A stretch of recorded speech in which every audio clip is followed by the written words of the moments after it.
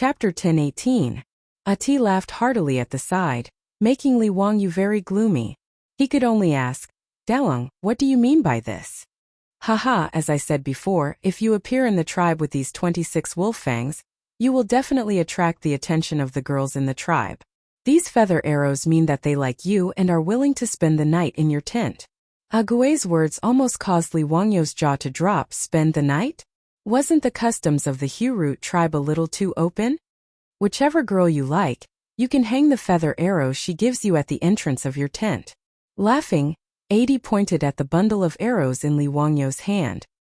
He winked at Li Wangyu and smiled. Whoever you hang the feather arrows of, that girl will enter your tent at night. With so many feather arrows, you are the most popular man in the tribe. Tsk, when I hunted 3 wild wolves, I only received 5 or 6 feather arrows. Adi threw a tacit smile at Li Wangyu and continued. This feather arrow belongs to my sister Yeruo. She is the most beautiful flower in our Hurut tribe. Li Wangyu, hang my sister's feather arrow tonight. She will definitely satisfy you. For a moment, Li Wangyu even felt that Adi's tone and expression were very similar to those brothels in Chang'an City's Ping Kong Square. The way the brothels solicited customers. Pushing his own sister into another man's tent, was this something a human would do? The corner of his mouth couldn't help but twitch as he murmured. Don't you Tiela people need to get married? Adi looked at him strangely. Get married? Why do we need to get married? We Tiela people don't have this custom. The strongest man would gain the favor of more women, and be able to give birth to stronger children. This way the tribe will become stronger and stronger. A weak man doesn't deserve to be favored by women. Li Wangyu was completely speechless. The custom of the Tiela people was really hard to accept. However, this might be the survival method of the grassland people. Although Li Wangyu felt that it was inconceivable, he did not want to comment on it. The grassland was a harsh environment, so the Tiela people's way of survival and reproduction naturally had its reasons. Although Li Wangyu didn't agree, he wouldn't criticize and make irresponsible remarks. He couldn't help but lower his head to look at the pile of arrows in his hand.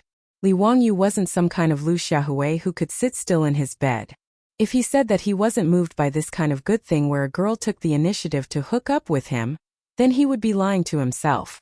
However, all he cared about now was his wife in Chang'an City and their newborn child. He was not in the mood to sow and fertilize on the grassland. What's more, Li Wangyu wasn't a promiscuous person.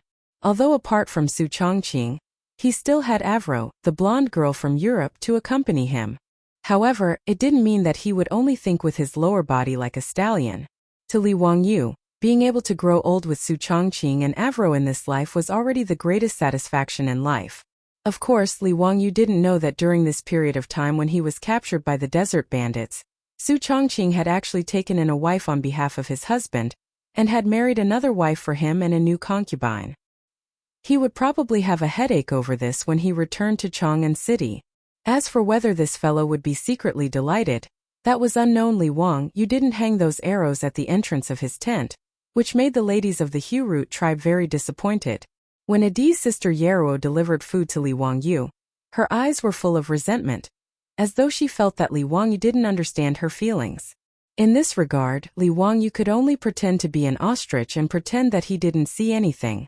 The ladies of the Hurut tribe were as passionate as fire, but Li Wangyu could only secretly apologize in his heart. He recuperated in the Hurut tribe in peace, and after a few days, his injuries were mostly healed. At least he could move around without hindrance. One day, Adi ran over excitedly to find Li Wangyu. Li Wangyu, I found someone to fix that carriage of yours. Let's go, quickly bring me to try it out. Don't try to trick me. Can that carriage really run without being pulled by animals? Li Wangyu's sandboat had overturned because the wooden axle of the carriage had broken. Adi and the others had dragged the damaged boat back. Although the Tiela people were nomads of the grasslands, they also had carriages.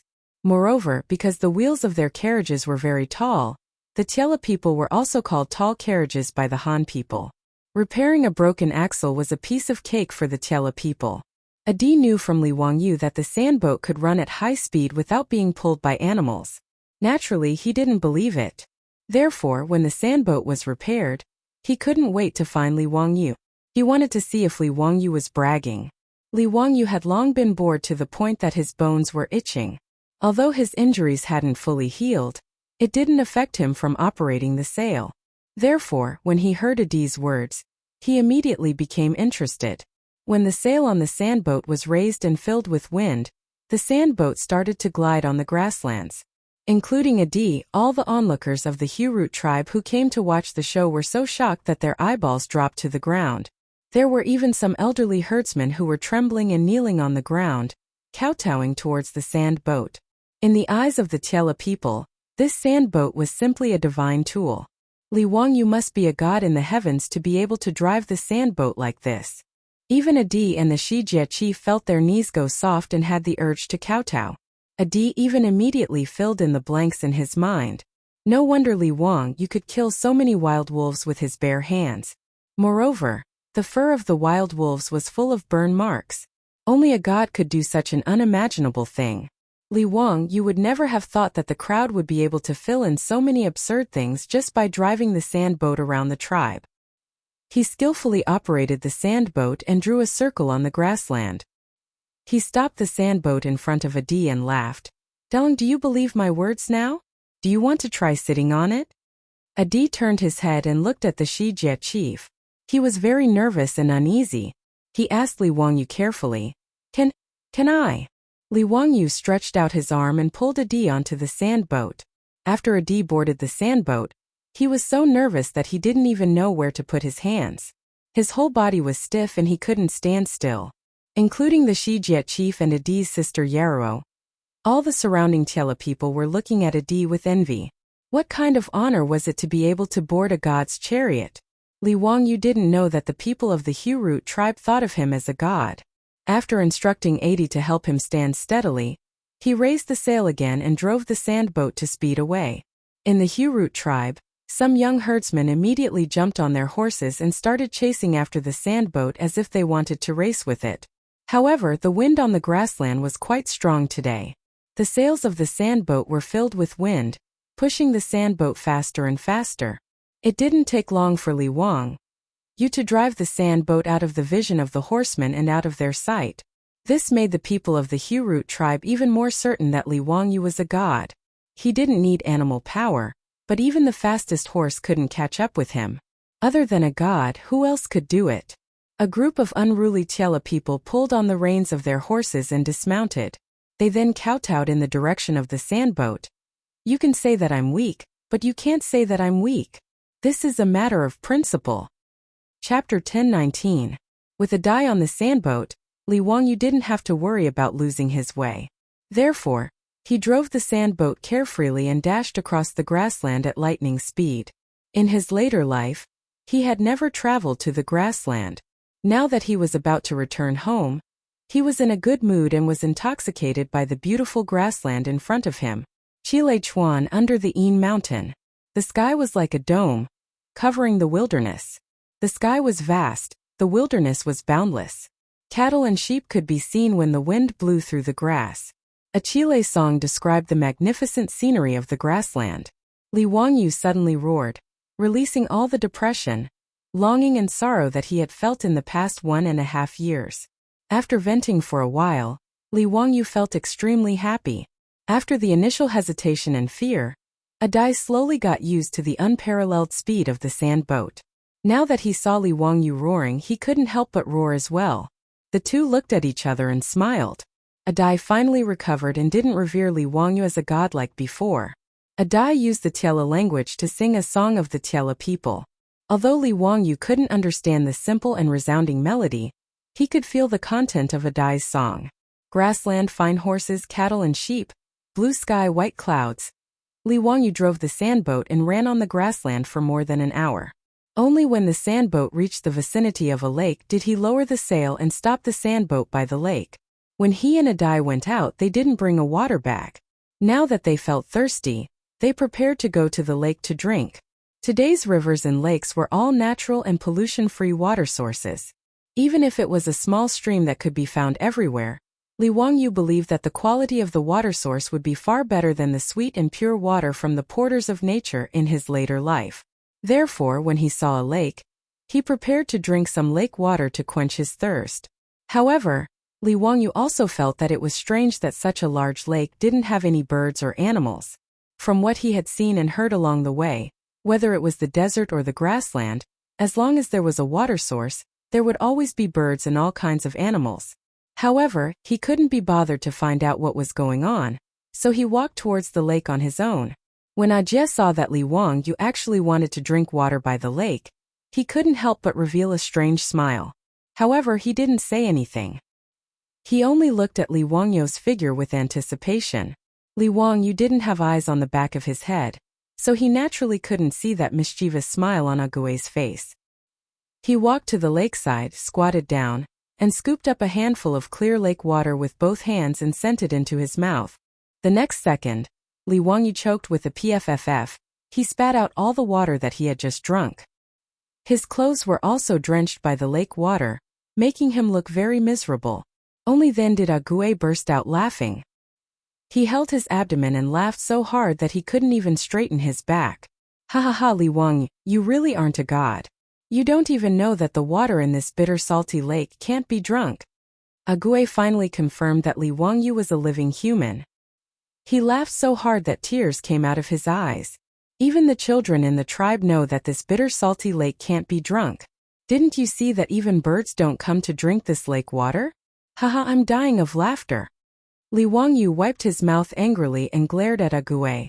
Dalong, you actually didn't remind me. That's too much. The lake water that he drank just now was bitter, astringent and salty. It was just like the seawater that he accidentally choked on when he was swimming by the sea in his previous life. It was completely inedible. No wonder there weren't any birds resting in this lake. It turned out that this lake was actually a saltwater lake. It wasn't strange that there were saltwater lakes in the prairie. Li Wangyu stood up angrily and shook off the water stains on his hands.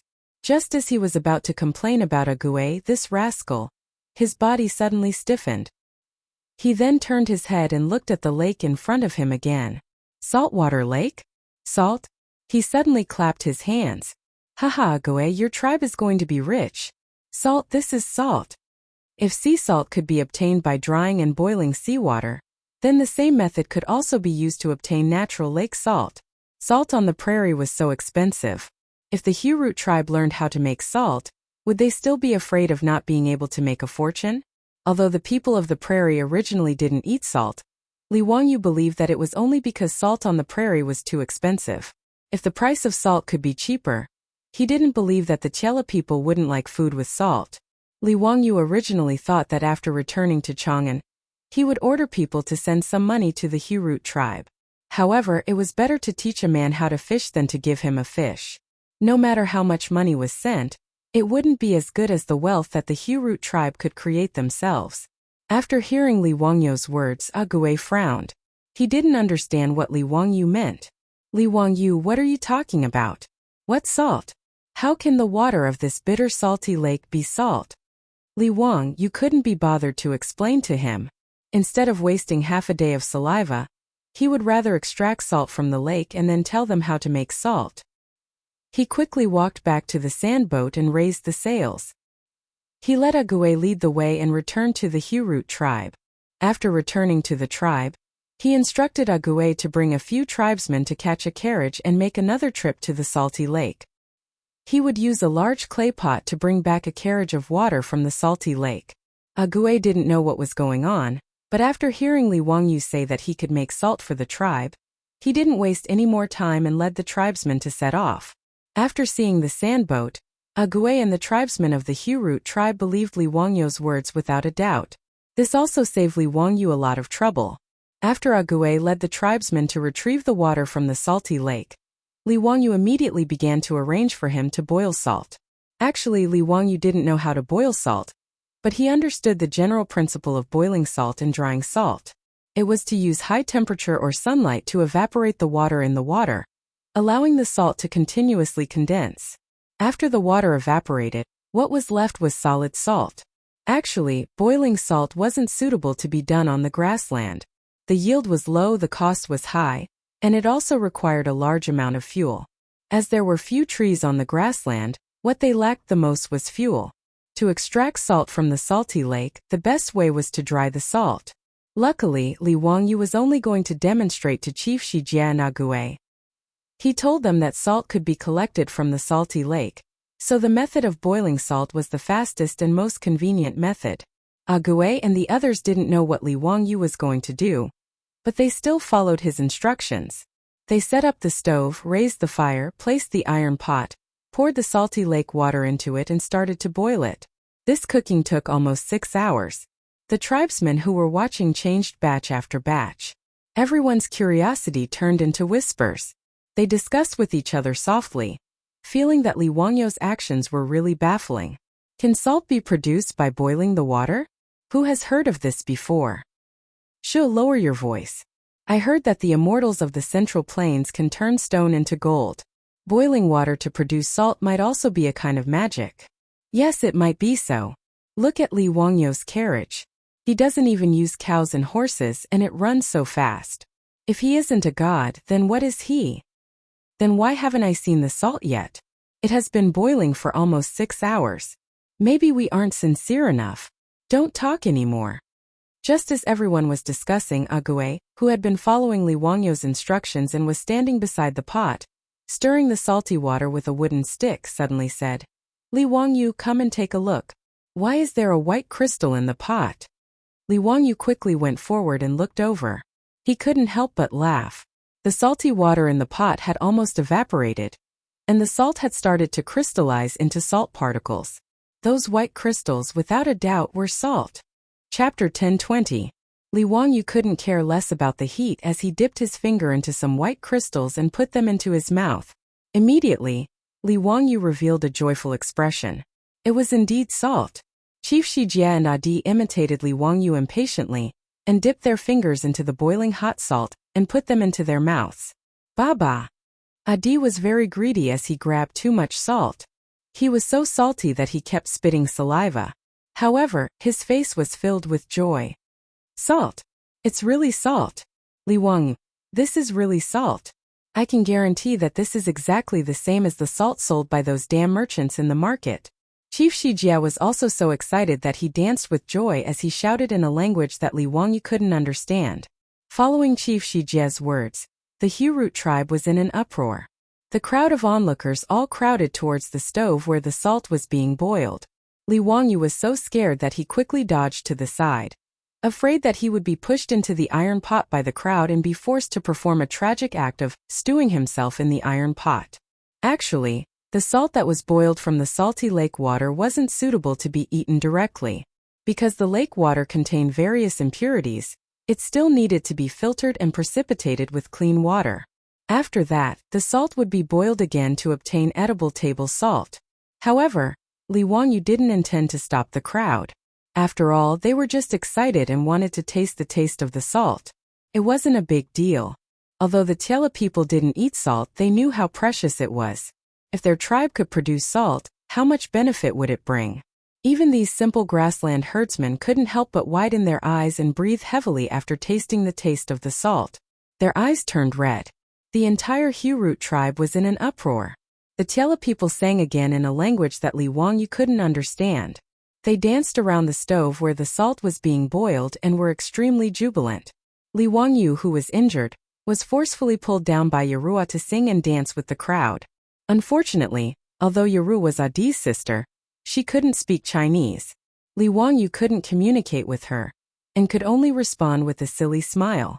Leader Shijia immediately ordered his men to drag a few fat sheep over, and prepared to slaughter them for celebration. When Li Wangyu saw this, he hurriedly went to find Adian and asked him to tell Chief Shijia if he could take care of the sheep today. The mutton of the grassland was indeed delicious, but Li Wangyu felt that the way the Tiela people handled the mutton was a waste of natural resources.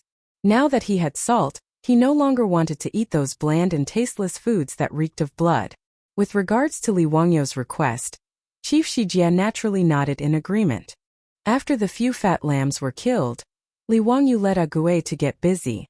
There were not many seasonings in the Hurut tribe, but Li Wangyu did not care so much. Under the circumstances of simplicity, he arranged a whole lamb feast. Roasted whole lamb, stewed lamb, mutton soup, stir-fried mutton offal. Li Wangyu, It was a pity that he didn't have cumin. Otherwise, everything would be perfect. But even so, the men, women, and children of the Hut tribe almost stuffed themselves to death after eating the whole lamb feast. Since ancient times in Huaxia, salt was the most important of all tastes. Without salt, any delicacy would be greatly discounted. Li Wangyu remembered that in the future, he had seen a documentary about food. It said that saltiness was a kind of spiritual experience distributed on the tip of one's tongue. Therefore, salt would bring a strong stimulation to the taste buds. Regardless of whether this saying was true or not, when salt was added to the whole lamb feast, the Hut tribe had a new understanding of the taste of mutton. Dian's mouth was full of oil, and his stomach was so bloated that he didn't want to move anymore. He slumped beside Li Wangyu and said excitedly, "Li Wangyu, I finally understand why those damn salt would be sold at such a high price." He regained his talkative nature and continued to ramble. "Li Wang, we can still make more salt, right? Our tribe will have an endless supply of salt to sell in the future. Haha, our Hut tribe will be the richest and strongest tribe on the grasslands in the future. Li Wangyu, I really don't know how to thank you, but I swear to the gods that you will always be the most honorable guest of the Hut tribe. No matter what you need in the future, our Hut tribe will not frown even if we have to climb a mountain of swords or plunge into a sea of fire." Dian's words warmed Li Wangyu's heart. He knew that these grassland men were the same as the Guanzhong men. They would never go back on their words. During this period of time, he stayed in the Hut tribe to recuperate. Only then did he know that Dian was actually Chief Shijie's son. It was just that the Tiela people didn't have the custom of marriage, so Dian didn't call Shijie his father. However, Dian was the recognized next chief of the Hut tribe. Therefore, matters such as going out to purchase resources and dealing with other tribes were all handled by Dian. It was also because of this that Dian learned the Chinese language from the Tang dynasty's caravans that sold goods on the grasslands. Therefore, what Dian said just now also represented the will of Chief Shijie and the Hut tribe to a certain extent. Li Wangyu patted Dian's shoulder gratefully, although he didn't feel that he needed the Hut tribe to repay him. The great success of cooking salt made the Hut tribe even more convinced of Li Wangyu's words. Li Wangyu also prepared to teach Dian how to dry salt before he left. Dian led the strong young men in the tribe, and all followed Li Wangyu to the side of the saltwater lake. In order to dry salt, they still had a lot of work to do. As there was no lime on the grasslands, Li Wangyu also couldn't make volcanic ash to replace cement.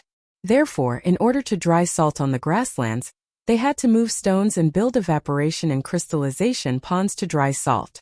This wasn't a small project.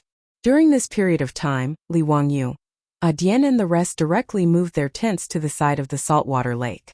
They ate and lived here. Li Wangyu's injuries had basically healed. He was also in a hurry to go home, so he could only urge Dian and the rest to finish the project as soon as possible. After teaching Dian and the rest how to dry salt, Li Wangyu prepared to contact the officials of the Xianchuo Khanate and ask them to escort him back to the Tang dynasty. When Li Wangyu led Dian and the rest to the saltwater lake, the Hut tribe also became busy. The women in the tribe were busy tying up sheepskin, cowhide and other things and moving them onto the tribe's horse carriages. The grassland bazaar was about to start. According to the usual practice, the Hut tribe would set off to the bazaar to sell their goods and exchange them for various necessities. Originally, it was Dian who brought people to the bazaar. However, now that Dian was busy beside the saltwater lake, Chief Shijie prepared to personally go to the bazaar to complete the transaction. The last time Li Wangyu cooked salt, he produced a total of 7 to 8 caddies of salt. Chief Shijie also prepared to bring all of it, intending to test if the salt produced by his tribe had a market. After everything was ready, Chief Shijie led people and drove the horse carriages to participate in the bazaar over 200 li away. But no one would have expected that his departure would bring a calamity to the Hu-Root tribe. Chapter 1021. Li Wangyu and 80 led the hundreds of young men of the Hu-Root tribe and busied themselves beside the saltwater lake for nearly a week. Beside the saltwater lake, the evaporation pond and crystallization pond, which were built by piling stones to dry the salt, had begun to take shape. It wasn't easy to build these 2 small saltwater ponds. Every day, the young men of the Hu-Root tribe had to ride horses to the Gobi Desert, which was dozens of miles away, to find stones of suitable size, and then use horses to transport them back. After a certain amount of polishing and cutting, they were pieced together seamlessly. The work was very hard, but none of the men of the Hurut tribe, including 80, the future leader of the tribe, complained. No matter how much they sweated, these Tela people's faces were always brimming with smiles. Every time they rested, 80, the chatterbox, would pester Li Wangyu and chatter about his beautiful vision for the future. Li Wangyu, how much do you think we should sell our salt? How about a scoop of salt for a sheep? Haha, it will definitely anger those damn profiteers to death. Dalong, from now on your tribe will have as many sheep as the clouds in the sky, haha. Li Wangyu also hoped that the simple and honest Hurut tribe would have better days. He laughed heartily and patted 80's shoulder. 80 also laughed heartily. Just as he was about to say something, he saw a fast horse galloping towards them from the grassland. Li Wangyu found the middle-aged Tela man on the horse's back familiar. He should be from the Hurut tribe. However, his current appearance, which was covered in blood, gave Li Wangyu a fright. Before the man, who was covered in blood, could reach 80, his body tilted and he fell from the horse's back. Li Wangyu just noticed that the man's body was covered with bloody wounds. Blood had already dyed the clothes of this middle-aged Tela man, and the horse he was sitting on. 80 and the others rushed forward and held the man, preparing to save him. However, the man only had time to say a few words to 80 and the others before he stopped breathing due to his severe injuries. Li Wangyu couldn't understand the Tai Li language, so he didn't know what they were talking about. However, the reaction of Adai and the others gave him another shock. Including Adhai, all of the Tela people showed grief and indignation after hearing the words of the person who came. With a furious roar, 80 pulled out the knife on his waist and roared at Tai Lu. All the Tela people's eyes turned bloodshot. After calling for their mounts, they immediately leapt onto their horses and charged out. Li Wangyu hurriedly shouted at 80. Dalong, what happened? Our tribe was attacked and we suffered heavy casualties. After Adi threw down these words, he didn't have time to care about Li Wangyu anymore. Gnashing his teeth, he led the group of strong youths from the tribe and galloped towards the direction of the tribe. Hearing this, Li Wangyu's expression changed drastically.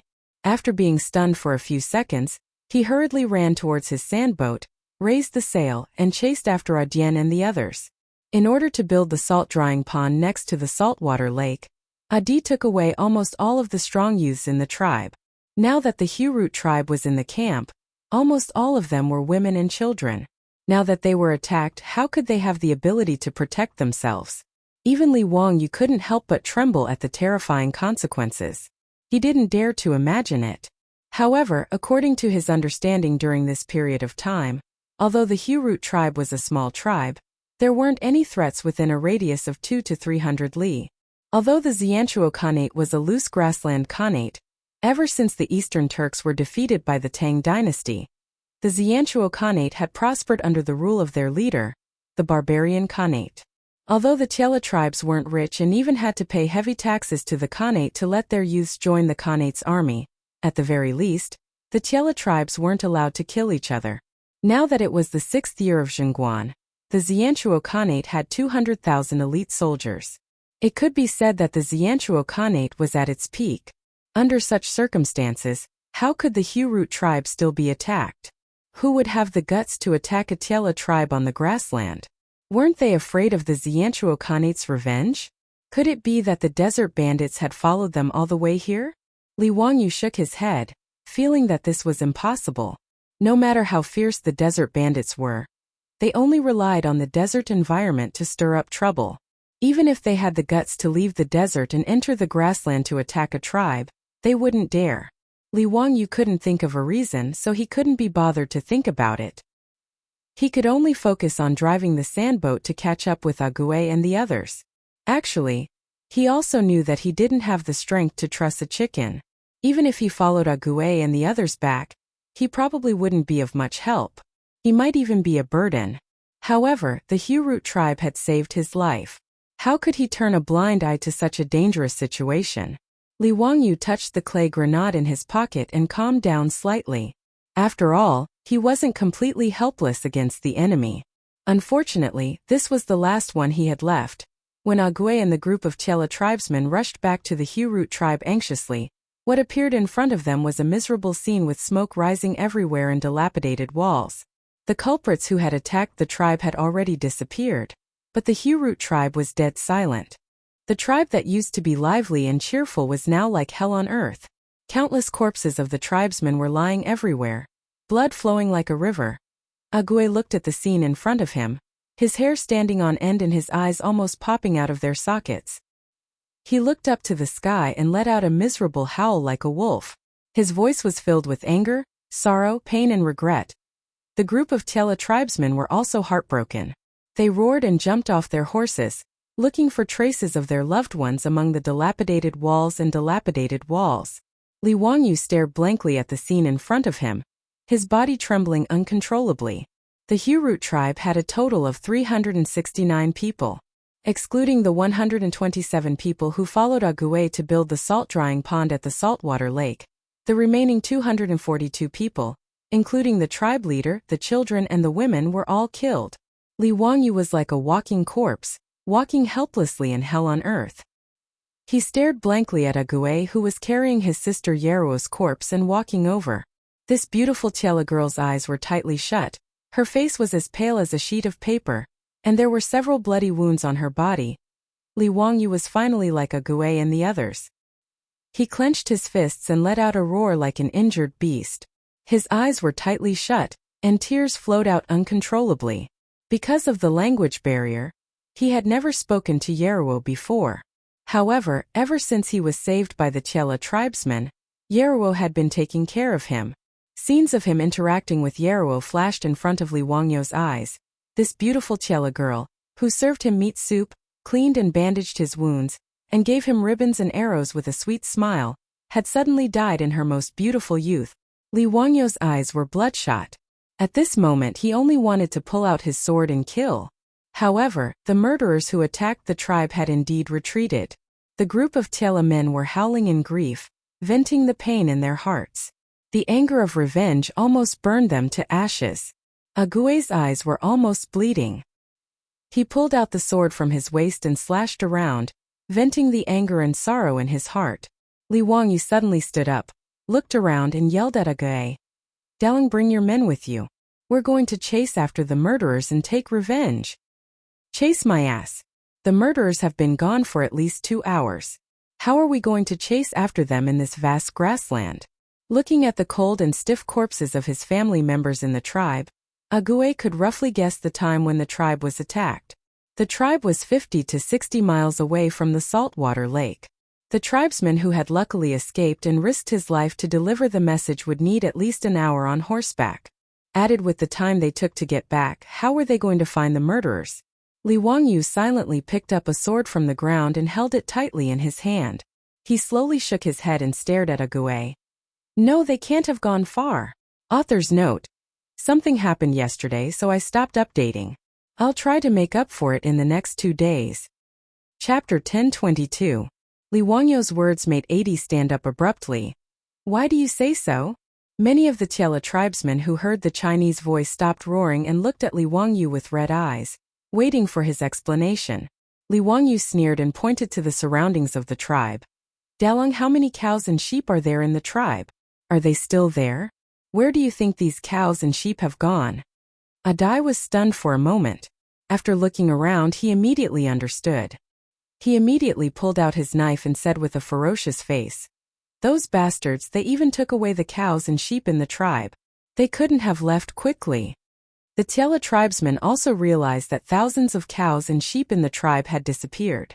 The only possibility was that they had been taken away by the attackers. Cows and sheep were different from horses. Their speed was limited. Even if the attackers had left for more than 2 hours, they couldn't have gone too far. The flame of revenge almost made the Tiela tribesmen lose their minds. Now that Li Wangyu reminded them, they all roared and called their horses. They got on their horses and prepared to set off to chase after the killers. Originally, Adi and the others thought that it was almost impossible to track down the killers. However, since the killers were greedy and took away all the livestock in the tribe, it wasn't difficult to track them down. Not to mention the tracks left by the large group of cows and sheep, The feces that the cows and sheep excreted on the road were the best road signs. After being reminded by Li Wangyu, Dian did not say anything else and immediately led a group of clansmen to chase after them.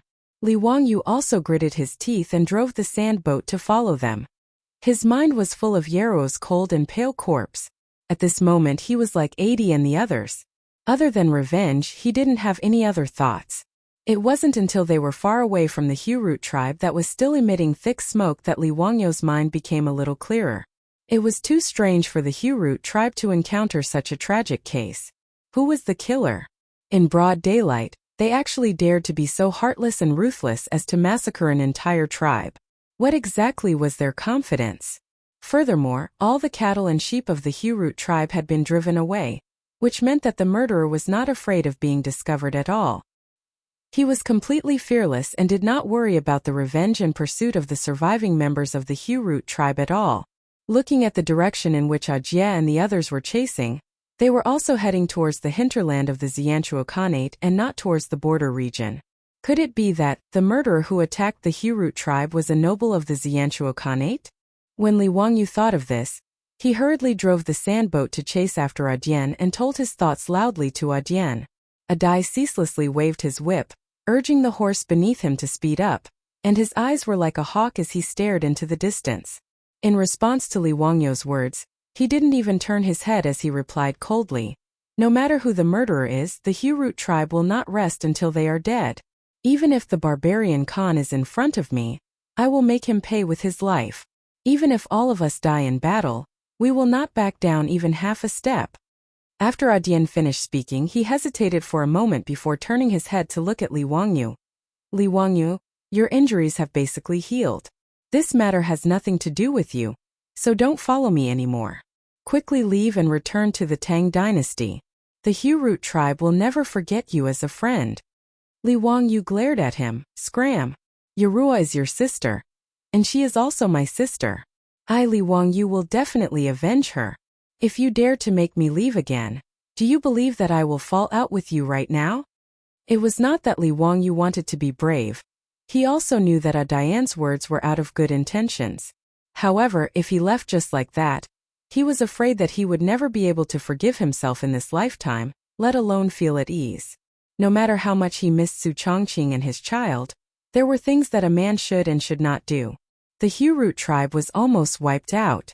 If he did not care and turned around to leave, even he would despise himself. Adian stared deeply at Li Wangyu, nodded heavily, and did not say anything else. He continued to urge the horse to gallop forward. After 127 horses galloped on the grassland for more than an hour, Adian finally saw a troop in front of him. A troop of 500 to 600 people, driving thousands of cows and sheep, casually galloping on the grassland. Without a doubt, these were the murderers who attacked the Hurut tribe. The eyes of the Chela people instantly turned red as blood, and they waved their whips even more vigorously, looking like they were about to charge forward and fight their enemies to the death. However, when Li Wangyu saw the murderers who massacred the Hurut tribe, he could not help but feel his heart skip a beat. Those murderers were indeed from the Xianchuo Khanate. More importantly, these 500 to 600 people were all armored soldiers. Although the Xianchuo Khanate was a grassland tribe, its army was like the Tang dynasty of the Central Plains. They all wore armor, but the style and quality of the armor were different. Li Wangyu secretly clenched his fist, but in his heart, he had already made up his mind to die. 127 Chela people, plus a weakling like him, against 500 to 600 armored cavalrymen, it was basically a dead end. No matter how tough Adian and the other Chela people were, at the end of the day they were just herdsmen. No matter how valiant they were, how could they fight against 500 to 600 armored soldiers by themselves? But even so, Li Wangyu didn't have the thought of running away in his heart. He just silently touched the grenade in his arms, thinking about how many people he could drag down to die with him before his last breath. "Chongqing, see you in the next life, take care of our child." Li Wangyu silently said goodbye to his wife again in his heart. He resolutely gripped the hand that was controlling the sail, and followed closely beside Adian. Over 100 horses of the Hurut tribe galloped over, causing a huge commotion. When the Xianchuo cavalrymen who had massacred the Hu tribe realized that someone was chasing after them, they did not panic at all. Instead, they stopped moving forward, jumped off their horses, and formed a battle formation, waiting calmly for Dian and the others to come closer. Li Wangyu, who was on the sand boat, naturally understood this abnormal behavior, but he couldn't help but feel suspicious. The Hu tribe came for revenge. Although these murderers had the advantage in numbers, what was the meaning of dismounting and forming a battle formation? Could it be that these Xianchuo cavalrymen were so arrogant that they thought they could defeat Dian and the other herdsmen by dismounting?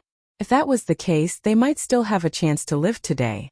However, Li Wangyu did not expect that when Dian led the cavalrymen to a distance of 1 mile from the cavalrymen, he suddenly pulled the reins and stretched out his right hand, indicating for everyone to stop.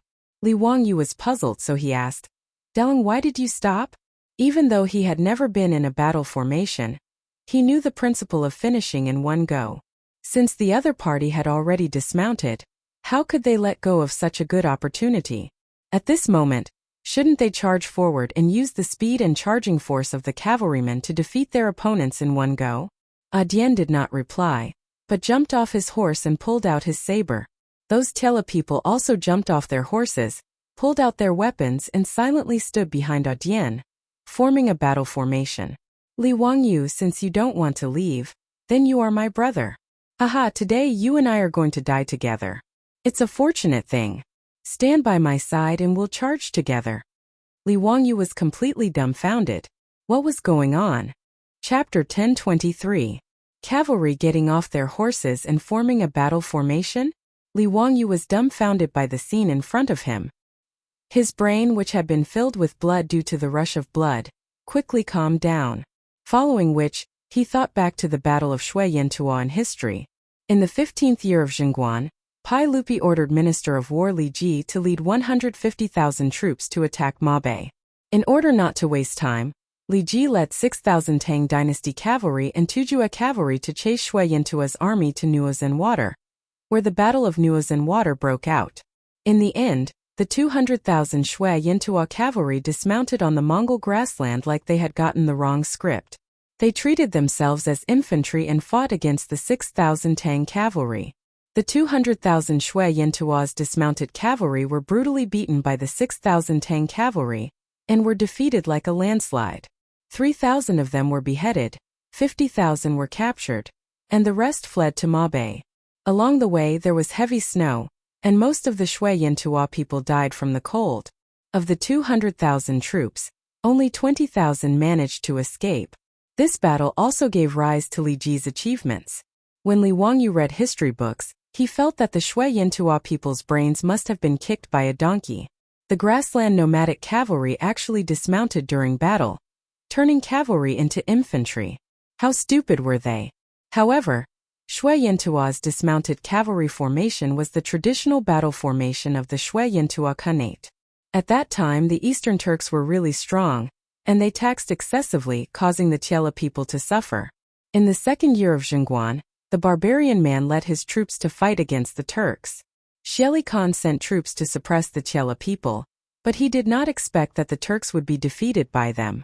It was because the barbarian man defeated the Turks that his prestige rose, and the Tiela people chose him to be the Khan, establishing the Shui Yantua Khanate. The method that the Tiela people used to defeat the Turks was to dismount and form a cavalry formation. They all won with their men, but they did not use their mounts. 5 men in a group, one on the horse for in front. The order was, if you win you ride and chase. If you lose you die. Shui Yantua's strategy was to form a group of 5. One of them would be in charge of the 5 horses, while the other 4 would fight on foot. If they won, they would pursue on horseback. If they lost, they would retreat on horseback. To Shui Yantua's cavalry, horses were only a means of transportation and not a fighting force. To the people of the grassland this was a wonder. However, such a dismounted cavalry formation was able to defeat the Turkic cavalry, who were at the peak of their power. Whether it was the cavalry of the Eastern Turks or the Western Turks, Shui Yantua would always use this move. Moreover, he would win every battle. This made Shui Yantua's people even more superstitious about dismounted cavalry. It was not until the 15th year of Chang'an that Shui Yantua's dismounted cavalry formation was taught a lesson by the iron cavalry of the Tang dynasty that this strange tactic died out. Li Wangyu recalled the history of the Tang dynasty, and immediately understood why those Shui Yantua cavalry dismounted and formed a formation, and why Adian and the other Chela people also dismounted. Was there something wrong with his head? One must know that cavalry was the most invincible army in the era of cold weapons. Giving up on being a cavalry with plus 100 combat power and jumping off the back of a horse to become a foot soldier, this was simply crazy. Immediately, he jumped down from the sandboat, grabbed Adian and roared, "Delong, wait! You can't fight like that. This is just courting death. Quickly get on the horse, I have a way to defeat them." Adian and the others were already prepared to charge. Being burned by the flames of vengeance, how could he listen to Li Wangyu's words? "Li Wangyu, let go." Adian pulled Li Wangyu to the side and explained, "We Tiela people have always fought like this. Horses can't break the formation at all. Hee, this is how the Turks were defeated by us Tiela people. Listen to me, Delong. If you charge over like this, you are just courting death. Today we don't plan to go back alive. If they don't die, we will die. None of us Hurut men are afraid of death." Adian did not listen to him at all. Li Wangyu was so anxious that his face turned red. He opened his arms and stood in front of Adian. "Bullshit. They are already dead. Who will avenge Yero? Delong, do you believe me? Listen to me, I guarantee that we can defeat them. If you don't listen to me, then just step over my body." Adian was startled by his roar. He looked at the group of Tiela people and did not know how to respond. The Tiela people were not afraid of death, but more than 200 people in their tribe were slaughtered. Of course, they wanted to avenge this blood debt. If they did not care about the consequences and fought with their lives, they would die. However, they were not willing to let their enemies leave so easily. Li Wangyu was a Tang man who they picked up from the grassland. Although he was thin and weak, his abilities made everyone gasp in admiration. Whether it was the sandboat that could run without animal power or boiling salt in water, Adian and the others were amazed. Many of them even treated Li Wangyu as a god. Adian hesitated for a moment. He gritted his teeth and asked, "Li Wangyu, tell me, how can we defeat those bastards?" Li Wangyu's eyes flashed as he pointed at the horses behind them and said, "Mounted archery." "Mounted archery?" Adian did not understand what Li Wangyu meant. "Yes, mounted archery." Li Wangyu nodded his head confidently. In his eyes, dismounting cavalry like Shui Yantua was putting the cart before the horse. No wonder the Shui Yantua Khanate was defeated by the Tang army not long after it existed. As for the Turks, they were even weaker. They could not even break the dismounted cavalry formation of the Tiela people, which was a joke. No wonder the Turks were chased to the west by the Tang army.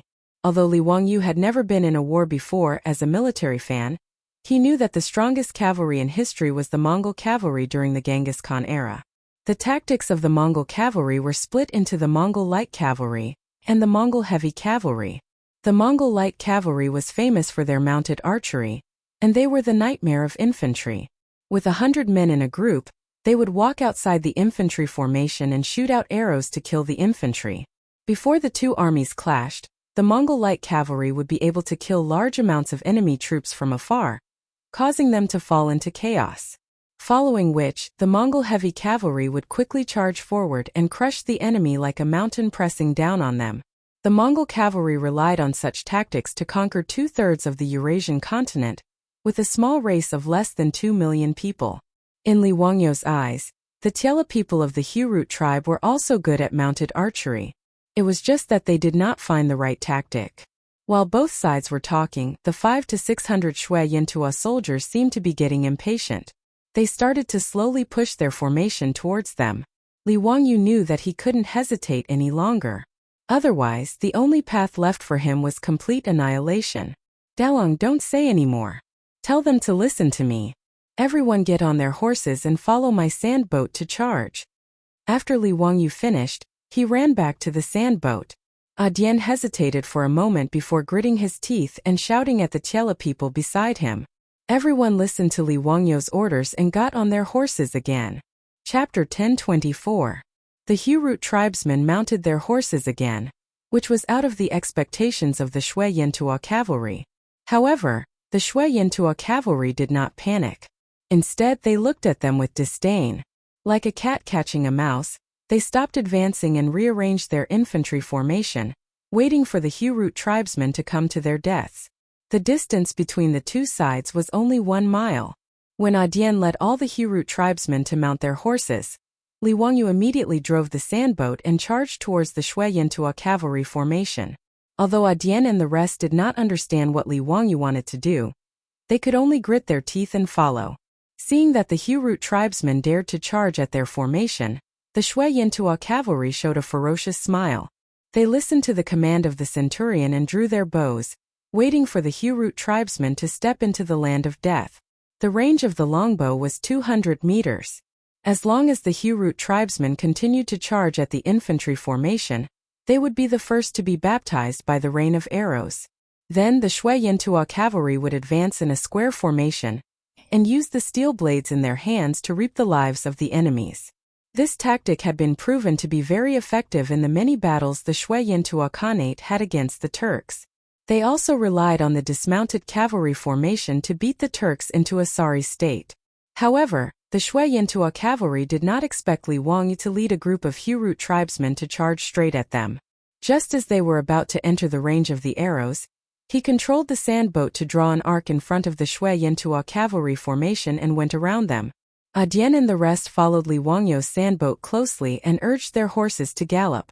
The advantage of cavalry was speed. Giving up speed and dismounting to fight was simply the stupidest of the stupidest. Li Wangyu was prepared to copy Li Ji's tactic and deal with the horses of the Shui Yintua cavalry first. Behind the Shui Yintua cavalry formation were their war horses. 500 to 600 war horses were guarded by over 100 Shui Yintua cavalry. Separating the horses from the cavalrymen was simply an extremely stupid idea. Since the Shui Yintua people had given him such a big gift, how could Li Wangyu not accept it? Li Ji was able to defeat Shui Yintua's army of 200,000 with 6,000 cavalrymen. No matter how weak he was, it wouldn't be a problem for him to defeat these 500 to 600 cavalrymen. Shui Yintua's cavalrymen never thought that the herdsmen of the Hu-Root tribe would actually bypass the infantry formation. After circling around the infantry formation, they pounced towards the rear of their army. They immediately panicked. The centurions commanding the infantry formation were shocked when they saw this situation. They hurriedly ordered the infantry formation to turn around, intending to turn back and save their own troops. However, how could a two-legged infantryman outrun a four-legged cavalry? Without waiting for Shui Yintua's dismounted cavalry to return to the rear, Li Wangyu had already led Dian and the others to kill their way into Shui Yintua's rear army. Even though the number of these unmanned warhorses and the unlucky ones who were leading them was equal to Adi and his men, how could they possibly stop the attack of Adi and his men, who were filled with rage? Adi and his men pierced through Shui Yintua's rear army as if they were chopping melons and vegetables, directly chopping down those unlucky ones. As for the horses of the rear army, they were also driven away by the men of the Hu-Root tribe. In just a moment these warhorses were either dead or running away. When Shui Yintua's dismounted cavalrymen, under the leadership of the centurions, ran back to the rear army while panting heavily, there were no traces of the warhorses. After the successful attack, Li Wangyu didn't give Shui Yintua's men a chance at all. He had already led Adi and his men far away. Without the warhorses of the rear army, this group of dismounted cavalrymen of Shui Yintua was just a tortoise in Li Wangyu's eyes. They couldn't run away, they couldn't fight. Now they only needed to use the speed of the horses to slowly exhaust them to death. Li Wangyu's face finally revealed a smile. He originally thought that they would die, but because of the stupidity of Shui Yintua's men, he actually saw the dawn of victory.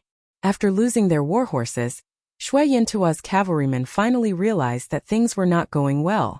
Just as Li Wangyu thought, these Shui Yintua's cavalrymen suddenly realized that they were in a rather awkward situation. They wanted to escape, but they didn't have horses. They wanted to fight, but those damn herdsmen didn't give them a chance at all. The few centurions leading the troops couldn't help but look at each other in dismay, not knowing what to do. At this moment Adi and the others also reacted. Each of them revealed a smile on their faces. They couldn't help but reveal a mocking expression when they looked at Shui Yintua's cavalrymen. In their eyes, without horses, they could exhaust these Shui Yintua's cavalrymen. Without horses on the grassland, no matter how powerful the cavalrymen were, they were just lambs waiting to be slaughtered. At this moment Li Wangyu was also in high spirits. He pointed at the terrified Shui Yintua's cavalrymen who were huddled together and laughed. Dalong, how is it? Do you have the confidence to kill them now? Adi's face revealed a cruel smile. He stuck out his tongue and licked his lips. They are dead meat. I definitely won't let them walk out of this grassland. Li Wangyu, leave the rest to us. Li Wangyu didn't try to show off. He nodded and prepared to watch this small-scale battle from the side. Just now, he had already explained to Adi how they should use the mounted archery tactic to exhaust these armored Shui Yintua's cavalrymen. Adi let the tribesmen rest for a moment to recover their horses. He then led the troops and charged towards Shui Yintua's cavalrymen again. The herdsmen of the Hurut tribe didn't give Shui Yintua's cavalrymen any chance to attack them. Under Adi's lead, they followed Li Wangyu's instructions and constantly urged their horses to circle around the Shui Yintua's cavalrymen who were like tortoises. The bows in their hands constantly shot out arrows, slowly reaping the lives of the Shui Yintua's cavalrymen. The well-equipped Shui Yintua's cavalrymen were passively beaten. After Adi and the others killed close to 100 of them, they finally collapsed. The centurions and the cavalrymen couldn't restrain the troops anymore. Some of the Shui Yintua's cavalrymen who were scared out of their wits directly knelt down and surrendered. Some of them fled in all directions, hoping to escape with their lives. Those Shui Yintua's cavalrymen who fled in all directions became a meal for Adi and the others who were already in a killing frenzy. They urged their horses to chase after them and slashed them down. No matter how fast a human could run, in this vast grassland, how could they possibly outrun a horse? Without much effort, those cavalrymen who tried to escape were slashed to the ground by the Hurut herdsmen who were filled with anger. They lost all signs of life, while the other cavalrymen directly chose to surrender. A small-scale battle came to an end just like that. Out of the 500 to 600 well-equipped Shui Yintua's cavalrymen, 200 to 300 of them were killed. The rest were all taken captive. Adi led his men and gathered all the captives together, preparing to interrogate them. Adi and the others still didn't understand why the Hurut tribe was brutally slaughtered by the Shui Yintua's cavalrymen. Adi held a steel blade in his hand and jumped down from his horse. He directly dragged out a person from the captives and slashed down without saying a word. A rain of blood splattered out and sprayed all over Adi's body, making him look even more ferocious. Li Wangyu sighed silently, but he didn't stop Adi from killing the captives. All the women and children in the Hurut tribe were slaughtered. With such a blood feud, no matter what Adi and the others did, Li Wangyu could understand. After Adi chopped off the head of that Shui Yintua's cavalryman, the remaining 200 to 300 cavalrymen were scared out of their wits. They all knelt on the ground and kowtowed, begging for mercy. These Shui Yintua's cavalrymen who were originally swaggering and arrogant were now like lambs waiting to be slaughtered, each of them trembling in fear. As if venting his anger, Adi continuously slashed several captives to death. Only then did he begin to interrogate these Shui Yintua's cavalrymen about the reason for slaughtering the Hurut tribe. The Shui Yintua's cavalrymen who had long been scared out of their wits and were begging for mercy, including the centurions, immediately spilled the beans like a bamboo tube as they honestly revealed the truth. After hearing the results of the interrogation of the captives, Li Wangyu couldn't help but be stunned. He never would have thought that this calamity of the Hurut tribe was actually caused by him. Chapter 1025. After interrogating the captured Shui Yintua cavalry, Adi finally understood that the root cause of the Hurut tribe's disaster was actually salt. The 7 to 8 kilograms of salt that Li Wangyu and his tribesmen boiled not only didn't make the Hurut tribe rich, but also almost made the tribe extinct. He originally thought that the high price of salt on the grassland was only because of the merchants' greed. However, Li Wangyu never expected that although the Shui Yintua Khanate didn't have a salt and iron monopoly policy like the Tang dynasty, all the salt sold on the grassland was actually controlled by the nobles of the Shui Yintua Khanate. While Li Wangyu, Adi, and the others were busy building a salt drying pond beside the saltwater lake, Chief Shijie led his people to the largest market 300 miles away. He planned to use the 7 to 8 kilograms of salt to test the market and see how the sales would be. The salt came easily, so Chief Shijie naturally sold it at a cheap price. The market price of a sheep on the grassland was less than a liter of small bag of salt, but Chief Shijie exchanged 1 sheep for 2 bags of salt. With the price reduced by half, it was naturally easy to sell. In less than half a day, all the salt they brought was sold.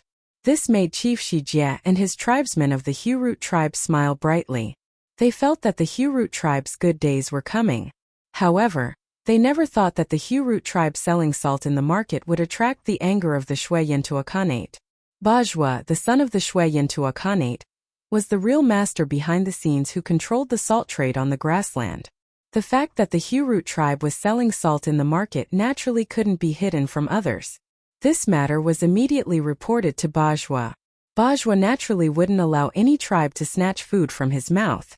Therefore, Chief Shijie and his tribesmen, who were full of joy with a large amount of goods, didn't even have time to enjoy the joy of success before they welcomed the group of death gods who were sent by Bajwa to chase after Shijie.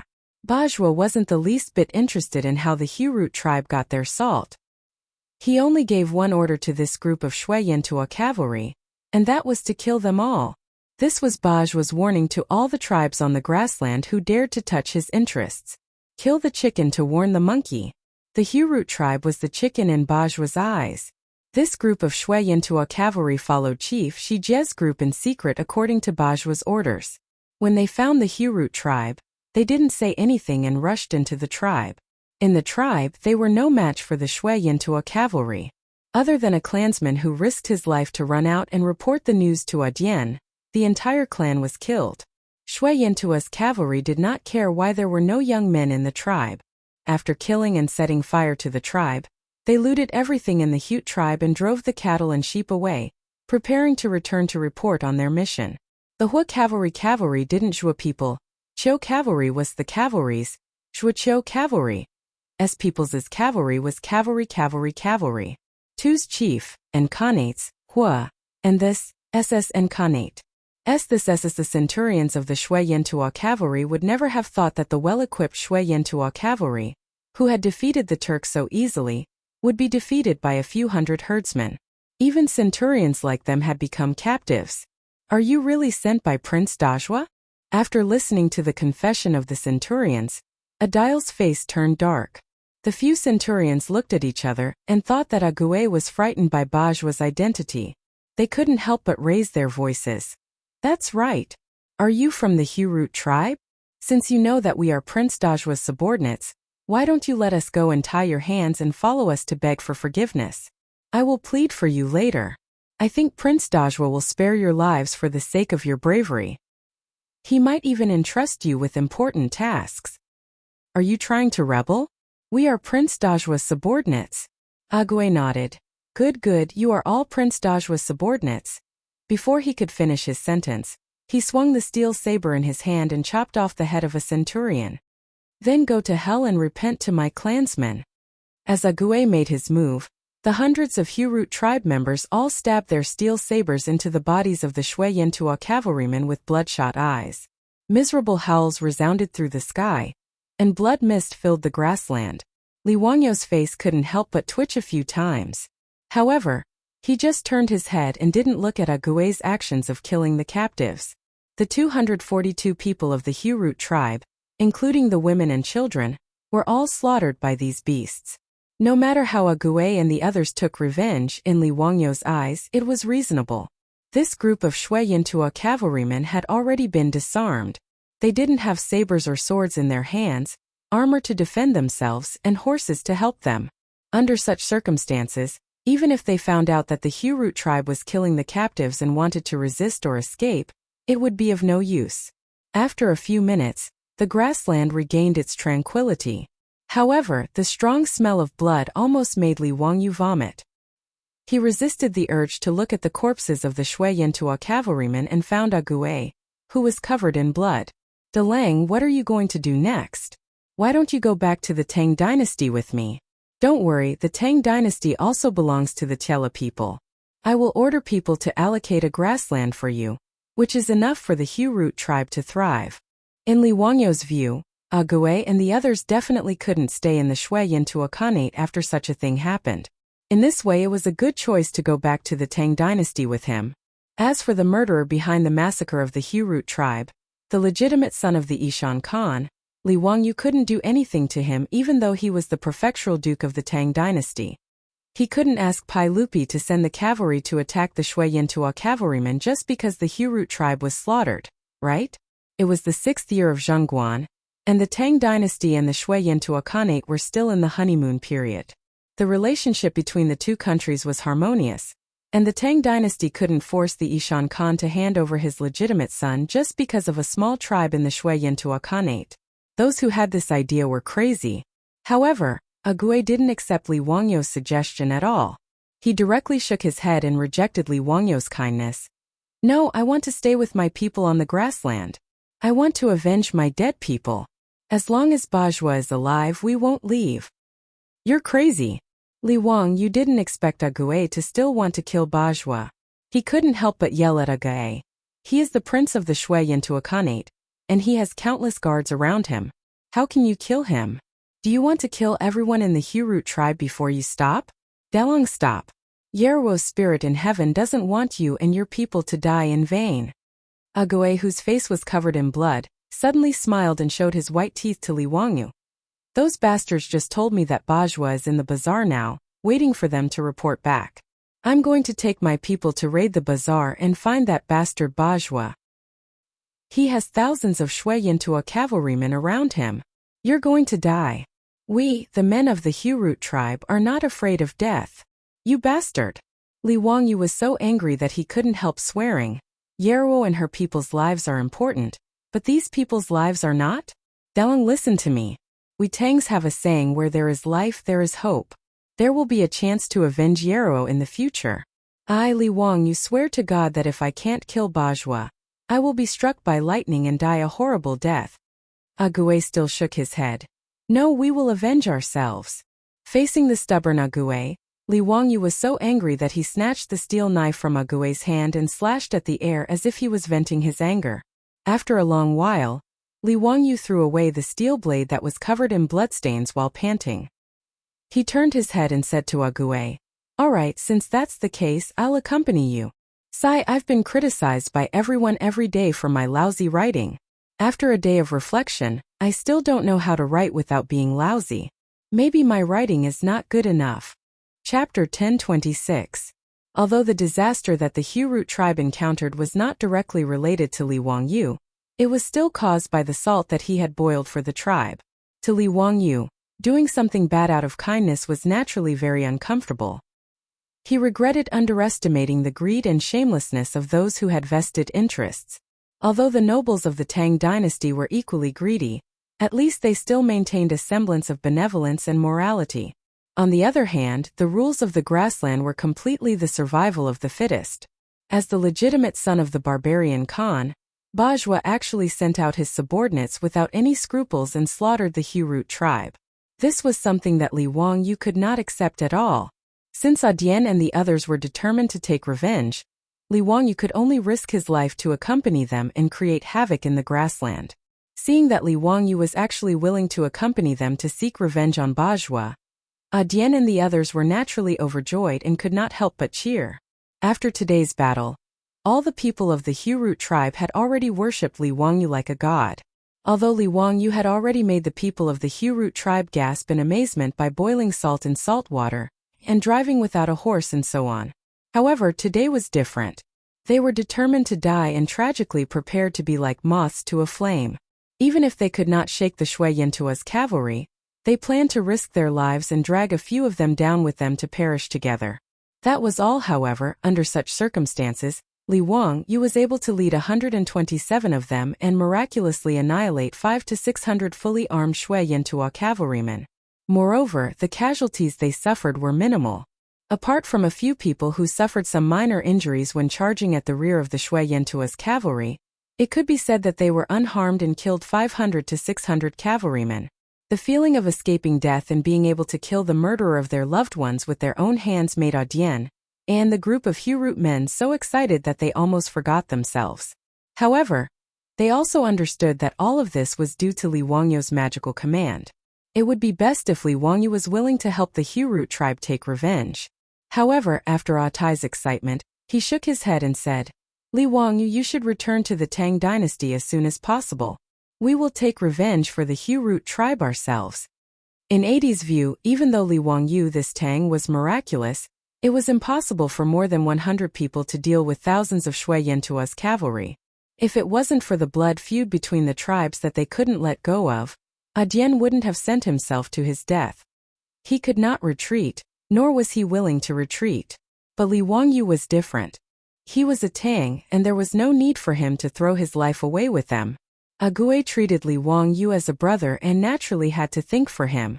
Bullshit. Unless you are going back to the Tang dynasty with me, you don't have to say such things. Li Wangyu glared at Abdi and scolded him with a smile. Having said that, Dian had nothing else to say. He could only nod his head gratefully. He knew very well what Li Wangyu's decision to stay behind meant. Li Wangyu, what should we do now? Tell us, we'll listen to you. The Tiela people were straightforward. Since Li Wangyu insisted on staying, Dian didn't waste any more words. He directly asked Li Wangyu if there was a way for them to take revenge. As long as they could kill Bajwa, Dian would have no regrets even if he had to die immediately. Li Wangyu couldn't help but lower his head and ponder. He was willing to help Dian take revenge. However, if Dian's original plan was to go to the market and fight Bajwa to the death, that wasn't bravery but recklessness. In Chang'an, Su Chongqing and his children were waiting for him to return. Li Wangyu didn't want to die in vain. Facing thousands of Shui Yantua's cavalry, the previous move wouldn't work.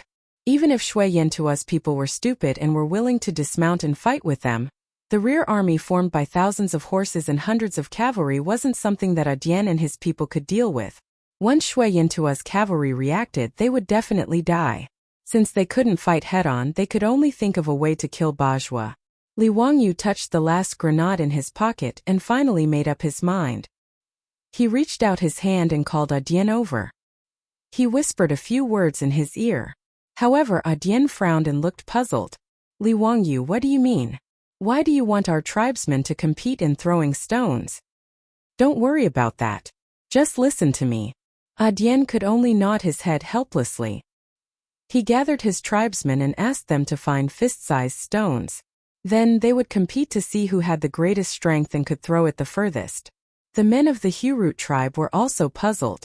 However, out of their trust in Li Wangyu, all the men of the Hu tribe, including Dian, dismounted from their horses and began to look for stones in the grassland. Of course, this wasn't Li Wangyu deliberately teasing Dian and the others. He planned to use the last grenade to kill that bastard Bajwa. However, there would be many guards around Bajwa. It wouldn't be easy to use bows and arrows or other assassination methods. However, if he used the grenade, he could throw it far away. As long as he threw it accurately, he could kill with one shot. The Tiela tribesmen had never seen a bomb before. Naturally, they wouldn't be prepared for the grenade. The probability of success was the highest when the enemy was caught off guard. However, there was only one grenade. It wasn't easy to find saltpeter and sulfur in the grassland. Even if he wanted to remake gunpowder, it wouldn't be easy. Therefore, he asked Dian to organize all the tribesmen to throw stones. He wanted to choose the person who could throw the stones the furthest and most accurately. The men of the Hu tribe started to throw stones on the grassland like naughty children. After a round of competition, Li Wangyu didn't expect that the person who could throw stones the furthest and most accurately in the Hu tribe would be Dian. After choosing the person to throw the grenade, Li Wangyu asked Dian to lead his tribesmen to take off the armor and clothes of the dead Shui Yantua cavalrymen, and let them change into them to disguise themselves as the Shui Yantua cavalrymen. Fortunately, the Shui Yantua's recruitment system was similar to the Tang dynasty's military system. Every tribe needed to send their strong tribesmen to serve in the army regularly. Therefore, Dian and the others were very familiar with the military system and various rules of the Shui Yantua cavalrymen. It wasn't a problem for them to pretend to be the Shui Yantua cavalrymen. Of course, this was to sneak into the market and find a chance to kill that bastard Bajwa. Li Wangyu also pinched his nose and changed into a set of relatively clean Shui Yantua armor. Although the bloodstains on the armor had been wiped clean, he still felt uncomfortable wearing the clothes of the dead. Li Wangyu resisted the little bit of misophobia in his heart and mounted a healthy horse. As for the sandboat, it was too eye-catching. Li Wangyu could only reluctantly give it up. After everything was ready, Li Wangyu waved his hand and led the 100 cavalrymen to set off again. Galloping towards the market. Chapter 1027. Overseer Mountain, where the royal court of the Xianchuo Khanate was located. Assistant Minister of the Ministry of Rites Tang Songling led his subordinates in a mad dash.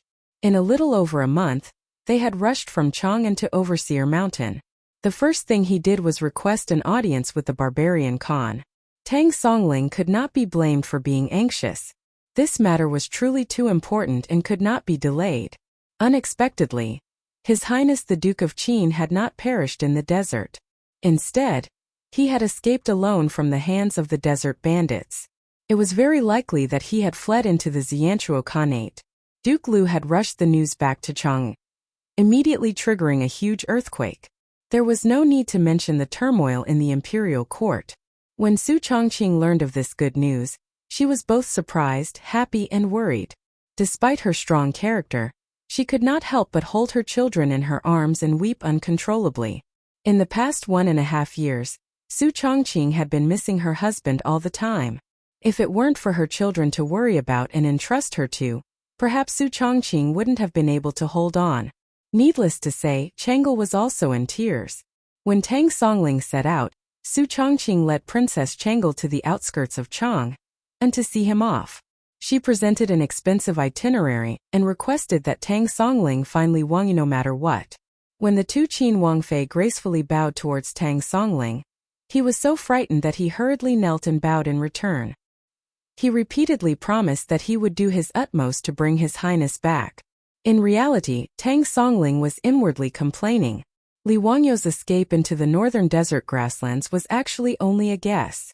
If he successfully found Li Wangyu from the northern desert grasslands, everyone would naturally be happy.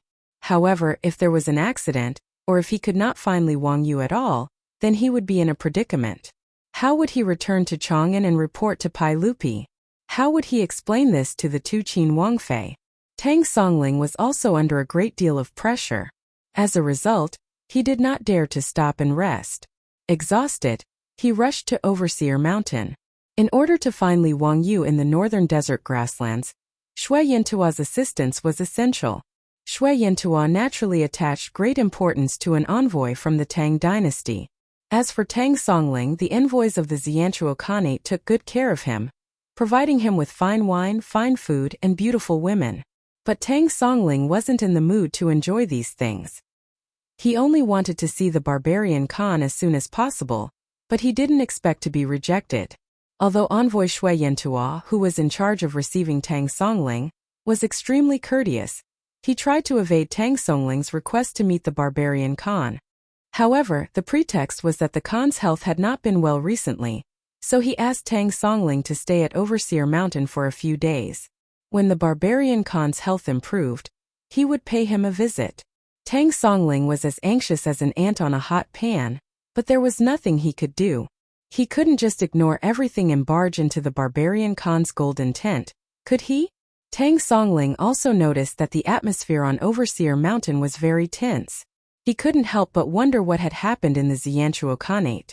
Tang Songling sent out men to make inquiries and spent a large sum of gold and silver to bribe Shui Yantua's envoy.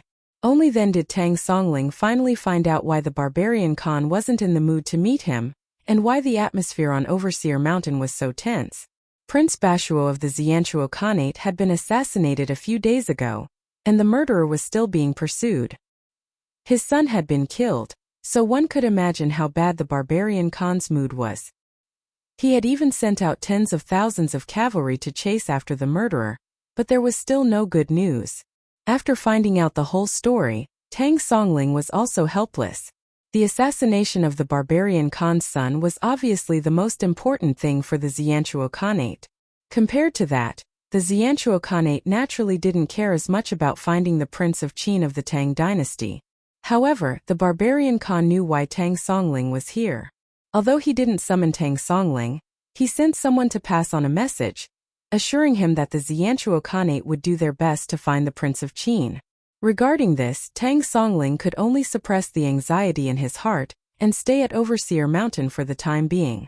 How could Tang Songling know that the murderer, who had assassinated Prince Bashuo, and was being chased by the Xianchuo Khanate's cavalry, was the person he was looking for, Li Wangyu? In a small valley 1,000 miles away from Overseer Mountain, Li Wangyu 80, and the rest were all lying on the grass, exhausted and in a sorry state. Out of the 127 surviving tribesmen of the Hu-Root tribe, less than half of them were still with 80. There were only 40 to 50 of them, and almost all of them were injured. 80 took out some dry rations and ate 2 mouthfuls, then said gloomily, Li Wangyu, it's a pity that you only have one heavenly thunder. Otherwise, those damned Xianchuo Khanate's cavalry wouldn't dare to chase after us so recklessly. Li Wangyu weakly rolled his eyes at him and said, You bastard, if it weren't for you, would we have been chased by the Xianchuo Khanate's cavalry? 80 laughed foolishly, then scratched his head embarrassedly and said, Well, I just couldn't hold myself back for a moment. Li Wangyu couldn't be bothered to say anything more to this bastard, so he closed his eyes and pretended to sleep, thinking about how to escape from the pursuit of the Xianchuo Khanate's cavalry. The heavenly thunder mentioned by 80 was naturally Li Wangyu's homemade hand grenade. That day, after they had wiped out 500 to 600 cavalrymen of the Hu-Root tribe, they took off their clothes and disguised themselves as the Xianchuo Khanate's cavalry. They went to the market and prepared to assassinate Bajwa. Originally, everything was going smoothly. Li Wangyu, 80, and the rest of the people had successfully sneaked into the market without attracting anyone's attention. As for the tent of Xianchuo Khanate's prince, it took them a little effort to find it. Although the outside of Bajwa's tent was heavily guarded, and no one could get within 100 steps of it. However, Li Wangyu wasn't worried about this at all. In the future, when the troops threw hand grenades, their accuracy was around 70 to 80 meters. However, there were also soldiers with super strong arms who could throw hand grenades 100 meters away. And Ague was able to do this. Previously, when they were throwing stones on the grassland, 80 could throw them 100 steps away, and his accuracy was quite good. According to Li Wangyu's plan, he and 80 led a few people to guard outside Bajwa's tent, waiting for an opportunity. Once Bajwa appeared, 80 would immediately throw the hand grenade and kill that bastard. As for whether they could recognize Bajwa, there was no need to worry. Although the Xianchuo Khanate had only been established for a few years, as the Xianchuo Khanate's prince, Bajwa's clothes and accessories were naturally different from the rest, so it was easy to recognize him. Li Wangyu's plan was also successful.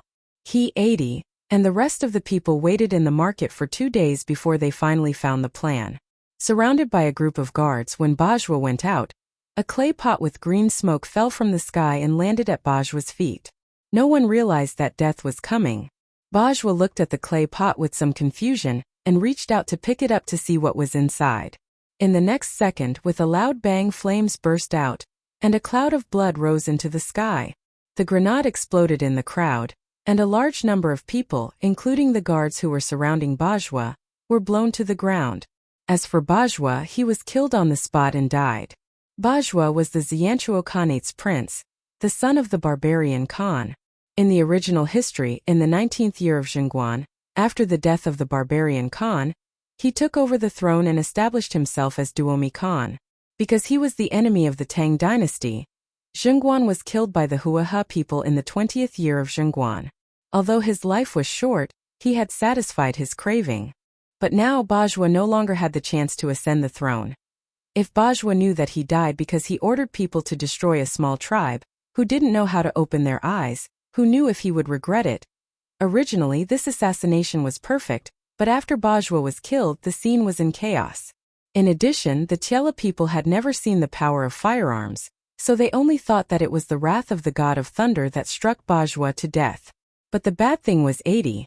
This Tiela man listened to Li Wangyu's order and threw the so-called divine thunder. But he didn't expect that it would really kill Bajwa. He was so excited that he forgot everything. Chapter 1028. According to the normal plot, Adai had killed Bajwa with the explosion. He had completely avenged his tribe, Chief Shijia, and his sister Yeruo. As long as he took advantage of the chaos to sneak away, no one would know. No one would know how Bajwa died. However, Li Wangyu didn't expect that the silly Adai would actually shout excitedly after throwing the grenade to kill Bajwa. Wahahaha, Bajwa is dead. Bajwa is dead. Li Wangyu, did you see that? That bastard is really dead. I killed Bajua. God above, I killed Bajua. Li Wangyu's face darkened. He rushed forward, covered the silly Adai's mouth, and was about to drag him away. Damn, this guy was simply a moron. If it weren't for the fact that Adai had saved him, Li Wang, you really wanted to kick him twice to vent his anger. He hadn't gotten out of danger yet, but he was shouting so loudly. Was he afraid that others couldn't hear him? Of course Adai wasn't a fool. He was just suppressing too much grief and indignation because of the tragic death of his family and tribesmen. Now that he had suddenly gotten his revenge, he was stimulated to the point that he lost control. When he realized that he had made a mistake and was about to run away with Li Wangyu, it was already too late. Although the explosion of the grenades and Bajua's death had thrown the bazaar into chaos, Adai's roar was still heard by some people. Thus, a 1,000-mile chase began. Thousands of Shui Yantua's cavalry began to pursue Li Wangyu and Adai's group with all their might as if they had gone mad. If it wasn't for the fact that the Hurut tribe was also incomparably familiar with the grassland, and that Li Wangyu was able to react according to the situation and come up with a lot of camouflage, they would only be able to escape with over 100 light cavalry. But even so, the cavalry of the Shui Yantua Khanate didn't give up on chasing them. They were like gangrene attached to the bone, threatening Li Wangyu and his group all the time. After more than 10 days of escape, more than half of the remaining 100 tribesmen of the Hurut tribe had died. The remaining troops were all injured and exhausted. They were almost forced into a desperate situation. If Li Wangyu wanted to escape from the Xianchuo Khanate, there were not many routes he could take. Going south was naturally the best way. As long as they could cross the Great Wall, they could return to the Tang dynasty. But for some unknown reason they tried to escape to the south several times, but they were forced back by Shui Yantua's cavalry who were searching for them. According to Qi and his clansmen's secret investigation, they discovered that the Xianchuo Khanate had already deployed a considerable number of military forces in the south, forming a net to search for them everywhere. This feeling was quite strange, as if Shui Yantua had predicted that he would escape to the Tang dynasty. There was no need to consider going north. Li Wangyu did not want to go to Siberia. If he did, his chances of going home would be even slimmer. To the east was Goguryeo, and Li Wangyu didn't wish to flee to Goguryeo either. Although the relationship between Goguryeo and the Tang dynasty was still harmonious, he still felt uneasy after killing Yun Geisaman. How could he be willing to run to Goguryeo alone? To the west was the territory of the Turks. As for the relationship between the Turks and the Tang dynasty, Li Wangyu naturally couldn't choose this path. After thinking about it, Li Wangyu felt that the only way to escape from Shui Yantua was to enter the desert again. As long as they escaped into the desert, Shui Yantua's cavalry would no longer be a threat to them. Although Li Wangyu didn't want to enter the desert again, this was the only way now. Just as Li Wangyu was thinking about how to escape from the Xianchuo Khanate, in the Xianchuo Palace of Overseer Mountain, the barbarian Khan was staring at the several Xianchuo generals kneeling below with a gloomy face. You are all trash. After so many days you still haven't caught the murderer of Kishuo. What's the use of me keeping you? Someone come. Drag these trash down and trample them to death. The generals immediately trembled and kowtowed and begged for mercy. Great Khan, please forgive us, please spare our lives, please give us another chance. We will definitely capture and kill the murderer to avenge Prince Dajua. Khan, please spare us. An old man beside the barbarian Khan persuaded. Khan, why don't you give them another chance? I'm sure they will do their best. Since Galadogan is pleading for you, I'll give you another 15 days. If you still can't catch the murderer, you don't have to come back. The barbarian Khan said sinisterly and waved his hand, indicating for the terrified generals to leave. The Galadogan he mentioned was not a person's name, but Shui Yantua's official position. Shui Yantua inherited the Tujue, and had the same official system as the Tujue. Goli meant old, while Dagon was the official name. Galadogan had a prominent position, equivalent to the prime minister of the Tang dynasty. After the generals left the tent in fear, the barbarian Khan asked coldly, Do the Tangs know that we are chasing the king of Qin? The old man twisted his beard and shook his head. Of course they don't know. Tang Songling only knows that Prince Kishuo was assassinated, but they don't know that it was their king of Qin who did it. That's good. Barbarian Khan stood up and paced a few steps inside the tent. My son died a tragic death. I wish I could pull out that surnamed Li's tendons and flay his skin, grind his bones and scatter his ashes to vent the anger in my heart. However, the Tang dynasty is powerful. Although I have 200,000 armored soldiers, I can't defeat the Tang dynasty. Therefore, this matter must not be spread. After we kill the king of Qin of the Tang dynasty, let the Tangs come to see me. Hehe, don't worry, Great Khan. As long as we kill that Li Wangyu and destroy the evidence, we can slowly help the Tang search for their His Highness King of Qin. The old man nodded and smiled sinisterly. If Li Wangyu heard their conversation, he would immediately understand why his route to the south was blocked. It turned out that Shui Yantua's people had already known his identity, so they deliberately set up a heavy guard on his route to the south to prevent him from escaping back to the Tang dynasty. The Barbarian Khan didn't want to see Tang Songling for the same reason. Pai Lupi sent Tang Songling to Shui Yantua to find Li Wangyu with the help of Shui Yantua. However, who would have thought that Shui Yantua was secretly searching for Li Wangyu and trying to kill him? Speaking of which, Li Wangyu's identity was exposed because of Dai. If he hadn't shouted out Li Wangyu's name in the market that day, Shui Yantua wouldn't have known the truth. Li Wangyu was now famous in the Tang dynasty. Even Shui Yantua, who was far away in Mo Bay, had heard of his name. Tang Songling went to Shui Yantua to ask for Shui Yantua's help to find Li Wangyu.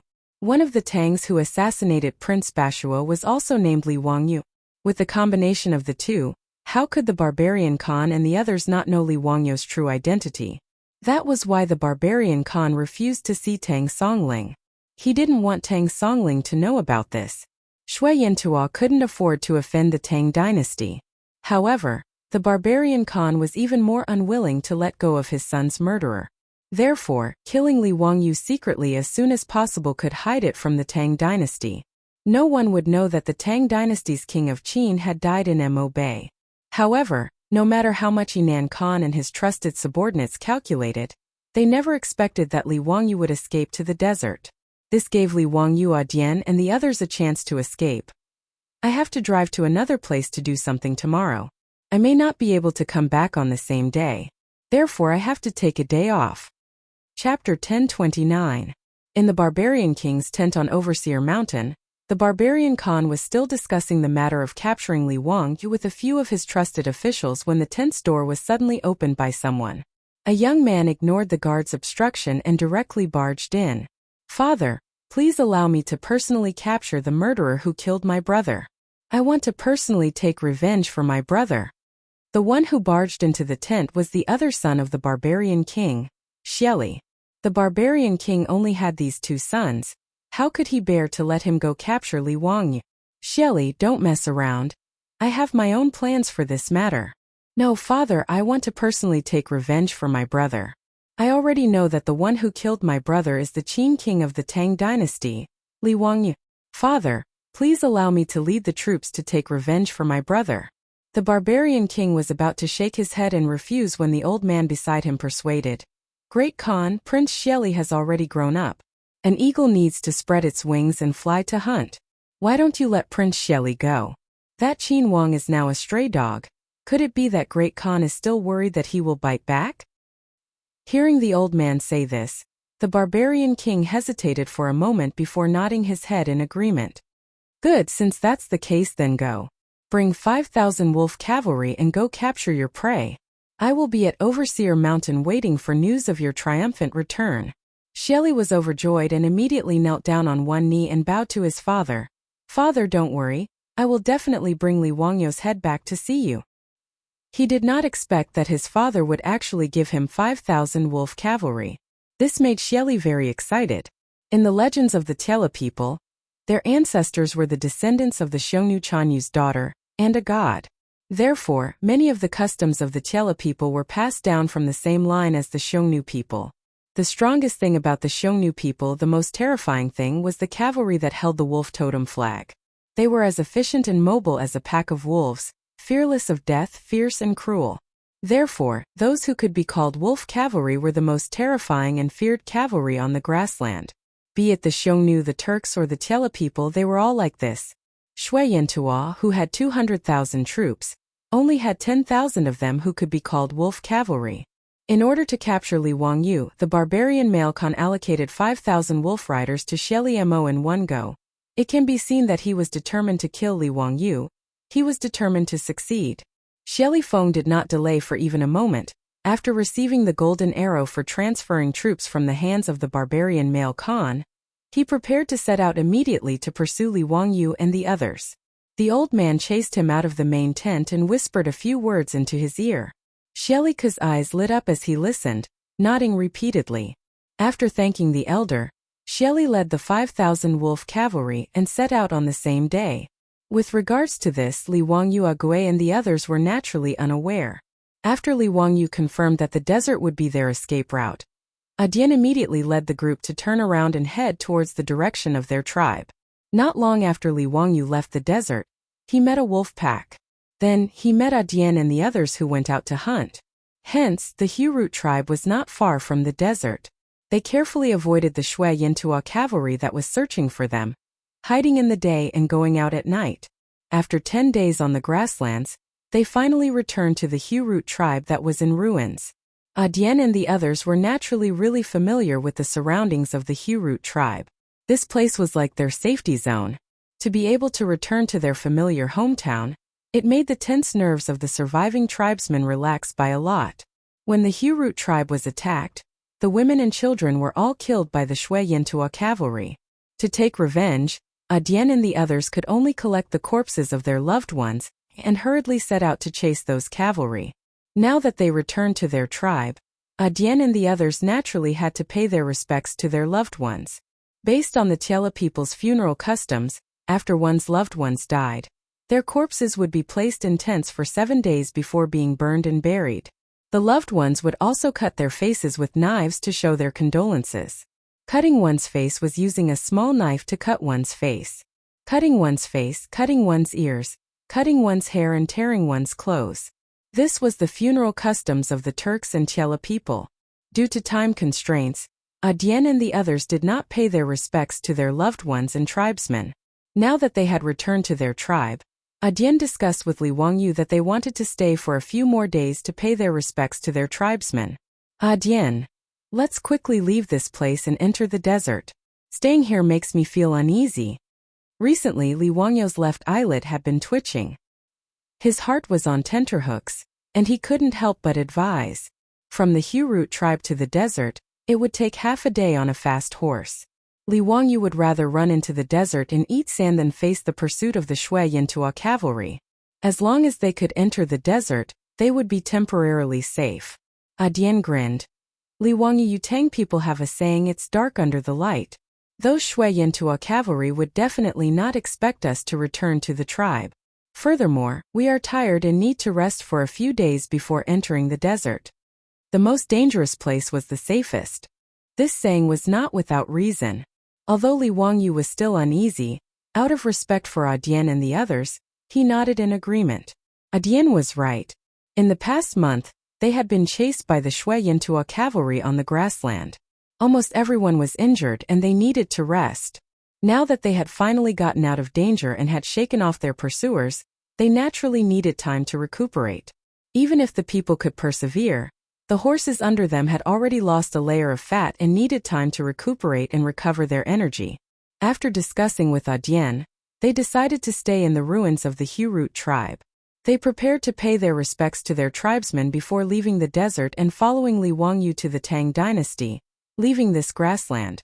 After staying in the Hurut tribe for a few days, they did not see any Shui Yintua cavalry on the grassland. Li Wangyu slowly relaxed and felt that he was too worried. After all, the grassland was vast and sparsely populated. It was normal to not see a single person after riding for a day or two on the grassland. Even if the Shui Yintua Khanate sent out tens of thousands of cavalry to chase them, it was not easy to find them in the vast grassland. After all, the Chang'an of the Tang dynasty was not the modern era. They did not have advanced technology like reconnaissance planes and reconnaissance satellites. Just relying on manpower to find dozens of people on the grassland was like looking for a needle in a haystack.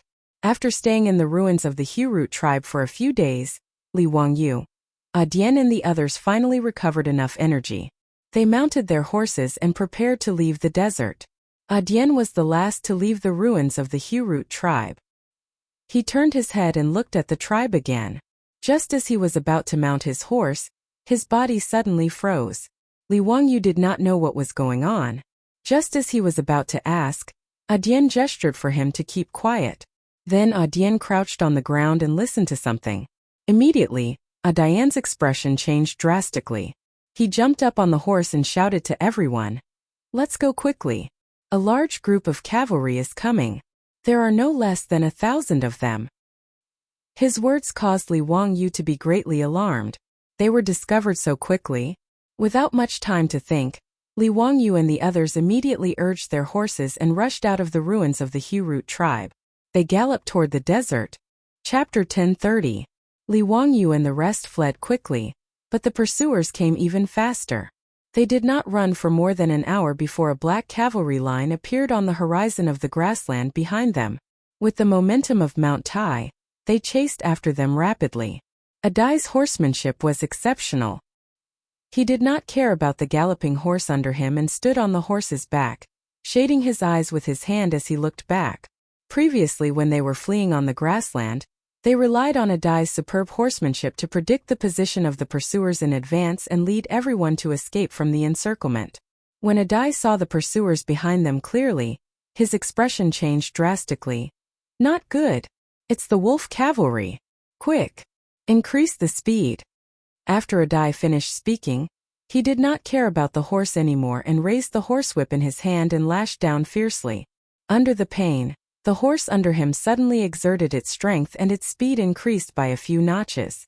When the men of the Hurut tribe heard Adai's words, they also showed a frightened expression and silently raised their whips to urge their horses. Although Li Wangyu did not know what the wolf cavalry meant, but seeing Adai and the rest so nervous, he knew that the pursuers this time must be very powerful to make Adai and the rest so fearful. He could only wave his horsewhip and increase the speed. Fortunately, they did not lack horses. Li Wangyu and the rest all rode 3 horses each, so they did not have to worry about running for too long and the horses being tired out. However, although they fled quickly, the pursuers behind them were even faster. Adai did not see wrongly. The pursuers that suddenly appeared and chased after them were Shui Yantua's elite cavalry, the 5,000 wolf cavalry led by Xie Meng. As the most elite cavalry under the barbarian Khan, the horses they rode were 1 in 100, so they were naturally much stronger than the horses of Adai and the rest.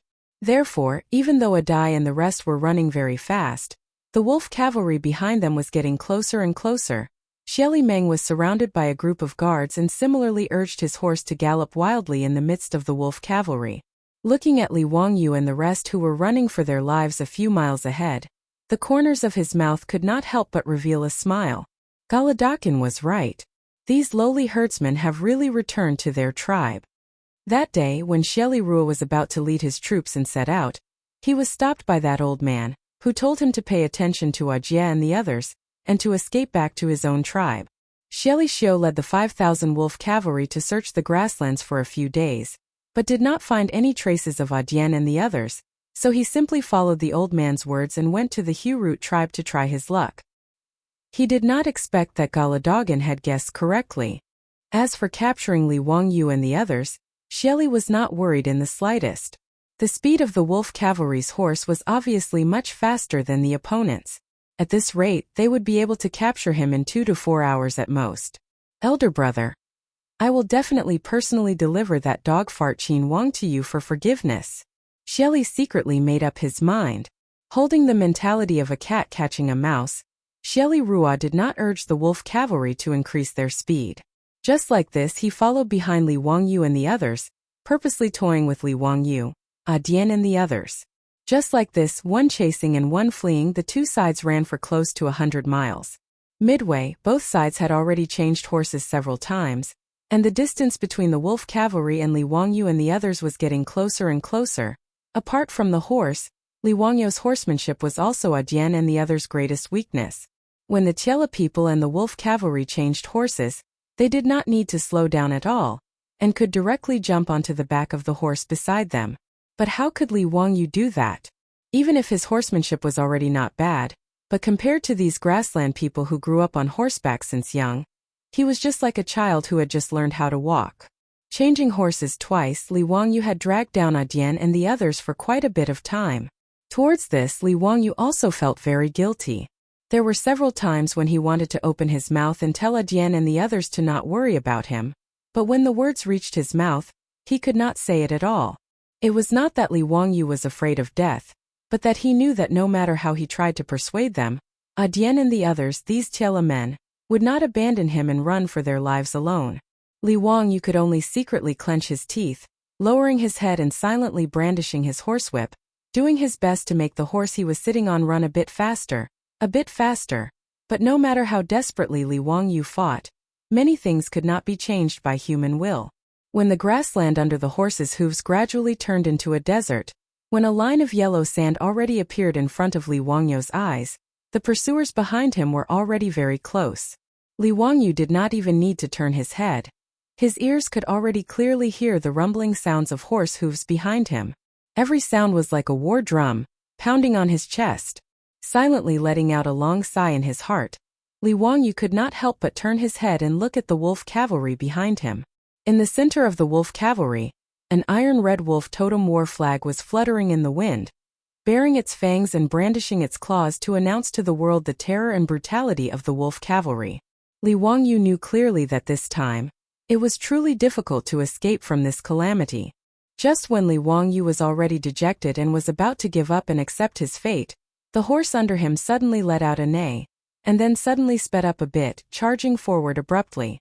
Li Wangyu turned his head in shock, only to discover that the Hu-root man who had been guarding him had pulled out the steel knife at his waist and chopped down on the horse's buttocks. The horse was injured and in pain. Only then did it erupt again. Li Wangyu did not understand what this Hu-root man meant, but he saw the man grin at Li Wangyu, revealing a mouthful of white teeth. Then he suddenly pulled on the reins in his hand, turned the horse around, waved the steel knife in his hand, and charged towards the wolf cavalry without any hesitation. "No! Come back! You come back!" Li Wangyu roared in horror, even subconsciously wanting to pull on the reins. He did not even know the name of that Hu-root man, but he knew what he wanted to do. He was planning to sacrifice himself to buy that insignificant bit of time for everyone to escape. Before Li Wangyu could pull on the reins in his hand were snatched away by someone. Agui's face was bleak as he said coldly, "His name is Bursting, don't let his sacrifice be in vain." After he finished speaking, he pulled on the reins of Li Wangyu's horse and charged forward with his head down. Li Wangyu sat on the saddle in a daze. Looking back, he saw Bursting charging towards the wolf cavalry was like a stone thrown into a pond. Other than causing a slight ripple in the wolf cavalry army, he was instantly drowned out by the army. 2 streams of hot tears rolled down from Li Wangyu's eyes. "Ah!" He could not help but let out a roar like an injured beast. Before Li Wangyu could vent the anger and sorrow in his heart, he saw another Hu-root man roar and pull on the reins, turning the horse around and charging towards the wolf cavalry at the back. Beside Agui, there were a total of 40 to 50 Hu-root men following him. They looked at each other, and resolutely turned their horses around. One after another, like moths to a flame, they charged towards the wolf cavalry army at the back. Li Wangyu's eyes were about to bleed. His teeth bit through his lips and blood oozed out. Chapter 1031. Even if the men of the Hu-root tribe were willing to sacrifice themselves, they would still cover Adi and Li Wangyu's escape. However, in front of absolute strength, the sacrifice of 40 to 50 Tiela riders was practically worthless. Apart from creating a trace of chaos in the wolf riders and slowing them down for a while, it was completely useless. Even if Adi and Li Wangyu had already urged their horses to run into the desert, the 5,000 wolf riders still had no intention of letting them go and followed them into the desert. The distance between the two sides was getting closer and closer, accompanied by the sound of something breaking through the air. Adi and Li Wangyu's mounts both let out a miserable neigh before falling down in front of a sand dune. Li Wangyu and Adi both rolled down from the back of their horses. If not for the fine and soft sand, perhaps the two of them would have already been badly battered. Looking up, their mounts had been hit by many arrows and were killed by the wolf riders. This was because Xieli Xiu wanted to torture Li Wangyu and Adi. and did not order his subordinates to shoot arrows at the two. Otherwise, the ones that were hit by the arrows would not be the horses. Without waiting for Li Wangyu and Adi to help each other up, the 5,000 wolf riders had already surrounded the two of them. Under such circumstances, unless Li Wangyu could fly, there was already no chance of escaping. Li Wangyu already had a clear understanding of this outcome. Smiling bitterly, he only regretted that he did not have a grenade in his hand. Otherwise, he could have dragged a few shui into a cavalry down with him. Adi spat out the sand in his mouth with a pei sound. His eyes were like that of an injured wild wolf as he stared fiercely at the wolf riders around him. The steel blade in his hand was tightly clenched and the veins on the back of his hand were bulging. He was ready to fight to the death. The 5,000 wolf riders surrounded the two of them but did not make a move. This made Li Wangyu somewhat surprised. Not long after, the wolf riders opened up a path. Shelly Xiu rode on a fine horse with a complacent smile on his face and appeared in front of Li Wangyu. Haha, Your Highness Prince of Qin of the Tang Dynasty. Poetry Immortal Li Zio. It's an honor to meet you at last. To be able to see Your Highness Prince of Qin like a stray dog in the desert, it's really delightful. Shelly raised his head and laughed, looking down at Li Wangyu with eyes full of mockery. Prince of Qin? Li Wangyu was slightly stunned, not understanding what this shui yin to a man in front of him meant. Shelly, since you know this one's identity, you still dare to pursue this one in such an unbridled manner. Could it be that my great Tang cavalry cannot flatten the Mabe? Li Wangyu held his hands behind his back, his body ramrod straight as he raised his eyes to look at Shelly. Since the other party had seen through his identity, Li Wangyu could not bring shame to the Tang dynasty. Atai gripped the steel blade in his hand even tighter. His face was filled with arrogance, as if he had the intention of pouncing forward and killing Shelly. His actions instead made the guards at Shelly's side a bit uneasy.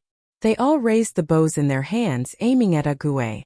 As long as he dared to move, he would definitely be pierced by thousands of arrows. Shelly Feng did not pay any attention to Ague at all. He only stared at Li Wangyu with a mocking tone and said, Shelly Feng, Prince Bajwa is my brother. Your Highness Duke of Qin, remember me well. When you go to hell and ask about me, don't forget to mention my name. As for the Tang dynasty, His Highness Duke of Qin must be joking. It's true that I, Shui Yantua, am not a match for the Tang dynasty for the time being. But who knows that His Highness Duke of Qin died in this desert? Could it be that Emperor Tang can predict the future? Xylixer? Li Wangyu understood a little. He was the other son of the barbarian Khan. Shelly Feng waved the horsewhip in his hand ferociously and said, Your Highness Duke of Qin dared to kill my brother. Even if I chase you to the ends of the earth, I, Shui Yantua, will not let you go. But no matter what, Your Highness Duke of Qin is still a prince of the Tang dynasty. Your status is honorable. So how do you want to die, Your Highness Duke of Qin? I can still satisfy you. Li Wangyu treated his words as farts. He patted the sand off his body calmly and said with a smile, Oh, you want me to choose how to die? All right, I choose to die of old age in bed 100 years later. Shelly Feng was stunned for a moment. Then he realized that he had been played by Li Wangyu. He could not help but fly into a rage. On the other hand, Atai laughed until tears came out of his eyes. He patted Li Wangyu with his hand and said with a smile, Li Wangyu, this is a good way to die, ha ha. Humph, you refuse a toast only to be forced to drink a forfeit. In that case, let Your Highness Duke of Qin have a taste of the punishment of being trampled by horses on the grassland. Men capture these two, dig a hole and bury them. Hearing this, Atai's expression changed. He roared and raised his saber, wanting to fight with his life. But immediately an arrow pierced through the air, bringing with it a rain of blood. It pierced through Atai's saber-wielding shoulder. Atai screamed miserably. The steel saber in his hand fell to the ground. Then several wolf riders rushed forward and grabbed his hands, making him unable to move. As for Li Wangyu, he did not even bother to resist. He did not even have the strength to truss a chicken. Facing 5,000 wolf riders, there was no need for him to struggle. As a man who had died once, Li Wangyu was not that afraid of death. He only regretted that he could not see his child one last time. He did not have time to say goodbye to Su Chongqing before he was about to leave this world. The so-called punishment of being trampled by horses was to dig a hole and bury the person, leaving only the head above the ground. Then the horse would trample on the person, stomping the person into the ground. At this moment they had already escaped into the desert. There was sand all around them. Shelley Xiu did not mind and ordered people to start digging holes in the sand. In his opinion, it would be better to kill Li Wangyu in the desert. In this desert where even birds and beasts could not be seen, no one would find Li Wangyu's body. Shui Yantua's pursuit of Li Wangyu could not be exposed. Otherwise, the anger of the Tang dynasty was not something that Shui Yantua, a country that had only been established for a few years, could bear. Whether it was the barbarian Khan or Shelley Xiu, although they were ambitious, they knew what was important. Even the Turks were defeated by the Tang dynasty. Although Shui Yantua had 200,000 elite soldiers, they were not a match for the Tang dynasty. Moreover, Shui Yantua was not a monolithic bloc. Although Huiha, Baegu, Tongluo, Puguja, and other ethnic groups had submitted, there was still friction. If the Tang dynasty attacked Shui Yantua, Shelley Xiu was sure that Huiha, Baegu, and other tribes would immediately turn their weapons against the Tang dynasty. Therefore, Shelley Xiu only planned to secretly take revenge and kill Li Wangyu as a sacrifice to his elder brother. Not long after, a huge sand hole was dug. Li Wangyu and 80 were directly pushed into the sand hole, and then buried in the sand. Soon, the sand hole disappeared, leaving only Li Wangyu and 80's two heads on the sand. The 5,000 wolf cavalry slowly retreated and formed a square formation, preparing to charge over and trample the two to death. Li Wangyu raised his eyes and looked at the slightly dazzling sun, murmuring, "Damn it, this time we will die more miserably than last time." 80 next to him did not understand his words. He grinned and was about to say something, but his expression froze and he closed his mouth to listen. "Li Wangyu, there seems to be a large group of cavalry approaching. I'm afraid the number is no less than 10,000. Li Wangyu smiled and said, "What's the difference between being trampled to death by thousands of horses and being trampled to death by tens of thousands of horses? Dalong, let me tell you a secret actually." Before he finished speaking, he also paused. There seemed to be a faint sound of a bugle horn in his ears, but this bugle horn sound was exceptionally familiar. Chapter 1032. Bugle horns were made from beast horns, and were introduced into the Central Plains by the ethnic minorities during the Eastern Han Dynasty. Because the sound was loud and sharp, it was usually used to give orders or boost morale on the battlefield, and also used as a ceremonial guard when the emperor went out. The bugle horns of the Tang Dynasty were mostly made from rhinoceros horns, and the sound was loud and deep. Because the Tang army was invincible, the sound of the bugle horn of the Tang army also became the nightmare sound of their enemies, causing people's complexion to change. When the sound of the bugle horn came from the desert, not only did Li Wangyu hear it, the 5,000 wolf cavalry and Xie Liming also heard it. Xie Liming's complexion immediately changed dramatically, revealing a frightened expression. Even the 5,000 wolf riders couldn't help but become restless. "Quick! Trample them to death." Xie Liming did not have time to investigate why they would encounter the Tang army in the northern desert. At this moment he only wanted to immediately kill Li Wangyu, and then turn around and run away. But previously, in order to play and torture Li Wangyu, wanting him to experience the helplessness and despair before death, Xie Liming led the 5,000 wolf cavalry and retreated far away after burying Li Wangyu and Tai in the sand pit. Originally, Xie Liming planned to let the wolf cavalry retreat and regroup, then speed up and then crush Li Wangyu and Tai in a thunderous manner to vent the anger in his heart. In the end, when the sound of the bugle horn of the Tang army sounded, the wolf cavalry was already 100 steps away from Li Wangyu and Tai. When the wolf cavalry heard Xie Liming's order, they immediately began to urge their horses to gallop toward Li Wangyu, preparing to trample him to death. But a group of wolf cavalry had only galloped 40 or 50 steps when they heard the sound of breaking through the air. Countless feathered arrows pierced through the air and pounced straight toward them. Miserable howls immediately sounded as dozens of Shui Yantua's most elite wolf cavalry were directly nailed to death on the backs of their horses by the feathered arrows. Even though this group of several hundred wolf cavalry charged toward Li Wangyu and Tai with all their might, they were hit by the arrows and fell to the ground one after another. The closest wolf cavalry fell in front of Li Wangyu. The bloody mist that burst out from his body even drenched his face. But Li Wangyu did not have the slightest fear in his heart. Instead he shouted excitedly, "Come! Come! Come and kill me!" With the arrival of the Iron Cavalry of the Tang dynasty, who in the world could contend against them? So what if they were the Wolf Cavalry? Xieli's face was completely blank. Only when he raised his eyes to look over did he notice that unknowingly, on the sand dune behind Li Wangyu and Adui, silhouettes after silhouettes had silently appeared one after another. They were currently looking down at them from a high vantage point. At the same time, the arrows in their hands were continuously shooting out, taking away the lives of Shui Yintua's wolf cavalry one after another. From Xieli Xiu's point of view, the army on the sand dune was currently standing against the light, facing the dazzling sunlight, making it impossible for him to clearly see the appearance of the people on the sand dune. Only a flag fluttering in the wind allowed him to see it clearly. It was a huge Tang character. The cavalry of the Tang dynasty. Xylixer's face couldn't help but twitch a few times. He raised his eyes to look at the wolf riders that had been shot to death by arrows.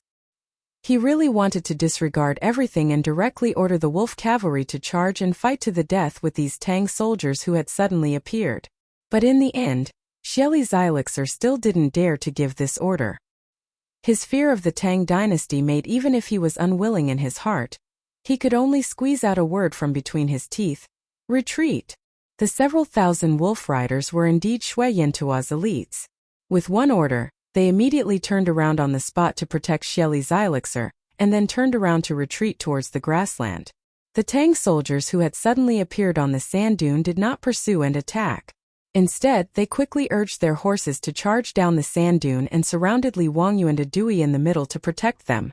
Then several silhouettes rolled down from the horseback and threw themselves at Li Wangyu's side. With tears in their eyes, they began to desperately dig at the sand with their hands. Li Wangyu, on the other hand, was amused. He didn't care how embarrassed he was right now. Grinning, he said, "Niu Wu, why are you crying? I'm still alive and well. Why are you crying? Haha, brother Chumo, brother Ui. You guys still haven't returned to Chang'an? Mita, why are you also in this desert?" The ones who threw themselves at him and kneeled on the ground to dig at the sand were Niu Wu and a group of foppish sons, as well as Mitua and the others.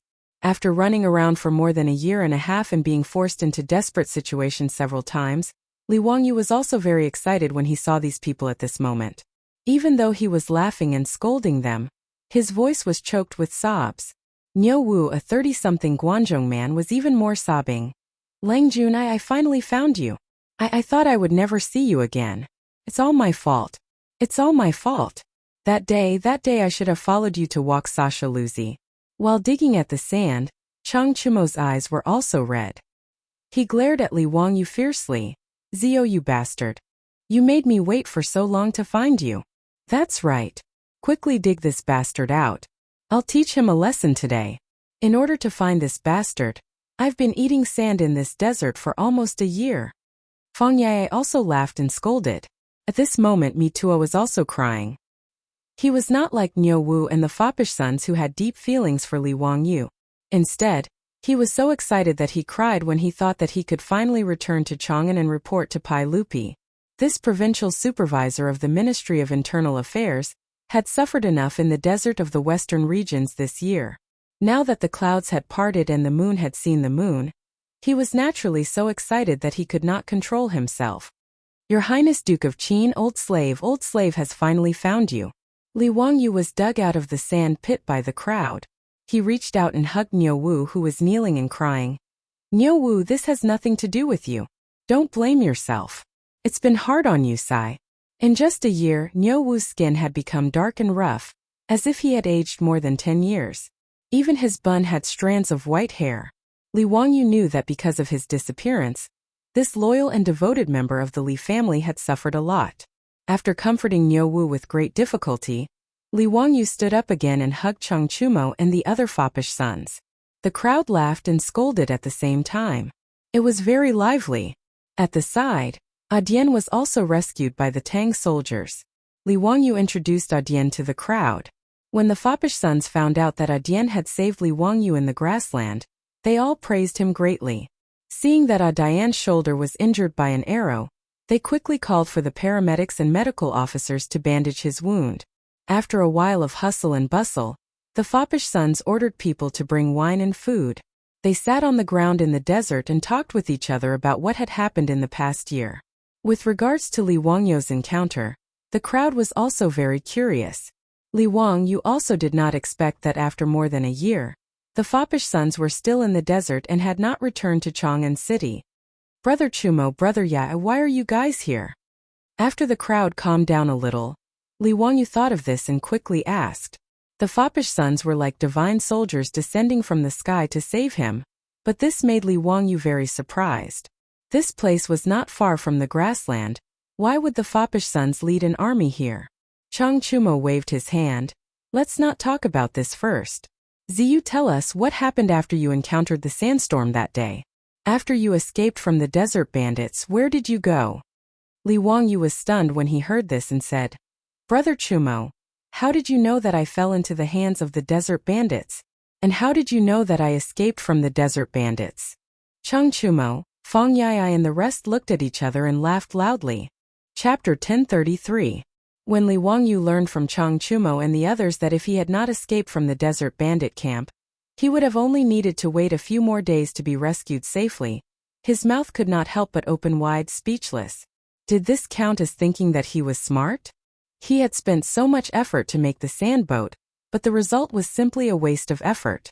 Li Wangyu even thought that if he had not escaped to the grasslands and had not met Adi and the Hurut tribe, then would the tragedy that happened to the Hurut tribe not have happened? Thinking of this, he could not help but raise his hand and slap himself. Li Wangyu's action startled everyone, not understanding what was wrong with him. On the other hand, Agui immediately understood and shook his head at Li Wangyu. Li Wangyu, wolves eat sheep, is it because of the sheep's fault? Those nobles of Shui Yantua are hungry wolves that eat meat without spitting out the bones. It has nothing to do with you. Chang Chumo and the others did not understand and quickly asked Li Wangyu what happened after he escaped from the desert bandit camp. When they heard that it was the Hurut tribe who saved Li Wangyu, but because Li Wangyu helped them to make salt, they were all angry and cursed. That bullshit Prince Dajua, he really deserves to die. Ziyu, you did a good job, you should have killed that bastard. Yes, not only that Dajua deserves to die, Shelly Xiao and Enan who chased you before also deserve to die. If I knew they were such bastards, I would not have let those Shui Yantua people go. Li Wangyu suddenly stood up and stared in the direction of the grasslands. Let them go? It's not that easy. Brother Chumo, how many men do you have now? Chang Chumo did not understand Li Wangyu's meaning. There are 10,000 cavalry. After Chang Yaojin led the troops to destroy the desert bandit camp next to Swan Lake, he led the troops back to the western region. As the general manager of the Western Expedition Army, he was busy cleaning up Li Wangyu's mess. Naturally, he could not stay in the desert and wait for news. But those playboys were not willing to give up. Besides, Mitua did not find Li Wangyu and did not dare to return to Chang'an. So, he simply asked Chang Yaojin for permission and led 10,000 Tang Dynasty cavalry to stay at Swan Lake for the time being. Over the past few days, they had been sending out military scouts to search the desert. Of course, the result was nothing. Therefore, after Chang Chumo and the other debauches had a discussion, they decided to lead their troops to the grasslands to see if they could find any trace of Li Wangyu. After all, according to the explanation of the desert robbers, when Li Wangyu escaped, he went in the direction of Shui Yantua. Mitua had a headache over this. He wanted to stop this group of silk pants from messing around. No matter what, the Shui Yantua Khanate was a grassland country. Chang Chumo and the others did not say anything and led 10,000 Tang cavalry to the grasslands. No matter how one looked at it, it was a diplomatic matter. If the barbarian Khan complained to Pai Lupi because of this, he, as the commander of the 100 Cavalry Department, would be punished. But how could Chang Chumo and his group of silk pants listen to Mituo's advice? Without saying anything, they led 10,000 troops and horses and headed towards the grasslands.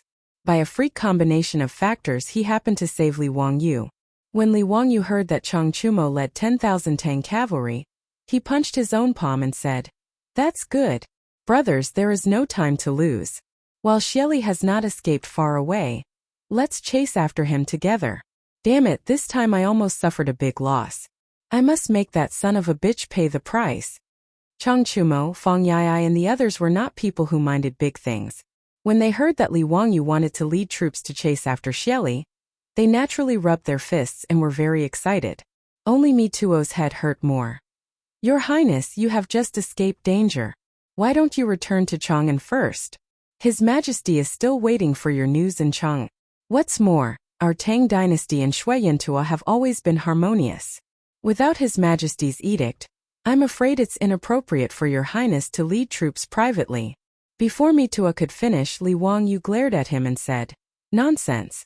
Shui Yantua knew my identity and still dared to send troops to chase after me. Where is the harmony to speak of? If we let it go like this, where is the face of our Tang dynasty?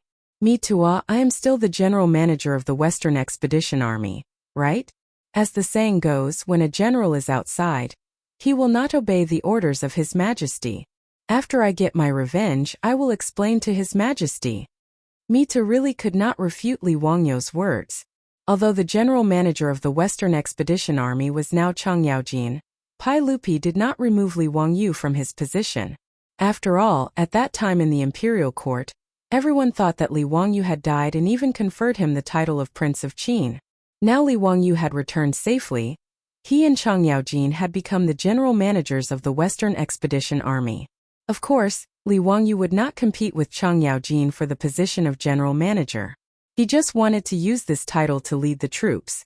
Mi Tuo was choked by Li Wangyu's words and could not speak for a long time. However, this guy was also a shrewd person. He rolled his eyes and came up with an idea. Your Highness, Shui Yantua dared to chase after you. His Majesty naturally will not forgive them. It's natural for your Highness to vent your anger. The old slave naturally does not dare to stop you. But the Wang Fei is still waiting for your Highness in Chang. Also, your Highness may not know yet, right? The Wang Fei gave birth to a boy and a girl for your Highness. Shouldn't your Highness go back to visit them first? Mi Tuo's words made Li Wangyu's eyes almost pop out. He grabbed Mi Tuo and said, Mi Tuo, what did you say? Chongqing gave birth to a boy and a girl? I have a son and a daughter? Hee, how could the old slave dare to deceive your Highness? Everyone knows this. His Majesty even conferred them the titles of Prince and Princess of Fufeng, TSK, the noble families of Chang, and are in awe of them. Mi Tuo hurriedly replied with a smile. I have a son? And a daughter? Li Wangyu still could not believe it. He turned to look at Niu Wu and the other rich playboys. Niu Wu nodded and laughed. That's right. Congratulations, Lang Jun. Your wife really gave birth to a boy and a girl. Chang Chumo and the others also laughed. Zio is so lucky to have a boy and a girl. This is indeed a joyous occasion. This news made Li Wangyu so excited that he almost wanted to leave and rush back to Chang, and to see his son and daughter. However, when his gaze landed on Adian, his expression of excitement instead slowly faded. Then he slowly shook his head. When this matter is over, I will naturally hurry back to Chang'an. However, right now I want that Xieli Shui to pay with his blood. Thinking of the women and children who died tragically in the Hurut tribe, thinking of Yaro's pale body, thinking of the men of the Hurut tribe who sacrificed themselves along the way, thinking of those men who rushed to the fire like moths, Li Wangyu temporarily put away the thought of rushing back to Chang, and to reunite with Su Chongqing and his children. If he did not take revenge, he would not be a gentleman. He would be ashamed to return to Chang'an. Mi Tuo could not help but be dumbfounded. He did not know how to persuade him anymore. Only now did Adian know Li Wangyu's true identity. He was so shocked that he did not know what to say. How could he have known that the person he picked up from the grassland was actually a prince of the Tang dynasty? Seeing that Li Wangyu was going to lead 10,000 cavalrymen of the Tang dynasty back to the grassland to avenge him and the Hurut tribe, Adian was a little scared. Chapter 1034. Qin, your Highness, Adi didn't know what to say and stuttered for a while. After all, he was just an ordinary herdsman on the grassland. He had never seen such a big shot as Li Wangyu. Li Wangyu saw Adi's uneasiness. He pulled him to his side and put his arm around Adi's shoulder intimately. He laughed and scolded. Your Highness, my ass. Delong, don't you recognize me? Don't talk so much nonsense. Get on the horse. Let's go and find that bastard Shelly to settle accounts. We must avenge the Hurut tribe. Adi couldn't say anything other than nodding his head desperately. His head was still buzzing. He felt that everything was too unimaginable. Under Li Wangyu's insistence, 10,000 Tang cavalrymen set off immediately and followed the wolf riders to the grassland. Mitua had no choice but to order his subordinates, the cavalry department, to send people back to Chang'an, and immediately to report this to Pai Lupi. He gritted his teeth and followed the army. In fact, Mitua was very happy. No matter what, he had found Li Wangyu. He had worked hard. At least Pai Lupi wouldn't punish him for this. As for what trouble Li Wangyu would cause by leading 10,000 Tang cavalrymen into the grassland, it had nothing to do with him. As far as Mitua was concerned, he supported Li Wangyu in his heart. Shui Yantua dared to chase and kill the prince of the Tang dynasty. If he didn't take revenge for this, where would the face of the Tang dynasty go? No matter what, he should teach Shui Yantua a lesson. But whether it was Mitua or Changchumo, Li Wangyu just wanted to vent his anger. Whether or not they could catch up to the 5,000 wolf cavalry was another matter for the time being. In any case, if they chased for a few days, Li Wangyu would be able to vent the anger in his heart and forget about it. As for how Pai Lupi wanted to vent Li Wangyu's anger, that was the business of the officials in the court. Li Wangyu led the 10,000 cavalry across the desert, following the direction of the wolf cavalry's escape and giving chase. How could Shelly have guessed that Li Wangyu's vengeful heart would be so strong? He failed to kill Li Wangyu and could only lead the wolf riders to retreat. After the 5,000 wolf riders entered the grassland, they slowed down and walked into the depths of the grassland in frustration. Along the way, Shelly. Now that the matter of Shui Yantua chasing after Li was exposed, he didn't know how his father would explain it to Emperor Tang. Shelly was upset. Just as he was vexed, he heard a scout report that the 10,000 Tang cavalry had actually charged out of the desert and were chasing after them. Shelly to Shelly. This is the territory of our Xianchuo Khanate. How dare they chase us into the prairie? However, he didn't think that since Shui Yantua dared to chase Li Wangyu for thousands of miles even though he knew Li Wangyu's identity, what was so strange about Li Wangyu's counterattack? Although Shelly Ku was leading Shui Yantua's most elite wolf cavalry, they did not have the courage to fight against the Tang cavalry. This was not surprising. Having defeated the Eastern Turks, the overlord of the grassland, the Tang dynasty's cavalry was in high spirits. Not to mention Shui Yantua, who had only been established a few years ago. Even the Western Turks and Goguryeo were not taken seriously by the Tang dynasty's cavalry. With such a great reputation, how could Shelly Shui dare to use only 5,000 wolf cavalry to fight against many with few? Therefore, after learning that Li Wangyu was leading 10,000 Tang cavalry to chase after him, Shelly Ku did not even dare to resist and directly ordered a retreat.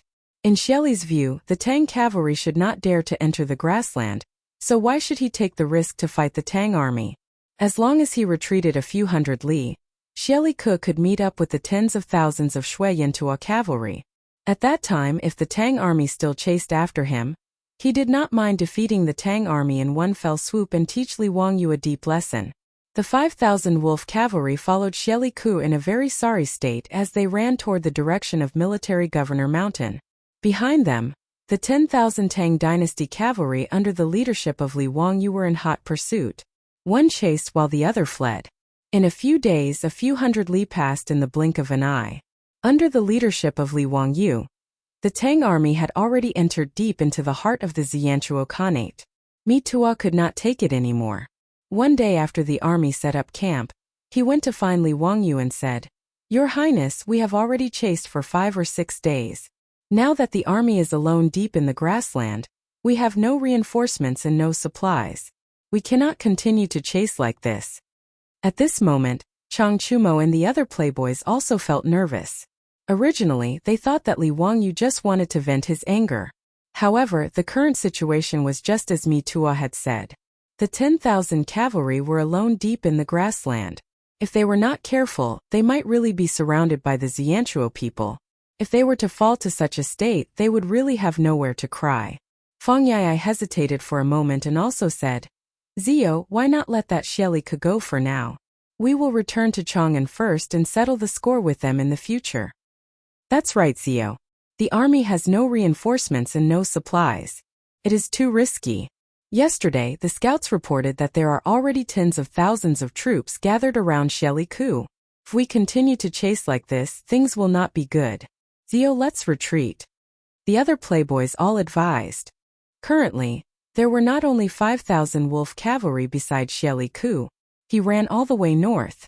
At the same time, he did not forget to gather up the Xianchuo cavalry that were scattered on the grassland to search for Li Wangyu and Adi. In a few days, Xieliku had gathered 50,000 cavalry around him.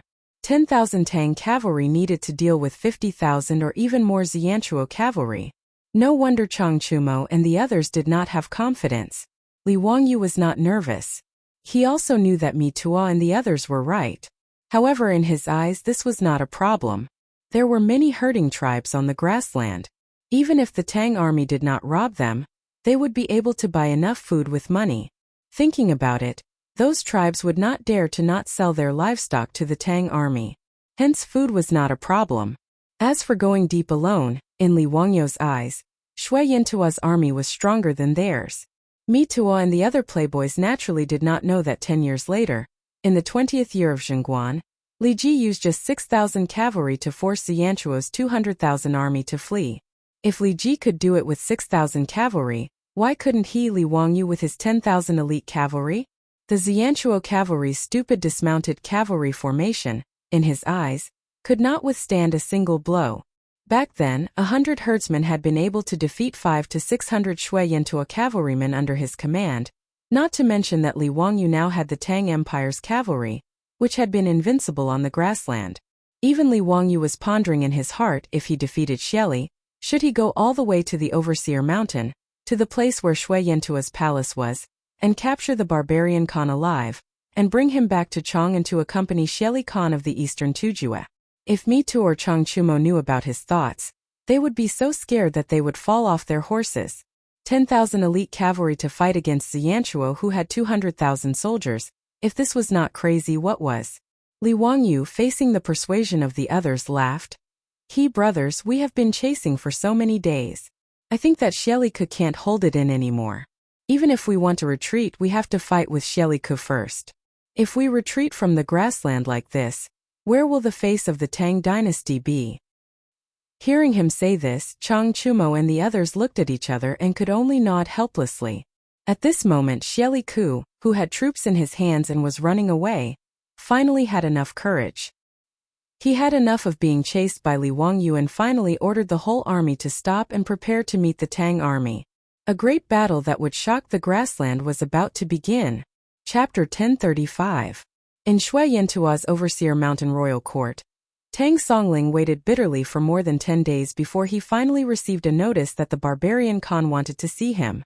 Tang Songling did not dare to delay and quickly went to the king's tent to meet the barbarian Khan.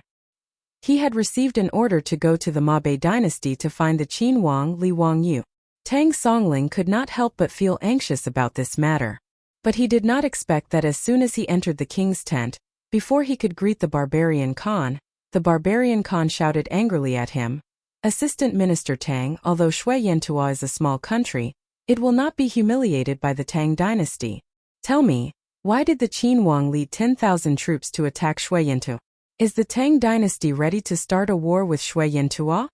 Tang Songling was stunned, not understanding what the barbarian Khan was talking about. Immediately, his face was full of shock. Barbarian Khan, may I ask what you mean by that? Is the Qin Wang referring to His Highness Qin Wang of the Tang dynasty? That's right. Your Tang dynasty asked this Khan to help find the whereabouts of the Qin Wang in the grasslands. This Khan kindly helped and sent a large number of soldiers to search for the whereabouts of the Qin Wang. But this Khan did not expect that my kindness would be treated as ill intent. A few days ago, your Qin Wang led 10,000 cavalry to invade Shui Yintua. Assistant Minister Tang, if you don't give this Khan an explanation, don't blame this Khan for turning hostile. The barbarian Khan was actually cursing in his heart. He did not expect that his son Xieli led 5,000 wolf cavalry to chase Li Wangyu. Not only did they not succeed, But they also allowed Li Wangyu to gather 10,000 Tang cavalry and kill their way into the grasslands. When Xieli Luo fled, naturally he sent someone to deliver a message to Overseer Mountain at top speed. When the barbarian Khan heard about this, he was also shocked. Chasing Li Wangyu was not only failed but also exposed. This was no small matter. The barbarian Khan did not care about the 10,000 Tang cavalry led by Li Wangyu. What he was afraid of was that after Pai Lupi found out about this, he would use this as an excuse to raise his troops to attack Shui Yantuo. Therefore, in order to stabilize the Tang dynasty, he immediately summoned Tang Songling and directly put all the blame on Li Wangyu. Tang Songling was overjoyed. He did not care whether Li Wangyu crossed the line or whether he had a conflict with Shui Yantuo. As long as he could find the whereabouts of Li Wangyu, his trip to Mabe would not be in vain. Tang Songling straightened his back even more in the face of the foreign Khan's interrogation. Originally, he was asking for a favor, so he lowered his attitude. Otherwise, how could he, a fourth-rank imperial court official and the assistant minister of the Ministry of Rights, be afraid of the Khan of the Steppe Khanate? Bah! Not to mention that Shui Yantuo had only been established for a few years. The Tang dynasty did not even take it seriously. So what if it was the Eastern Turks? When Xieli Khan was offered as a captive in the Imperial Ancestral Temple, countless people came to watch. Although Pai Lupi appointed him as the right general and gave him good land and beautiful houses, in Chang'an, including the people, who would take him as a proper right general? Although the barbarian Khan was given the title of real Zirija Khan by Pai Lupi, in the eyes of the Tang dynasty, he was just a barbarian. Tang Songling chuckled and replied with an indifferent tone. Khan of the barbarian tribe, you can't say that. Who in the world doesn't know that His Highness King of Qin is the personal disciple of Daozu in the mortal world? He has his reasons for doing things. As for His Highness King of Qin leading the troops into Shui Yantuo, I think he has his reasons. You? What do you mean? Assistant Minister Tang. Does the Tang dynasty really want to be enemies with Shui Yantuo? Hearing this, the barbarian Khan was furious and the golden cup in his hand fell to the ground with a loud clang. In the tent, a few of Shui Yantuo's guards pulled out their steel sabers and glared at Tang Songling fiercely. Tang Songling did not even bat an eyelid, ignoring Shui Yantuo's threat. Ever since they defeated the Eastern Turks, the Tang people were the proudest people in the world. Tang Songling treated a mere Shui Yantuo as nothing. As long as this barbarian Khan was not crazy, Tang Songling did not believe that he would dare to touch him. As an envoy of the Tang dynasty, he still had this bit of pride and confidence. Barbarian Khan, don't forget that you are the real Zirija Khan appointed by His Majesty. Could it be that you've forgotten your identity? As an official of His Majesty, how dare you say such disgraceful words? Tang Songling's words were not wrong. Although the barbarian Khan established the Shui Yantuo Khanate, he was appointed by Pai Lupi. Thus, Shui Yantuo was a vassal state of the Tang dynasty, and the barbarian Khan was an official of Pai Lupi. In a sense, Li Wangyu's status as a prince was on par with the barbarian Khan, or even higher. If Li Wangyu led his troops to attack Shui Yantuo, it would at most be an internal conflict between two nobles. It was far from a war between two countries, and the barbarian Khan did not have the right to threaten the Tang dynasty. The barbarian Khan naturally understood Tang Songling's words, and so did the guards in the tent. Many of the Shui Yantuo guards gritted their teeth in anger. If looks could kill, Tang Songling would have been riddled with holes. How could the barbarian Khan not hate him? Although he was an official of the Tang dynasty, he was an ambitious person. After the Eastern Turks fell, he saw himself as the king of the grassland. At this moment, Tang Songling's words were like knives, stripping away the barbarian Khan's pride layer by layer. How could he not be angry? He really wanted to immediately order his men to hack Tang Songling to death, and chop him into minced meat to vent his anger. However, in the end, the barbarian Khan did not dare to do so. Killing Tang Songling was easy, but Shui Yantuo would have to be buried with him. Facing the giant of the Tang dynasty, Shui Yantuo could not afford to offend them. This was different from killing Li Wangyu in the dark. Even if Pai Lupi questioned him afterwards, he could push the blame to Li Wangyu for assassinating his son. However, killing an official of the Tang dynasty meant that he would not rest until one of them was dead. The barbarian Khan's eyes were bloodshot. Breathing heavily, he stared at Tang Songling for a long time before finally sitting back down on his seat. Good. Since the Qin king has led his troops to attack me and the Tang dynasty did not care about this, then don't blame me for being impolite. This Khan wants to see if Qin Huang really has the ability to reach the heavens, to be able to resist my Shui Yantua's army of 50,000 with just 10,000 troops. Swords and sabers on the battlefield do not have eyes.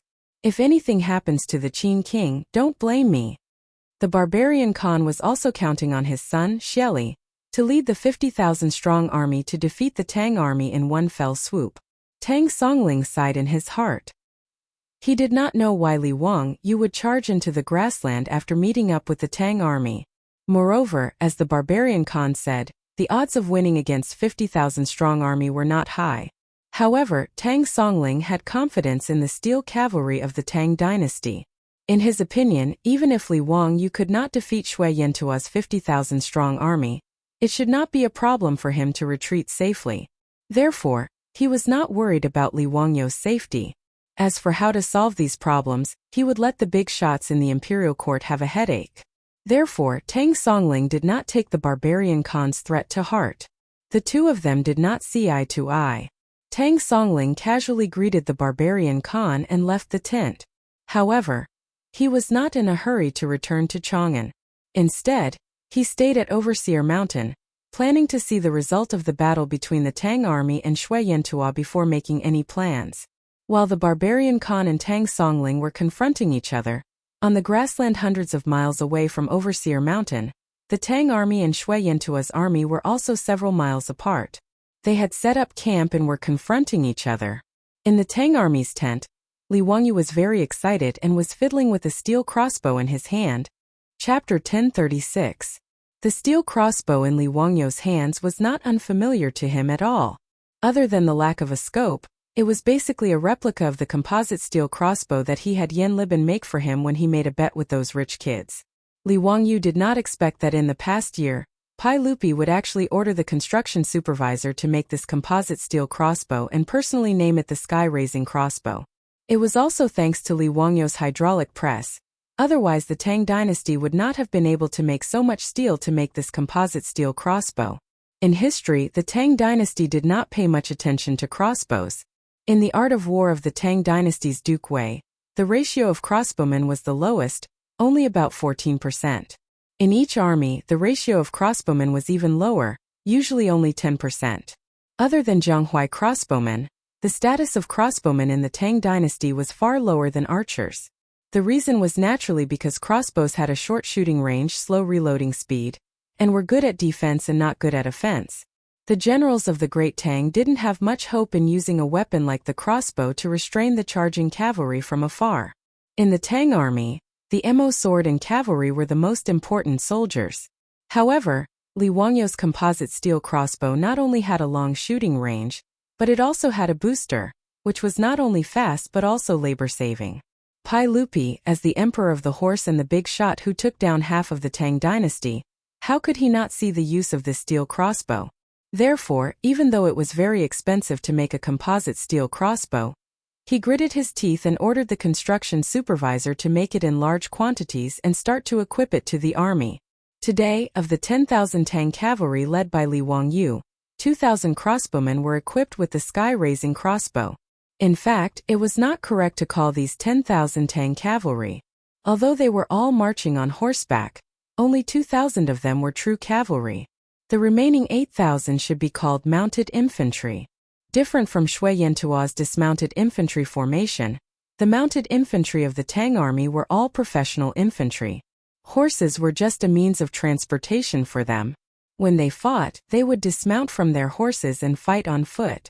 According to Li Weigong's Art of War, 70% of the Tang army's field forces were soldiers, while the rest were medical, logistical, and auxiliary personnel. In other words, Li Wangyu's army of 10,000 had 7,000 combat soldiers. Among them, there were 2,000 cavalrymen, 2,000 archers, and 2,000 jumpers, who were also sword and shield wielders. As well as the Tang army's most elite sharp blade soldiers, 1,000 Mo blade soldiers. Originally, according to Li Wangyu's previous thoughts, the battle with Xieli Fu was very simple. He only needed to copy Li Ji's tactics. Using 5,000 infantrymen to deal with Shui Yantua's dismounted cavalry formation, then 2,000 cavalrymen would circle around the rear and launch a surprise attack on Shui Yantua's cavalry. As long as Shui Yantua's horse was killed, it was equivalent to cutting off the foot of 50,000 soldiers. By then, Shui Yantua's dismounted cavalry would become meat on the chopping board, and the Tang army could do whatever they wanted with them. But Li Wangyu pondered for a while, and then shook his head and rejected this tactic. It was not that it was not suitable, but he did not plan to expose this tactic so early. Shui Yantua's dismounted cavalry formation, to put it bluntly, was not worth mentioning, and was rather idiotic. But Li Wangyu's ambition was very big. He really had the idea of fighting all the way to Overseer Mountain and capturing the barbarian Khan alive. In this way, if he used this tactic to defeat Xie Li Fu, it would not be too appropriate. After all, Shui Yantua's people were not idiots. After he used this method to defeat Xie Li Fu, it would not be so easy to deal with Shui Yantua's remaining 150,000 soldiers. As long as Shui Yantua left behind enough cavalry to protect the horses of the rear army, then it would be impossible for him to rely on his 10,000 men to defeat Shui Yantua's 100,000 soldiers. Therefore, Li Wangyu needed to think of another method. He had to defeat Xie Li Fu's 50,000 soldiers, but he also could not expose the weakness of Shui Yantua's dismounted cavalry formation. To use 10,000 men to face Xie Li Fu's 50,000 soldiers head-on was indeed not easy. If it was not handled well, it would be self-defeating. But ever since Li Wangyu discovered that Pai Lupi had actually given the army a large number of composite steel crossbows, he had enough confidence. Just these 2,000 composite steel crossbows could shoot the enemy to the point that they could not fight back. Adding on the Mo saber-wielders of the Tang dynasty, who were invincible in every battle, even if Xie Li Fu's forces were 5 times his, there was nothing to worry about. A normal crossbow's projectile range was no more than 200 steps, and its direct range was 70 to 80 steps. And the Tang army's current heaven-raising crossbow was equivalent to a 4-stone crossbow. Its projectile range was about 400 steps, and its direct range was also more than 200 steps. Li Wangyu was able to use this crossbow to kill a wild boar 300 meters away. Then, when dealing with Shui Yantua's soldiers, the effect would be the same. In other words, just relying on the super long range of the composite steel crossbow to Shui Yantua's people was no less than a dimensional reduction attack. Although Li Wangyu was not a soldier, as a military fan, he knew what it meant to have the advantage of a long range and to be able to continuously attack and kill the enemy outside the enemy's attack range. The replacement of the bow by the gun was the best example. In this era, the power of the composite steel crossbow was almost no different from the gun. It could even be said that it was stronger than the guns of the early era. At the very least, the guns of the Manchurian Qing were unable to accurately kill the enemy at a distance of 300 meters. And presumably, because of Li Wangyu's design of the winding device for the composite steel crossbow, not only was the winding speed faster, but it was also able to fire faster. And because steel cables were used as the bowstring, it was not even affected by the weather. Compared to the guns of the early era, the composite steel crossbow only had one flaw, and that was that it was expensive. Whether it was the cost of making the steel crossbow or the consumption of the crossbow bolts compared to gunpowder and lead balls, it was too expensive. Fortunately, the Tang dynasty was flourishing, or else Pai Lupi might not be able to afford so many Atlas crossbows. However, the Tang dynasty had a misconception about the use of the composite steel crossbow.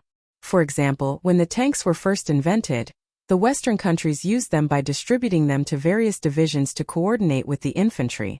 It was not until the Second World War that the tanks began to be used together and became the king of land battles. The Tang army used the composite steel crossbow, but they were no different from ordinary crossbowmen. But in Li Wangyu's opinion, the best tactic to use the composite steel crossbow was the matchlock gun tactic of the 16th century, the 3-stage shooting. Although the composite steel crossbow was equipped with a winding device, its firing speed was still not very fast. In this way, in order to maximize the power of the steel crossbow and avoid the shortcoming of not being able to fire continuously, the 3-stage shooting was necessary.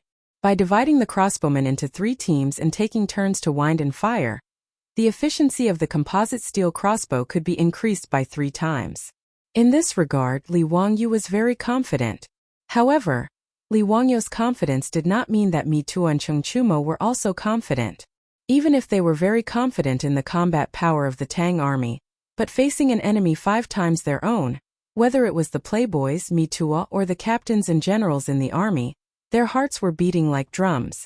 Even Mi Tuo and many others tried to persuade Li Wangyu to retreat, but they were all rejected by Li Wangyu. In this regard, Mi Tuo was also very helpless. He could only secretly order his subordinates of the 100 Cavalry Department to prepare. If the Tang army was defeated, then even if he had to be tied up, he would still rescue Li Wangyu, the Qin king. After Xieli Luo finally decided to fight to the death with Li Wangyu, both sides set up camp on the grassland and faced each other with a distance of 10 li. On this day the wind was light and the clouds were light. It was a good day to kill and set fire. Both sides chose to start the war today. The Tang army blew the first bugle, and the Tang army gathered their men and cavalry into teams. The second bugle sounded, and the army's flags and spears were raised like a forest. The third bugle sounded, and the Tang army lined up to meet the enemy. The wind blew the flags. The war drums sounded, and the Tang army and Shui Yantua stepped out to attack at the same time. Chapter 1037. With the beating of the war drums, Li Wangyu's heart began to beat violently, and his palms were full of sweat. In fact, it was nonsense to say that he had absolute confidence in defeating Shui Yantua. Not to mention other things, just the dense phalanx of Shui Yantua's army on the opposite side made Li Wangyu's scalp tingle. As the saying went, 1,000 men could connect the earth to the sky. 10,000 men could be boundless. At this moment the battlefield in front of Li Wangyu was such a boundless scene, and he could not help but feel nervous. After all, it was his first time facing such a big battle. Last time in Jilong County of Shu Commandery, there were only a few thousand people causing trouble. Compared with the tens of thousands of people now, it was simply child's play and was not worth mentioning. Standing on the observation tower carriage, Li Wangyu was nervous and excited, plus a little bit of expectation and uneasiness, which was contradictory to the extreme. It was understandable that he was nervous and excited, but he was uneasy because he was worried that the Tang army would suffer heavy casualties. After all, this war was purely initiated by him. If it were not for his insistence, according to Mi Tuo's persuasion, the 10,000 Tang soldiers under his command would not appear on the battlefield at this moment. In other words, because of his own selfish interests, these Tang soldiers were facing death, which made Li Wangyu somewhat unable to bear and blame them. After all, Li Wangyu was not a person of this era. Even though he had been in a high position in recent years, he could not treat human lives as nothing. Whether this war was won or lost, the casualties of the Tang dynasty's soldiers were all due to his obsession. Because of Junmo's conferment of Marquis, a general became famous and tens of thousands of bones withered. Sighing silently in his heart, Li Wangyu put away the messy thoughts in his mind and raised his eyes to continue to look at the battlefield. The most important thing now was to win this war. As for other things, they could be dealt with later. If there were casualties in the Tang army, Li Wangyu planned to take out copper coins from his residents to compensate their families, which could be regarded as his goodwill to buy peace of mind. After collecting his thoughts, Li Wangyu raised the binoculars in his hand and carefully observed the disposition of Shui Yantua's army on the opposite side with Chang Chumo and the others. Currently, there were still several miles between the two sides. Both sides were slowly advancing amidst the sound of their war drums and horns. Fighting a war was naturally not like the TV dramas of later generations, where people would shout and charge forward with their heads lowered. Otherwise, if the soldiers were fully equipped with armor and sabers, by the time they had charged a few miles, they would have already collapsed from exhaustion. At that time, how could they fight a battle? Normally speaking, the two armies would advance until they were about 1 li apart, which was about 500 meters away from each other. They would enter the range of the other party's long-range weapons and stop in their tracks. After resting and reorganizing, the battle would officially begin. The 10,000 Tang army was split into the middle and 2 wings. In the middle of the army, there were 2,000 archers, 1,000 Mo swordsmen, and 2,000 jumping soldiers. On the 2 wings, there were 1,000 cavalry. Of course, the 5,000 soldiers in the middle of the army were not squeezed together. Instead, they were arranged into multiple square formations. Actually, there was no need for Li Wangyu and the debauches to worry about these matters. Only the military officers in the army could handle these matters. The only arrangement that Li Wangyu made was that 2 days ago, he summoned the officer in charge of the 2,000 archers. He ordered him to follow his instructions and train those archers to practice the 3-section shooting method. As for Li Wangyu's orders, that Tang army officer did not understand. He even secretly felt that Li Wangyu was messing around. That officer was also an old soldier, so when had he ever seen someone use archers in such a manner? In the past, archers would gather their forces and shoot in a large area to injure the enemy. Archers would rarely shoot directly at the enemy. The main reason was because of the range. They could shoot up to 200 steps and shoot straight up to 100 steps. On the other hand, Li Wangyu's instruction for the archers to practice was to divide all the archers into 3 teams. They had to load their crossbows and fire according to the order, and they had to shoot straight. This went against common sense. As for Li Wangyu's messing around, the officer cursed in his heart. However, there was nothing he could do. He could only follow Li Wangyu's orders and arrange for his soldiers to practice. However, just a day later, that officer was convinced. How could an old soldier like him not see the benefits of the 3-section shooting method? Facing the 50,000 Shui Yantua cavalry today, everyone was nervous. Only this officer in charge of the archers was filled with confidence. He rubbed his palms and was ready to start a massacre. The war drums continued to beat. The carriage that Li Wangyu and the other rich kids were in was pulled by horses and oxen. They followed the footsteps of the soldiers and slowly moved forward in the middle of the army. The distance between the two sides was getting closer and closer. Only when they were 500 steps away from Shui Yantua's army did Li Wangyu order the army to stop. Immediately, the various officers, captains and colonels started to order the soldiers under them to get into formation. This caused the formation that was a little messy due to the march to be in order once again. At the front of the Tang army formation were the jumping soldiers who held swords and shields. The jumping soldiers were equipped with round shields and short swords. They wore light armor and were in charge of close combat to make up for the lack of agility of their comrades who used long weapons. The round shields in their hands were mainly used to defend against the arrow rain. Behind the jumping soldiers were the Mo swordsmen. The Mo swordsmen of the Tang dynasty could be said to be the strongest infantry in the cold weapon era. In history, during the Tianbao era, the Tang army used 20,000 men to fight against the 200,000 Arab army. Even when they were attacked by the rebel army, the Tang army still managed to wipe out 70,000 Arab army, and had 10,000 people successfully retreat. Although the Tang army lost the battle in the end, it made the Arab army feel the terror of the Tang dynasty's Mo swordsmen. Like a wall, men and horses were crushed. This was how the Arabs were shocked by the Mo swordsmen. Behind the 1,000 Mo swordsmen were the 2,000 archers. They were the key to Li Wangyu winning this battle. As for the cavalry on the 2 wings, Li Wangyu did not give them any important tasks this time. They just needed to hold the line. When Shui Yantua's army collapsed, they would chase and clean up the mess. After all, with Shui Yantua's brainless tactics, Li Wangyu was not worried that his 2 wings would be attacked by cavalry. Just as he had expected, Shui Yantua's 50,000 cavalry did not ride horses. Like the Tang army, they lined up in a grandiose formation and pressed down like a dark cloud. The Tang army did not have many soldiers, so they naturally would not take the initiative to attack. Xieli was also clear on this point. He did not expect the Tang army to be so brainless as to take the initiative to attack. After stabilizing their footing, Shui Yantua's army made some adjustments. Xieli waved his hand, and the bugle horn sounded. The 20,000 troops at the front began to march in an orderly manner, pressing down on the Tang army. The 20,000 soldiers moved in unison and gave off a shocking aura. Even from the watchtower at the back, Li Wangyu could feel the ground trembling. At this moment, 80 was following behind Li Wangyu. He was just a herdsman of a small tribe and had never seen such a scene. He could not help but clench his fists nervously as he stared at Shui Yantua's army. With the battle about to break out, Li Wangyu was not nervous. He turned his head and smiled at 80. "Dalang, let's see how I take revenge for the Hu-Root tribe. Believe me, the blood of the Hu-Root tribe will not be shed in vain." 80 nodded his head and squinted his eyes as he looked at the rear of Shui Yantua's army. That was where Xieli was. The 20,000 Shui Yintua's vanguard continued to move forward. The distance between the two sides shortened bit by bit.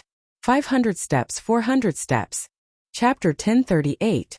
At this moment, they had already entered the shooting range of the Tang archers. After changing to the mighty sky crossbow, the shooting range was 400 steps away. The lieutenant commanding the archers could not help but turn to look at the observation tower. But he saw that Li Wangyu did not say anything at all. He just looked at the approaching Shui Yintua's army expressionlessly. 300 steps. 200 steps. The archers of Shui Yintua's vanguard were the first to attack. They raised the bows in their hands and began to shoot arrows at the Tang army. The Tang army's jumping soldiers immediately raised the round shields in their hands to block the arrow rain. Shui Yintua's vanguard had a total of 20,000 people. Among them, there were more than 5,000 archers. For a moment, the black mass of arrows poured down like raindrops. It was a terrifying sight. 200 steps or 300 meters was actually the maximum shooting distance of a bow and arrow. Although the arrow rain of Shui Yintua's vanguard was very dense, the damage to the Tang army was pitifully small. Not to mention that the round shields in the hands of the jumping soldiers could block the arrows.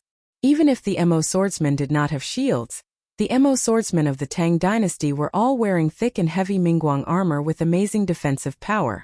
These arrows that were shot from the maximum shooting range did not have much kinetic energy. How could they penetrate their armor?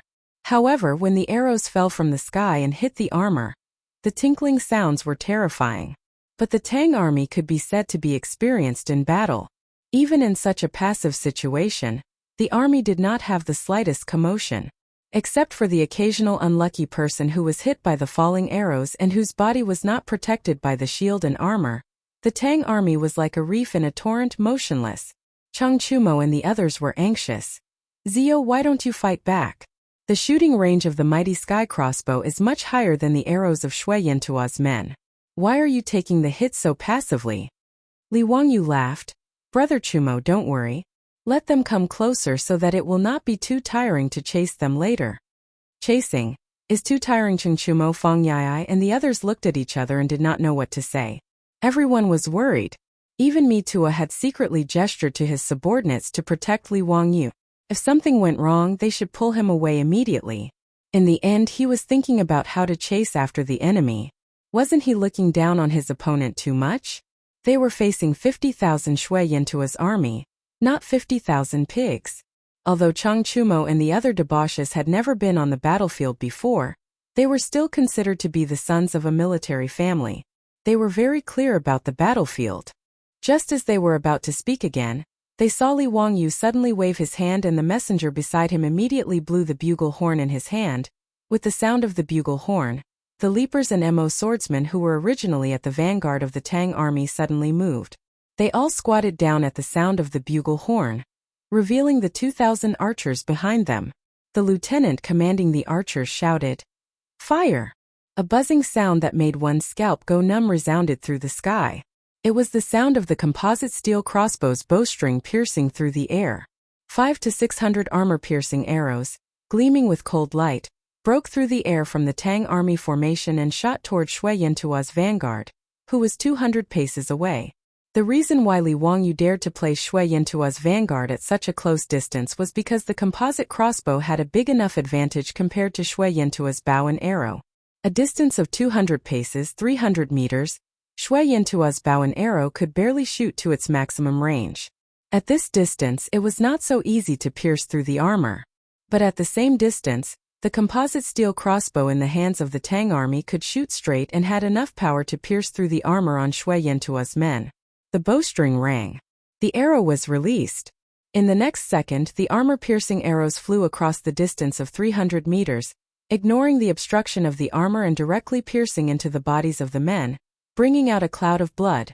The 2,000 archers of the Tang army, according to Li Wangyu's order, were divided into 3 rows, with 500 to 600 men in each row. After a round of shooting, the archers in the first row immediately turned around and began to load the crossbow and arrow. The second row of archers stepped forward, raised their crossbows and aimed. Following the lieutenant's command, they pulled the trigger and shot out another arrow. Then, without hesitation, They turned around and retreated in the blink of an eye. The 2,000 archers of the Tang army had completed a 3-stage shooting. 2,000 armor-piercing arrows were shot out, and Shui Yintua's vanguard army was instantly stunned by this wave of arrows. 2,000 armor-piercing arrows directly shot down 700 to 800 of Shui Yintua's soldiers. Even if they were wearing armor and holding round shields, they still could not block the arrows that were like meteors and lightning. The army that was originally marching in unison, and following the sound of the war drums instantly melted. Countless miserable cries resounded throughout the grassland. The captain who was in charge of commanding Shui Yintua's vanguard army could not help but feel his heart beating wildly. How could he have imagined that the Tang army's crossbows would have such great power? Before Shui Yintua's men could react, the next wave of arrows from the Tang army had already taken away another 200 to 300 lives. The 2,000 archers of the Tang army, under the command of the lieutenant, were like a precise machine, continuously shooting out the fatal arrows in their hands. In just 2 rounds of shooting, Shui Yintua's vanguard army had already lost close to 2,000 bodies, and the number of injured was uncountable. In just a moment, Shui Yintua's 20,000 vanguard army was on the verge of collapsing. Many people in the future thought that wars in the era of cold weapons had heavy casualties, but in reality this was not the case. In the era of cold weapons, an army that could withstand 30% of the casualties was already considered an iron army that could shake the world. Normally speaking, 5% of the casualties was enough to cause an army to collapse. After all, in the era of cold weapons it was not an easy thing to use a knife to kill people. The best way to show the advancement of human technology was to increase the efficiency of killing people with weapons. It was also because of this that the 2 world wars brought about tens of millions of casualties, causing the world to tremble. The composite crossbow that Li Wangyu made, compared to the other crossbows of this era, was an out-and-out killing weapon. A crossbow that was equivalent to 4 stones was originally a large ballista that was difficult to move, and used to defend cities. How could Shui Yintua's men know that 2,000 archers were equivalent to 2,000 large ballistas? Compared to the slow speed of the ballista, the firing speed of 2,000 archers could not be compared. In this way, it was not surprising that Shui Yintua's vanguard army was stunned. Looking at the wailing and screaming soldiers of Shui Yintua's army being shot to death, Chang Chumo, Mituo, and the others in the watchtower carriage were so shocked that their jaws were about to dislocate. Everyone's mouth was wide open as they looked at this cruel and bloody but extremely efficient killing. Damn it, even killing pigs would not be so fast, right? This was the only thought in Chang Chumo's mind at this moment. Shui Yintua's vanguard army did not even have time to charge and break through the enemy lines before they were defeated.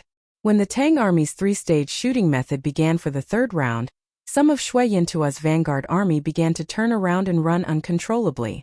These fleeing soldiers were like an avalanche, causing the originally orderly army formation to collapse in an instant. All of Shui Yintua's men turned around and ran in terror. Squeezing, trampling, fleeing for their lives. The 20,000 vanguard army was defeated in one blow. These 2 days my waist has been acting up and I can't sit still. It's really uncomfortable and I don't want to write, so I stopped updating yesterday. Today, Shuchi popped up to recommend a small outburst. There should be another update later tonight. Chapter 1039. From the moment both sides entered the battlefield to the moment Shui Yintua's men launched their attack to the moment they collapsed, it was only the time for an incense stick to burn. Such a fast battle process, not to mention Mituo and the group of debauches, even Xieli Xiu's jaw was about to be dislocated.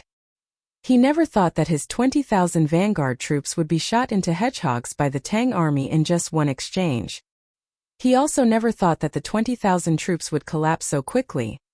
What was worse was that when the 20,000 soldiers who were scared out of their wits threw away their armor and ran for their lives, Xieli Xiu's 30,000 troops were the first to bear the brunt of the attack.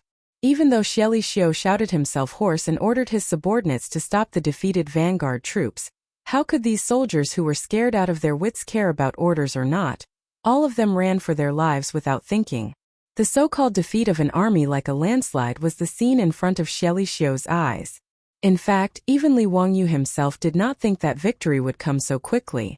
Even if he was sure that the 3-stage shooting method of the composite steel crossbow could defeat the enemy, he did not expect that with just 3 rounds of shooting, It would defeat the 20,000 vanguard troops and cause the enemy to collapse.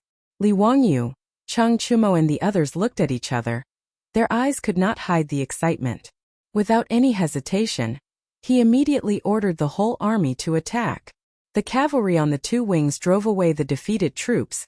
The 7,000 infantrymen pressed on and continued to expand the battle results. The Tang army's jumping soldiers and Modeo soldiers also did not think that before they even had the chance to attack, the enemy would be defeated. After hearing the battle drums, how could these jumping soldiers and Modeo soldiers let the archers have the advantage? All of them roared and rushed out, starting to chase the crazily fleeing enemies. And the arrows in the hands of the 2,000 archers did not stop for even a moment. They just changed from straight shooting to projectile shooting. The range of 400 steps, the distance of 600 meters, completely became the path of death for Shui Yintua's army. No matter how fast Shui Yintua's men ran, they could not outrun the speed of the crossbows. The world record of the future Olympic Games was 9:58 seconds for the 100 meters race. Even Usain Bolt, the Jamaican sprinter, would need more than 30 seconds to run 300 meters. However, these tens of thousands of people turned around and fled. They were wearing heavy armor. No matter how fast they ran, how fast could they be? By the time Shui Yantua and his men ran out of the shooting range of the Tang dynasty's crossbows, the archers of the Tang army had already fired at least 5 or 6 times, throwing out nearly 10,000 arrows. Even if the projectile shots didn't have any accuracy to speak of, such a concentrated barrage of shots still caused Shui Yantua's vanguard to leave behind close to 1,000 corpses. People kept falling to the ground after being hit by arrows, wailing in pain. As for those who were trampled and crushed to death by their companions, there were countless of them. Therefore, Shui Yantua's vanguard army fled even faster. It wasn't until the swing soldiers and Mo swordsmen rushed into the crossbowmen's range that the lieutenant commanding the crossbowmen cursed and ordered his subordinates to cease fire. He put down the crossbows in his hands and quickly ran forward, preparing to support the swing soldiers and Mo swordsmen. However, it was clear that the current situation on the battlefield did not allow the crossbowmen to show their power again. Even the leapers and Mo sabers of the Tang army could not get any results. Shui Yantua's 50,000 troops were defeated. Shui Yantua's men hated the fact that they were born with 2 more legs when the 2,000 cavalrymen from the 2 flanks pressed forward. Although the 30,000 middle army led by Xylixer was not attacked by the Tang army at all, under the influence of the defeated vanguard, he did not even have the chance to reorganize the attack before he was defeated. Seeing that the situation on the battlefield was worsening, Xieliku's guards did not dare to be negligent. They hurriedly carried Xieliku and began to retreat. With this push, the morale of Shui Yantua's army became even more dispirited. They didn't even have the thought of resisting. More than 40,000 soldiers spread their legs and ran madly towards the rear camp. No matter what, their war horses were in the camp. As long as they could snatch the horses, they would be able to escape. Tens of thousands of soldiers rushed back to the campsite, crying and yelling, and began to fight for the horses. Many of Shui Yantua's cavalrymen even pulled out their sabers and slashed at their comrades in order to snatch a horse, just to be one step ahead of the Tang army's pursuit. Shui Yantua's army was in complete chaos. A quarter of an hour ago, Xieliku, who was still complacent and felt that he could annihilate the Tang army with 50,000 soldiers, could not even cry at this moment. He rode on the back of the horse in a daze. He turned his head to look at the smoke rising from Shui Yantua's camp. His heart was filled with mixed feelings. Other than the 5,000 wolf cavalrymen who had been guarding beside Xieliku, he had lost 1/4 of Shui Yantua's forces in this battle. The more Xieliku thought about it, the more sullen he felt. Under the stimulation of his blood, his vision turned black and he fainted. If not for the quick reaction of the guards beside him, Xieliku would have fallen off the horse. The 5,000 wolf cavalrymen did not dare to delay. They surrounded Xieliku and began to run madly in the direction of Overseer Mountain. When the Tang army flattened Shui Yantua's camp, other than the 2,000 cavalrymen who chased for 20 li, the rest of the Tang army did not bother to chase after the fleeing Shui Yantua's men. Although the battle ended quickly, Li Wangyu still ordered people to clean up the battlefield and treat the wounded. When the sun had set, the military clerk had already sent him the statistics. In today's battle, The Tang army killed more than 3,000 of Shui Yantua's cavalrymen. Most of them died under the heaven-raising crossbows. They captured more than 6,000 people, seized close to 10,000 horses, and more than 10,000 cows and sheep. The Tang army only had a few dozen injured and a few dead. When Mitua, Chongchumo and the others saw the battle report, their eyes lit up. This battle could be said to be a great victory. Haha, congratulations, Your Highness, congratulations, Your Highness. The old slave has never seen such a smooth victory. After today's battle, Your Highness's name will definitely resound throughout the grassland. Mitua did not hesitate and immediately gave a series of flattery.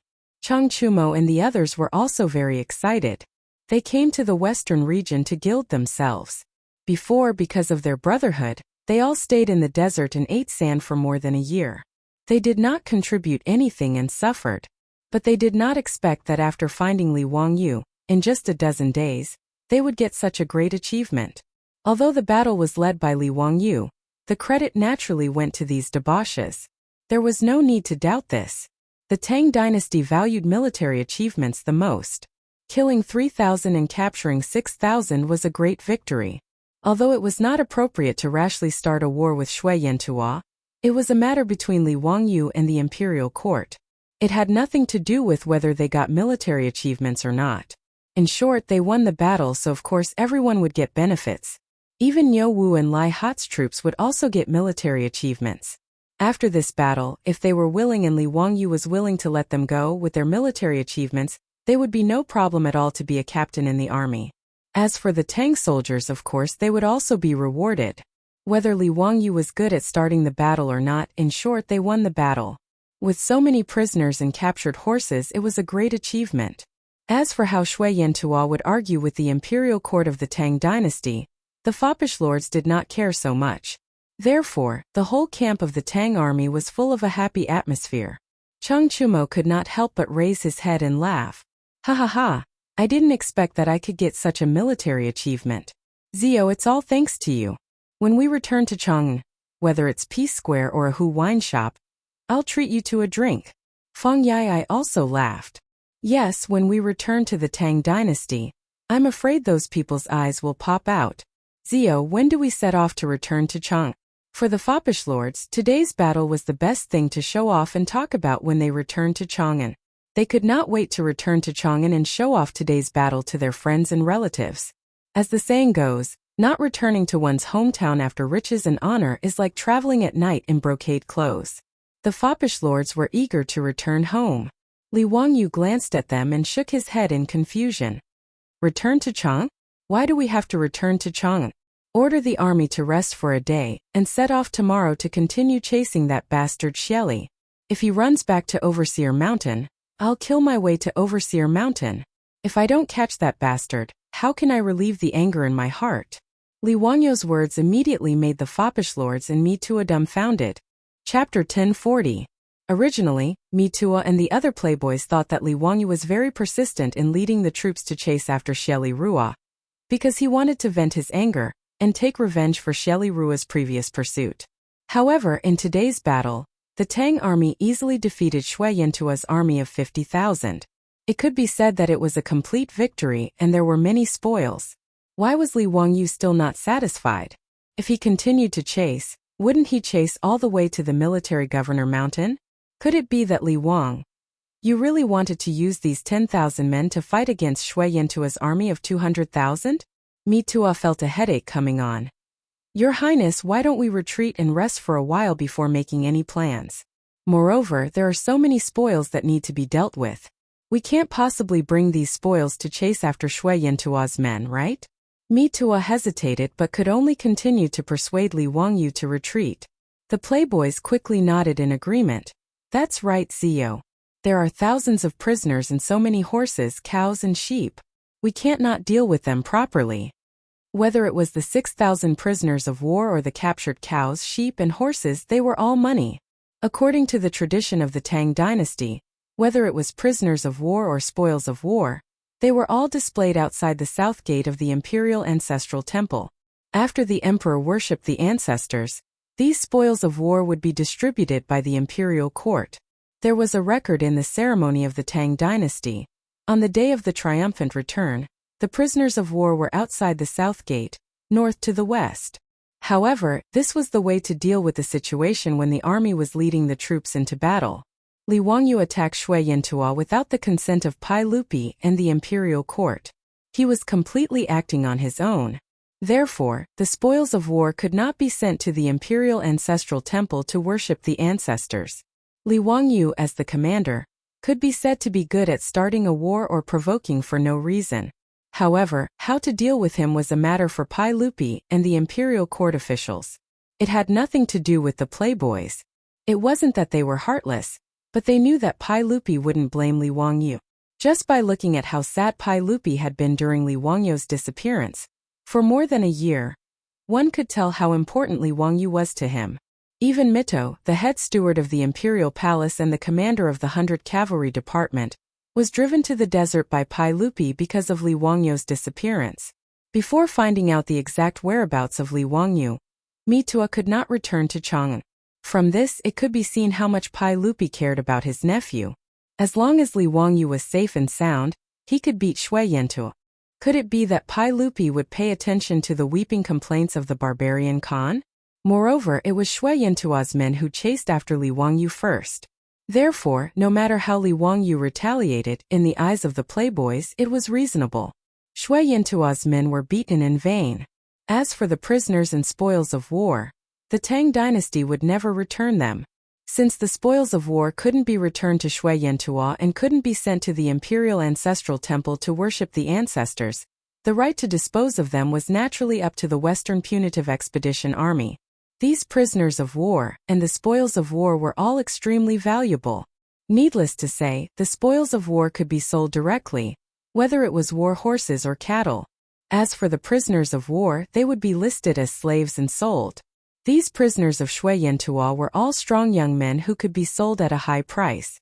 As for the spoils of war, everyone in the Western Punitive Expedition Army would get a share of it. It was just that the amount was different.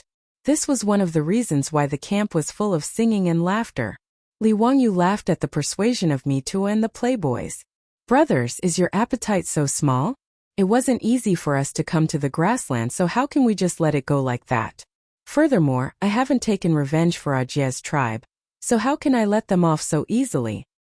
His words made it hard for the playboys to reply. They exchanged glances and kept silent.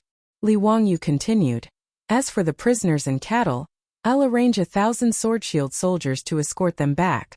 We'll rest for a day and continue tomorrow to chase Shelly Khan. Brothers, don't worry. Isn't the strength of the heaven-raising crossbows enough to prove it? So what if Shui Yantua has 200,000 troops? They're just chickens and dogs, unable to take a single hit. Brothers, think about it. If we can fight our way up to Military Governor Yu Mountain, how many prisoners can we get? If we can capture that bullshit barbarian Khan back to Chang'an and let him accompany Shelly Khan, wouldn't that be even better? That is something that can leave one's name in history. No less than General Fei and Marquis Champion. Brothers, don't you want to try?" The General Fei and Marquis Champion that Li Wangyu was referring to were naturally Li Guang and Hua Tsubing. When Chang Chumo and the others heard those words, their eyes turned red from the stimulation. If they could stand shoulder to shoulder with Li Guang and Hua Tsubing, how glorious would that be? Fang Yai directly punched his own palm. "Bastard, let's do it. Ziyu is right. So what if Shui Yantua has 200,000 troops? They're just chickens and dogs." Today, Shui Yantua's 50,000 troops were shot down by the crossbows in an incense stick's time. I think that even if they had a few times more men, it wouldn't be a big deal. Haha, that's right, that's the theory. Ziyu's 3-part shooting technique is simply too exquisite. I don't believe that those Shui Yantua people can block such a dense barrage. Chai Linggu also laughed out loud. The future that Li Wangyu described to the playboys was simply too tempting. If they could really conquer Mobe with just 10,000 Tang cavalry, then when they returned to Chang'an, wouldn't they be too arrogant?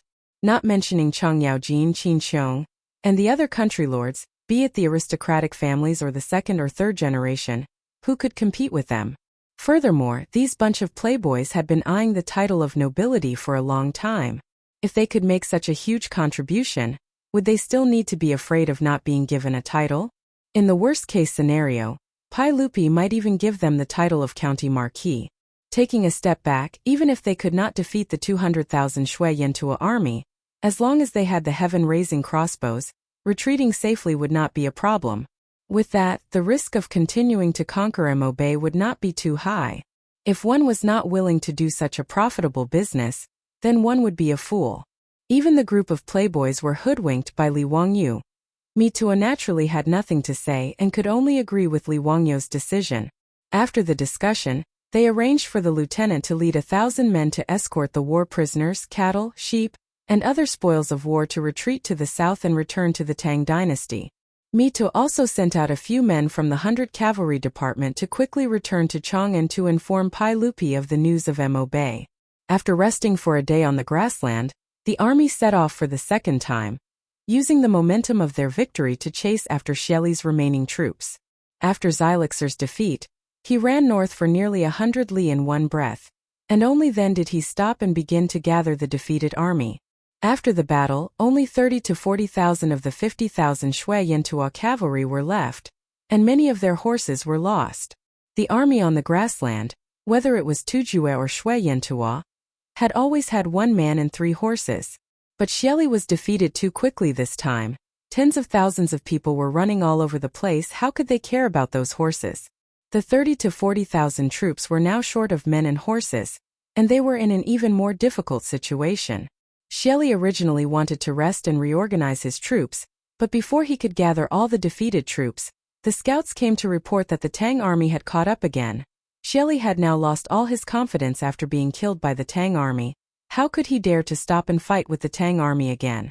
Without hesitation, he immediately led Shui Yantua's remaining troops to run north, and at the same time sent out fast horses to ask for help from his father. Putting aside how Li Wangyu was chasing after Xieli at this time, outside Chang'an City, several exhausted horses, covered in dust, were currently galloping over from the northwest. Chapter 1041. Dingzhou Village, Hu County, the Prince of Qin's residence.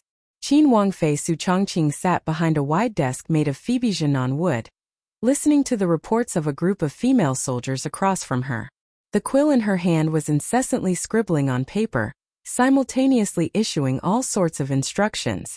In the eastern and western markets, as well as in the various workshops, we must demand a uniform price for those who sell our wine. If anyone refuses to comply, we will immediately stop selling. The quality of the glassware produced in the workshops is still too low. Pass down the order that any craftsman who can resolve this problem will be rewarded with 100 taels of gold. I have already discussed the fluctuations in Chang'an's grain prices with Her Imperial Highness the Empress. The enemy will transport grain from Shu County as soon as possible. No matter what, Chang'an's grain prices must be stabilized. The lingerie workshop also needs to recruit another batch of seamstresses.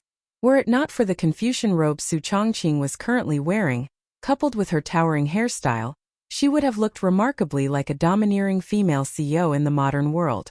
After taking care of all matters, Su Changqing dismissed the female soldiers.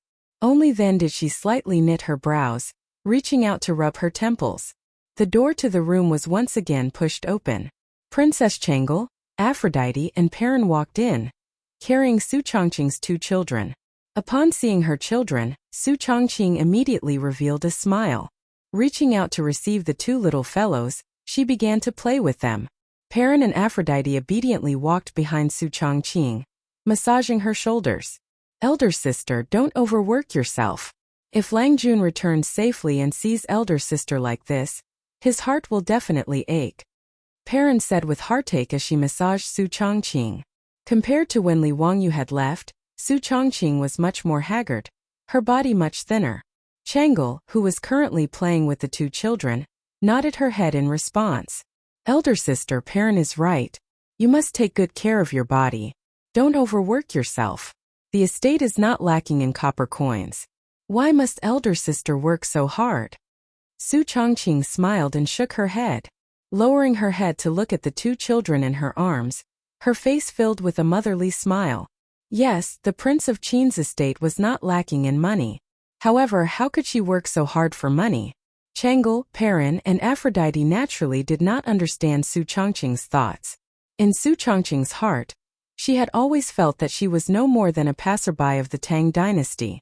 Ever since that incident she had, and of course of course Su. If not for the fact that she had just become a mother and was worried about her children, she probably would have run off to the desert to look for Li Wangyu.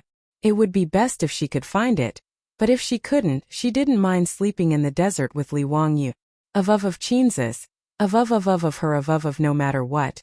She had to build a future for her children that was enough to provide them with food and clothing. In Su Changqing's opinion, although her 2 children had just been born and already had titles of nobility, and the estate was not lacking in copper coins, these were not enough for her children to live a carefree life in this world.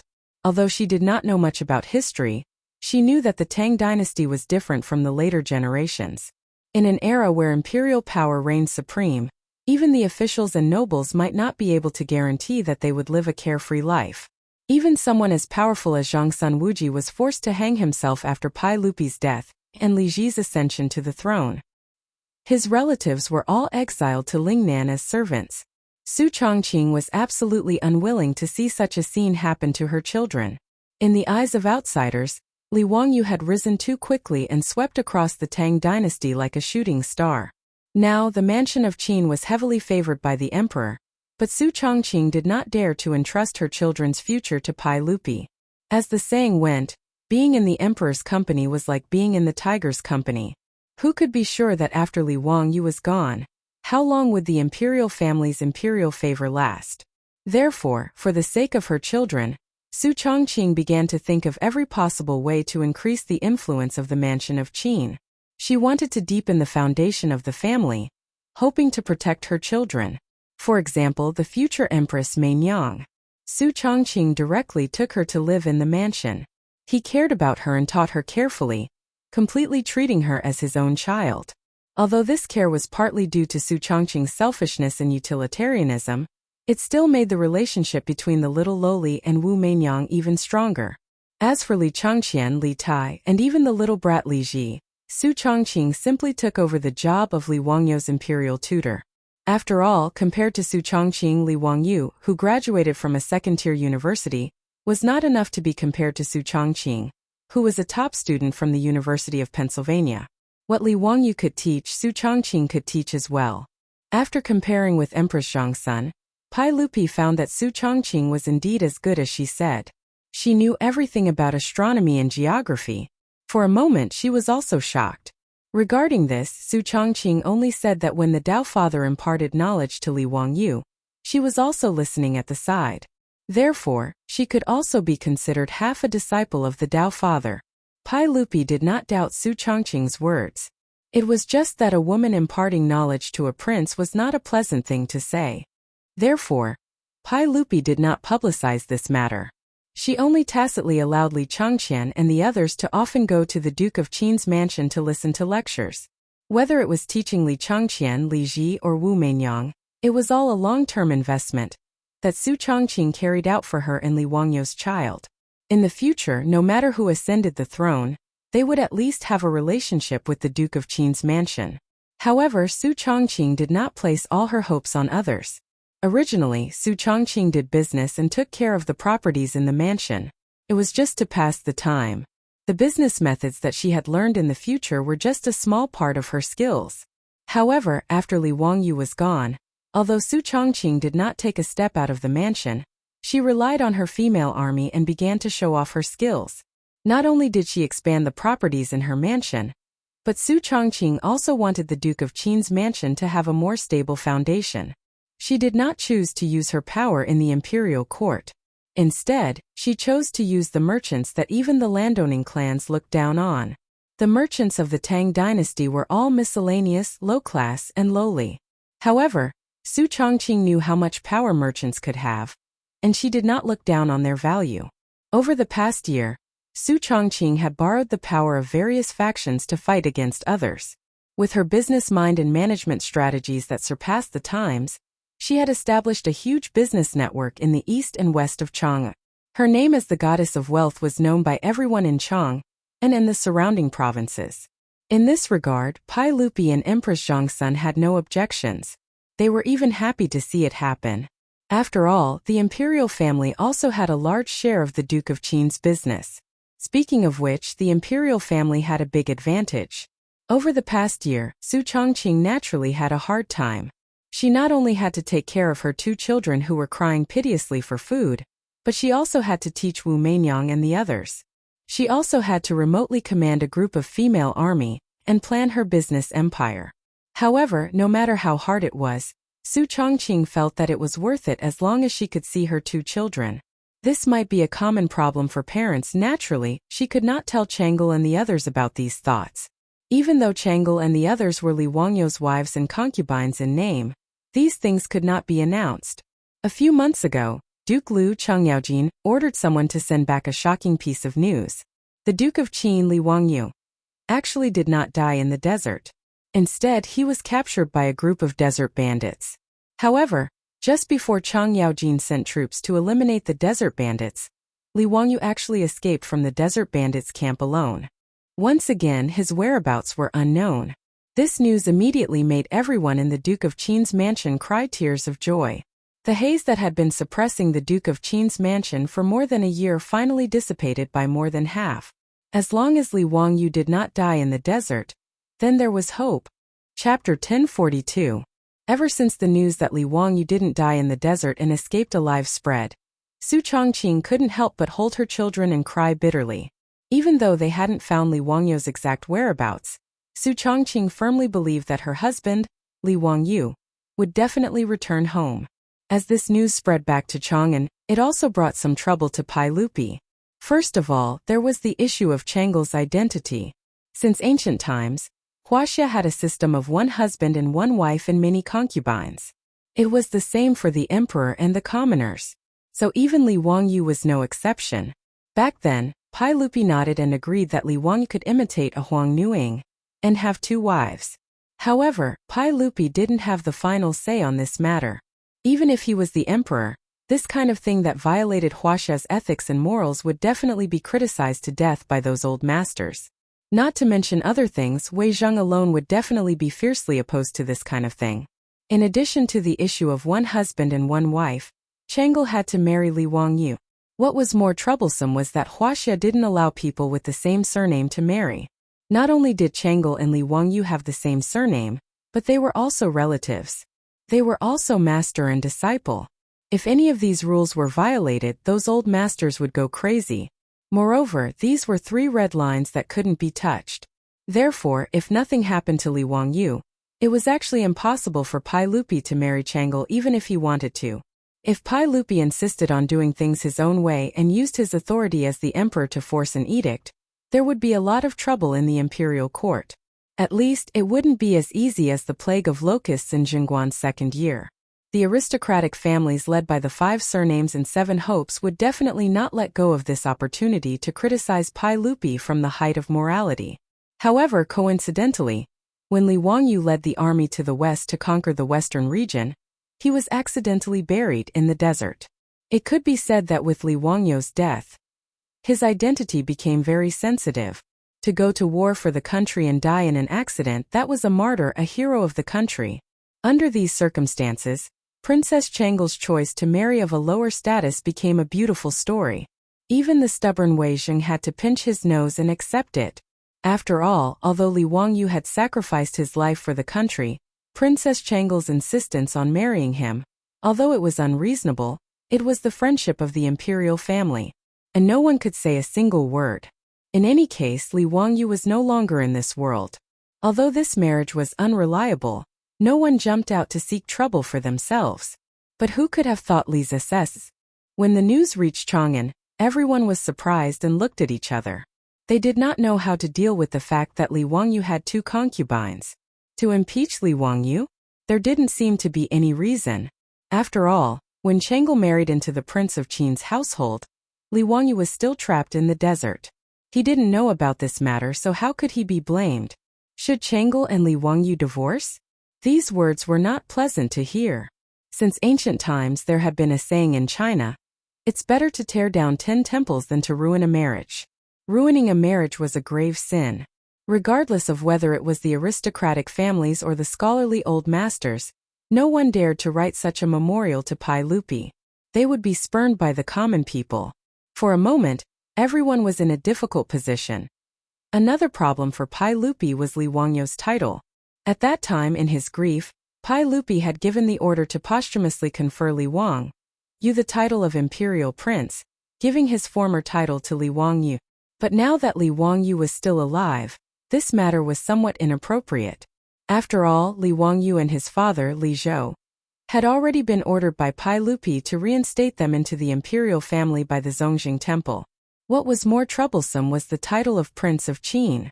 Prince of Qin was Pai Lupi's title before he ascended the throne after the Xuanwu Gate incident. To a certain extent, Prince of Qin represented Pai Lupi. This was also the reason why in the Tang dynasty, no one had been conferred the title of Prince of Qin except for Pai Lupi. But now that Li Wangyu was still alive, this title was rather inappropriate. Pai Lupi had also figured it out at this time. He was somewhat regretful and felt that he had been too hasty at that time. He wanted to confer the title of Li Wangyu again, but this matter had already been issued and the imperial envoy had heard of it. Li Er also wanted to save face. He was a little embarrassed to do this kind of thing that changed orders all the time. In short, the news that Li Wangyu was still alive made Pai Lupi very happy, but it also brought him a lot of trouble.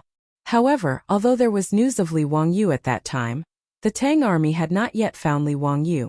Therefore, although this matter was rather troublesome, it was not urgent. The most important thing was to find Li Wangyu's exact whereabouts. That was the most important thing. In the 5th month of the 7th year of Zhongguan, several secret agents of the 100 Cavalry Department rushed back from the western regions and finally brought good news to Pai Lupi. Mi Tua Changchumo and the others led 10,000 Tang cavalry and rescued Prince of Qin Li Wangyu in the desert. What the secret agents of the 100 Cavalry Department brought back, other than Mi Tuo's memorial, there was also Li Wangyu's handwritten memorial for Pai Lupi and a letter for Su Chongqing. This was what Li Wangyu hurriedly wrote down before he led the Tang army into the grassland to pursue Xieli, and let me to order people to bring it back to Chang'an. In the memorial presented to Pai Lupi, Li Wangyu explained his whereabouts in the past year, and the reason why he led the troops to pursue Shui Yantua's wolf cavalry. Pai Lupi carefully read this short memorial several times. He was both happy and angry. He was happy because he found Li Wangyu, but angry because he targeted Shui Yantua and the barbarian Khan.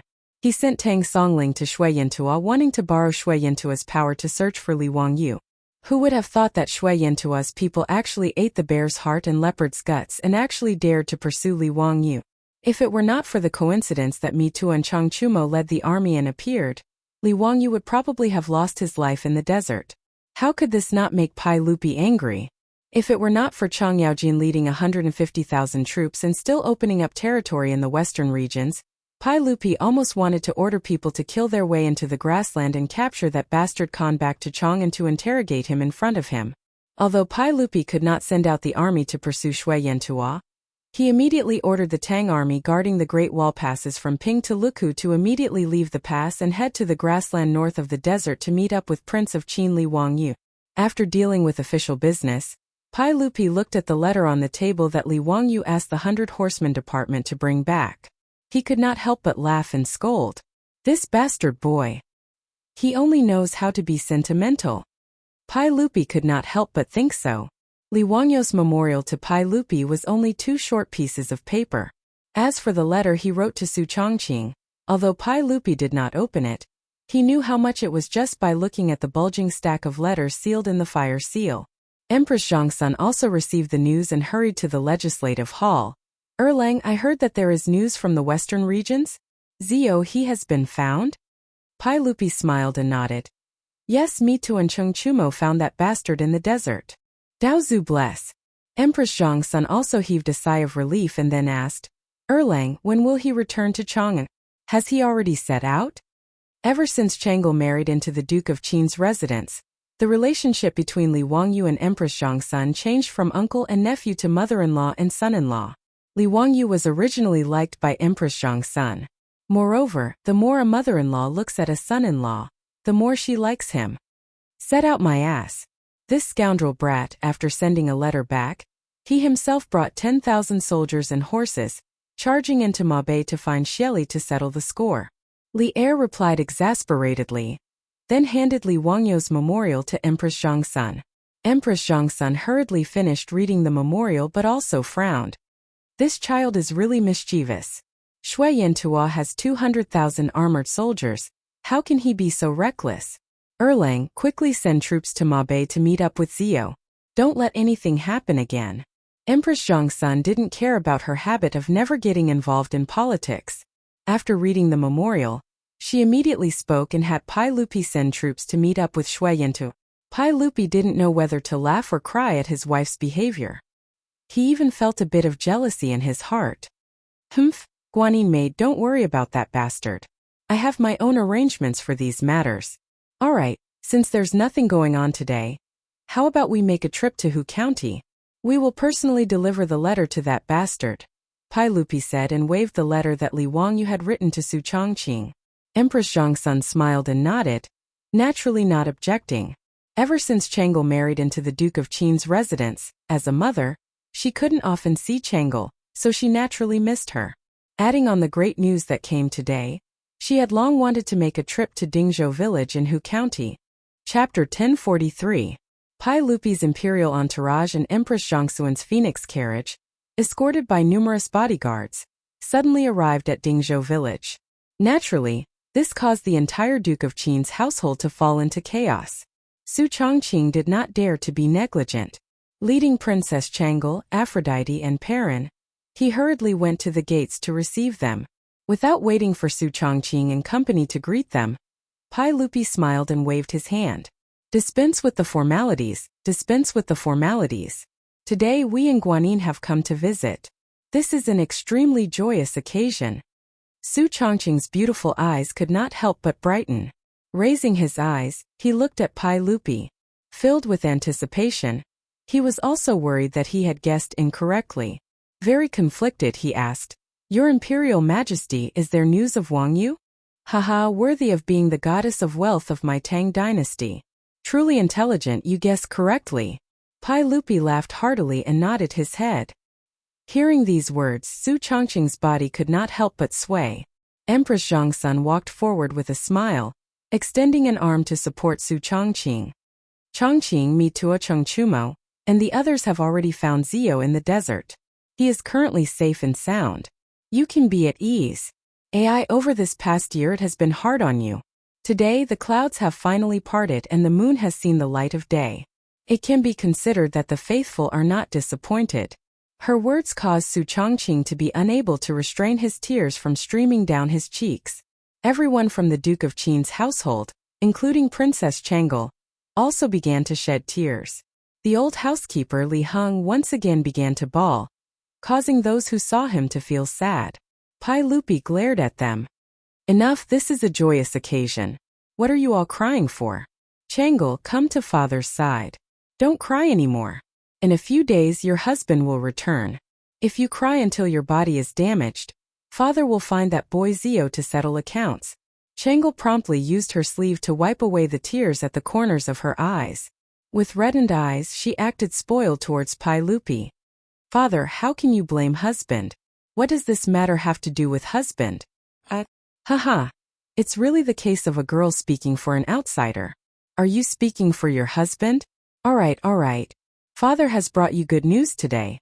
Hurry up and prepare some good food and wine for father and mother to express your gratitude. Pai Lupi doted on his eldest daughter, Chang'an, the most. What he said just now was just to tease her. Su Chongqing hurriedly ordered Li Heng to prepare a banquet. He then respectfully welcomed Pai Lupi and Empress Zhongsun into the mansion and sat down. Not to mention how excited Su Chongqing was when he saw Li Wangyu's handwritten letter, and how jubilant the Qin mansion was at this time. In Shui Yantua's court on Mount Yu military governor, there was a tense atmosphere of mutual hostility. Xieli Dao's army of 50,000 was defeated by the Tang army's 10,000 armored cavalry in one strike. They fled toward the north with the wind in their eyes. Naturally, with the fastest speed, this matter was sent back to the imperial court of Overseer Mountain by fast horse. After the barbarian Khan and Tang Songling parted on bad terms last time, they both hoped that their son would bring him good news. As long as Shui Yantua's army could defeat the Tang army, He could vent his anger in front of Tang Songling. However, no matter how much the barbarian Khan calculated, he did not expect that his army of 50,000 would not be able to defeat the Tang army's 10,000 cavalry. After knowing this matter, the barbarian Khan directly smashed his most beloved jade cup in the king's tent and took out the scimitar at his waist, cutting the furnishings in the king's tent into a mess. Even the guards beside him were dragged out by the barbarian Khan because of some small matter, and were directly trampled to death by the galloping horses. For a time, everyone in the king's tent was as silent as cicadas in winter. They did not dare to breathe loudly, fearing that they would cause the Khan to die in vain. After venting for a while, the barbarian Khan once again ordered people to summon Tang Songling. Assistant Minister Tang, that Tang dynasty's king of Qin has gone too far. Does the Tang dynasty really want to make me, Shui Yantua, an enemy?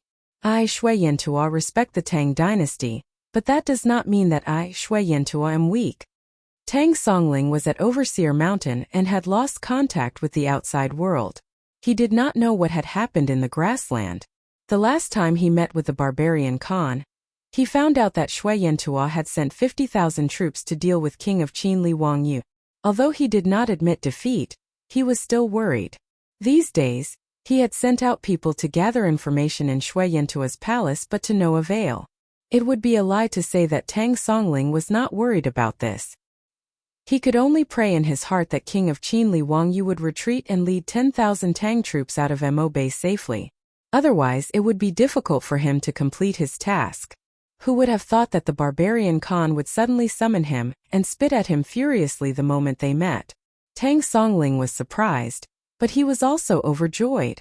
Without a doubt, Shui Yantua and his men must have suffered a great loss for the barbarian Khan to lose his composure. He did not know what the king of Qin had done with the 10,000 troops, but there was no doubt that they must have taught Shui Yantua a lesson. That was why the barbarian Khan was so angry. Tang Songling could not help but laugh. Haha, barbarian Khan, I have already said this. Have you forgotten your identity? As a subject of His Majesty, how dare you say such disgraceful words? Making an enemy of the Tang dynasty? Is Shui Yantua worthy? You! How dare you! The barbarian Khan was like an enraged bull. His eyes were red as he pulled out a machete from his waist and placed it on Tang Songling's neck. If you want to die, I will fulfill your wish. Haha, barbarian Khan, if you are willing to bury Shui Yantua with me, just cut off the machete in your hand. If I blink, I will give my head to barbarian Khan to kick like a ball. Tang Songling was not afraid. Instead, he stretched his neck forward. It had to be said that the officials of the early Tang dynasty were all martial artists and had a sense of pride in their bones. It was even more so when they faced the barbarians of the grassland. The Tang dynasty was their strongest backing. Those who offend the emissary of the Tang dynasty will be killed. If you are disrespectful, I will destroy your country.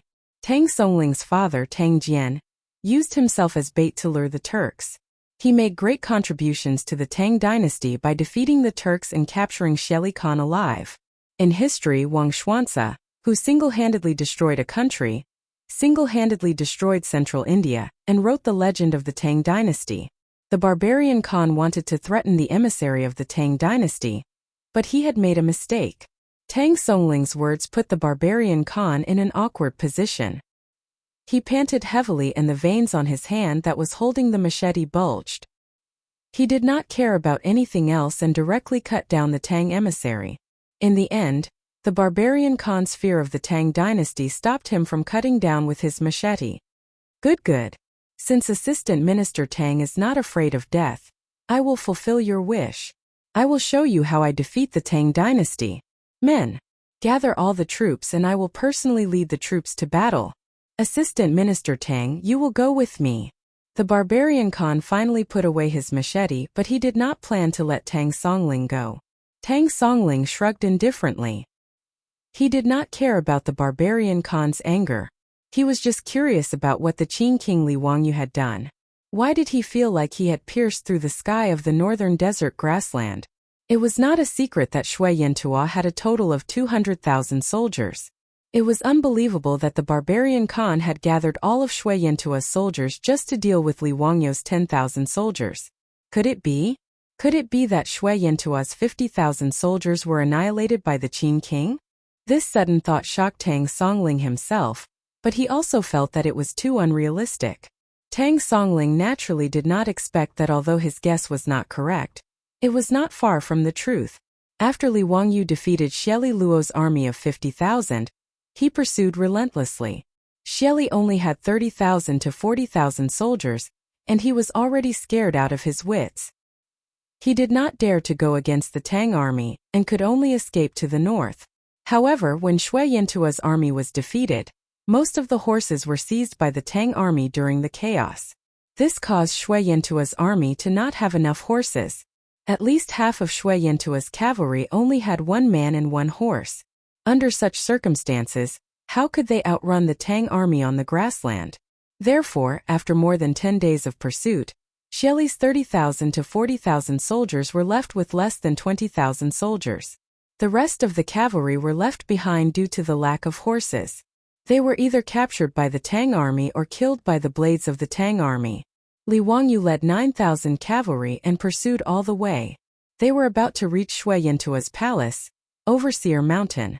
At this time, the remaining 150,000 soldiers of Shui Yintua had already gathered at Overseer Mountain. They had already set up camp and were waiting for the Tang army to arrive. Chapter 1044. Pai Lupi ordered the Tang army stationed along the Great Wall to leave the pass and enter the desert to meet the king of Qin. Naturally, the generals did not dare to delay. After receiving the order, the Tang army stationed at several passes left the pass and entered the Mabe grassland. The Tang dynasty did not attach importance to the Great Wall. Unlike the Qin and Han dynasties, the Tang dynasty did not rely on the Great Wall to defend the grassland tribes. If the nomads from the north came to invade, the Tang dynasty would just mount their horses and charge into the grassland, killing the nomads until their faces turned pale. Therefore, the Tang army stationed at several passes along the Great Wall did not have many soldiers. Their main task was to patrol and warn, not to defend. The Tang army stationed at several passes totaled only 5,000 to 6,000 men. Compared to Shui Yintua's army of 200,000, it was just a drop in the ocean. However, the Tang army did not take Shui Yintua's threat seriously. After receiving Pai Lupi's order, the 5,000 to 6,000 Tang cavalry immediately charged into the grassland. It was not that the Tang army was muddle-headed and thought that they were supermen who could fight 100 men. It was because they were like Tang Songling, who had the solid support of the Tang dynasty. Therefore, they did not take Shui Yintua seriously. Unlike the 10,000 Tang cavalry led by Li Wangyu, they were attacking Shui Yintua privately under the order of Li Wangyu. However, the several thousand Tang army stationed at the Great Wall came out under the order of the emperor. The meaning was different, so was the morale. They did not believe that Shui Yintua dared to fight with them. The Tang flag in their hands was the embodiment of Pai Lupi's will in the Mabe grassland. The boundary between the Tang dynasty and Shui Yintua was the Great Wall. In addition to the Tang army stationed by the Tang dynasty, Shui Yintua also had several thousand cavalry stationed here. When the Tang army swarmed out of the pass, Shui Yintua's people were shocked. They quickly formed a formation to stop the Tang army from entering the grassland. However, the 5,000 to 6,000 Tang army did not care about the Shui Yintua cavalry stationed outside the Great Wall. They rode their horses directly into the grassland and headed north. Shui Yintua's cavalry looked at each other, but they did not dare to wave their swords and spears at the Tang army. A few of Shui Yintua's kiliarchs discussed for a while, and did not know how to deal with it. They could only lead their subordinates to catch up with the Tang army, and follow behind them from a distance. At the same time, they sent someone to send a message and ask for countermeasures. The 5,000 to 6,000 Tang soldiers did not even bother to pay attention to Shui Yintua's men who were following them. They just went north to look for King of Qin. However, they did not expect that a few days later, they would encounter the 1,000 men that Li Wangyu had ordered to escort the captives and spoils of war. After a brief communication, the two sides figured out what had happened. The Tang army that was ordered to come out of the pass to receive the King of Qin was surprised, happy, and envious. He was shocked because Qin Wang was so bold. With only 9,000 men, he dared to go straight to Overseer Mountain and cause trouble for Shui Yintua's people. They were happy that they had the exact whereabouts of the Duke of Qin, Li Wangyu. At least they didn't have to wander around the grasslands. As for the envy, it was naturally because of the thousands of prisoners and the many spoils of war in front of him. As for the Shui Yintua's cavalry that was following the Tang army from afar, they naturally saw this scene and were both shocked and angry. How could they not be angry when they saw that thousands of their fellow soldiers were captured by the Tang army? Moreover, the Tang army's purpose of escorting them south was self-evident. Naturally, they were preparing to escort them back to the Tang dynasty. How could these Shui Yintua's cavalry let this happen? Now that things had come to this, even if these Shui Yintua's cavalry were unwilling to have a conflict with the Tang army, they could not bear it anymore. If they really watched as the Tang army escorted their fellow soldiers back to the Tang dynasty, then they would not be able to stay in the North Desert grasslands anymore. They would definitely be beheaded by the furious barbarian Khan. Therefore, a small-scale battle broke out. Thousands of Tang army against the same number of Shui Yintua's cavalry. The prosperity of the Tang dynasty first came from the strength of its military. In a situation of the same scale, the Tang army could be said to be invincible. Therefore, the outcome of this small-scale battle was self-evident. 2 hours later, the defeated Shui Yintua's cavalry fled north, battered and exhausted, while the Tang army's troops heading south gained another few hundred captives. After defeating the Shui Yintua's cavalry, they did not dare to delay any longer. After handing over the captive Shui Yintua's cavalry to the Tang army's cavalry heading south, they galloped in the direction of the military governor mountain. These Tang army soldiers were ordered to come out of the mountain pass. No matter what, they had to meet up with Li Wangyu. Otherwise, they would not dare to return like this. When they heard that His Highness King of Qin only commanded 9,000 men and horses to head straight to the military governor mountain to challenge Shui Yintua's army of 200,000, these Tang army soldiers felt a chill down their spines. They did not think that the King of Qin could win. Even if they had a few thousand men, compared to Shui Yintua's army of 200,000, it was still a drop in the bucket. Now that they were heading straight to the military governor mountain, they might just be sending themselves to their deaths. However, even if the road ahead was bleak, these Tang army soldiers did not dare to turn their horses around and head south to return to the Great Wall. Whether it was because of Pai Lupi's order or because they wanted to rescue the King of Qin, they could only brace themselves and continue forward. As soldiers, even if there was a mountain of blades and a sea of flames in front of them, they had to give it a try. If they did not succeed, they would die trying. Li Wangyu, who was thousands of miles away, naturally did not know about this small battle that happened on the grassland. At this time, he had already led 9,000 men and horses to chase after the frightened Xieli all the way to the military governor mountain. Only then did he stop his footsteps. The scouts in the army reported that Shui Yintua's army's camp was located 20 miles ahead. According to the banners on the camp, it was certain that Shui Yintua's barbarian Khan had personally set out to battle and was currently in that camp. Li Wangyu was not so arrogant as to directly go head-to-head with Shui Yintua's army of 100,000. After ordering people to set up camp, he led Mitua and a group of silk pants up a small hill nearby, preparing to personally observe the situation of the enemy. However, when they climbed up the hill and used binoculars to look at Shui Yintua's camp under the protection of his personal guards and troops, their faces became quite ugly. Even if Li Wangyu knew how stupid Shui Yintua's dismounted cavalry formation was and where its fatal weakness was, when he saw Shui Yintua's camp not far away, he could not help but feel his heart tighten. With an army of 100,000, its camp area stretched for several miles. As far as the eye could see, Shui Yintua's banners were fluttering in the wind and countless cavalry were galloping around the camp as a warning. In Shui Yintua's camp, there were even more people moving about and the neighing of horses could be heard incessantly. Even if Li Wangyu's psychological quality was not bad, when he saw this camp of 100,000 people, he still felt shocked. In fact, Li Wangyu was not unaware of what a camp of 100,000 soldiers looked like. The army he had led to the west previously had 150,000 people, which was not inferior to Shui Yintua's army in front of him at all, or even better. However, he had never looked at the camp of the Tang army from a high place. Being in the camp, he did not realize that looking at the camp of 100,000 soldiers would be so shocking. Chang Chumo and the others also had ugly expressions at this moment. Chai Lingwu could not help but swallow his saliva.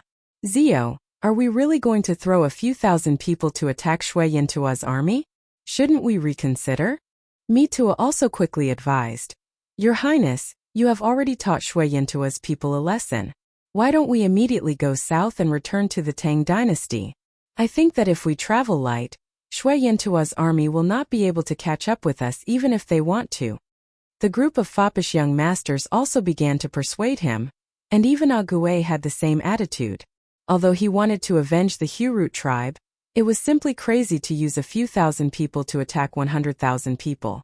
Li Wangyu was persuaded by the crowd, but his heart was beating like a drum.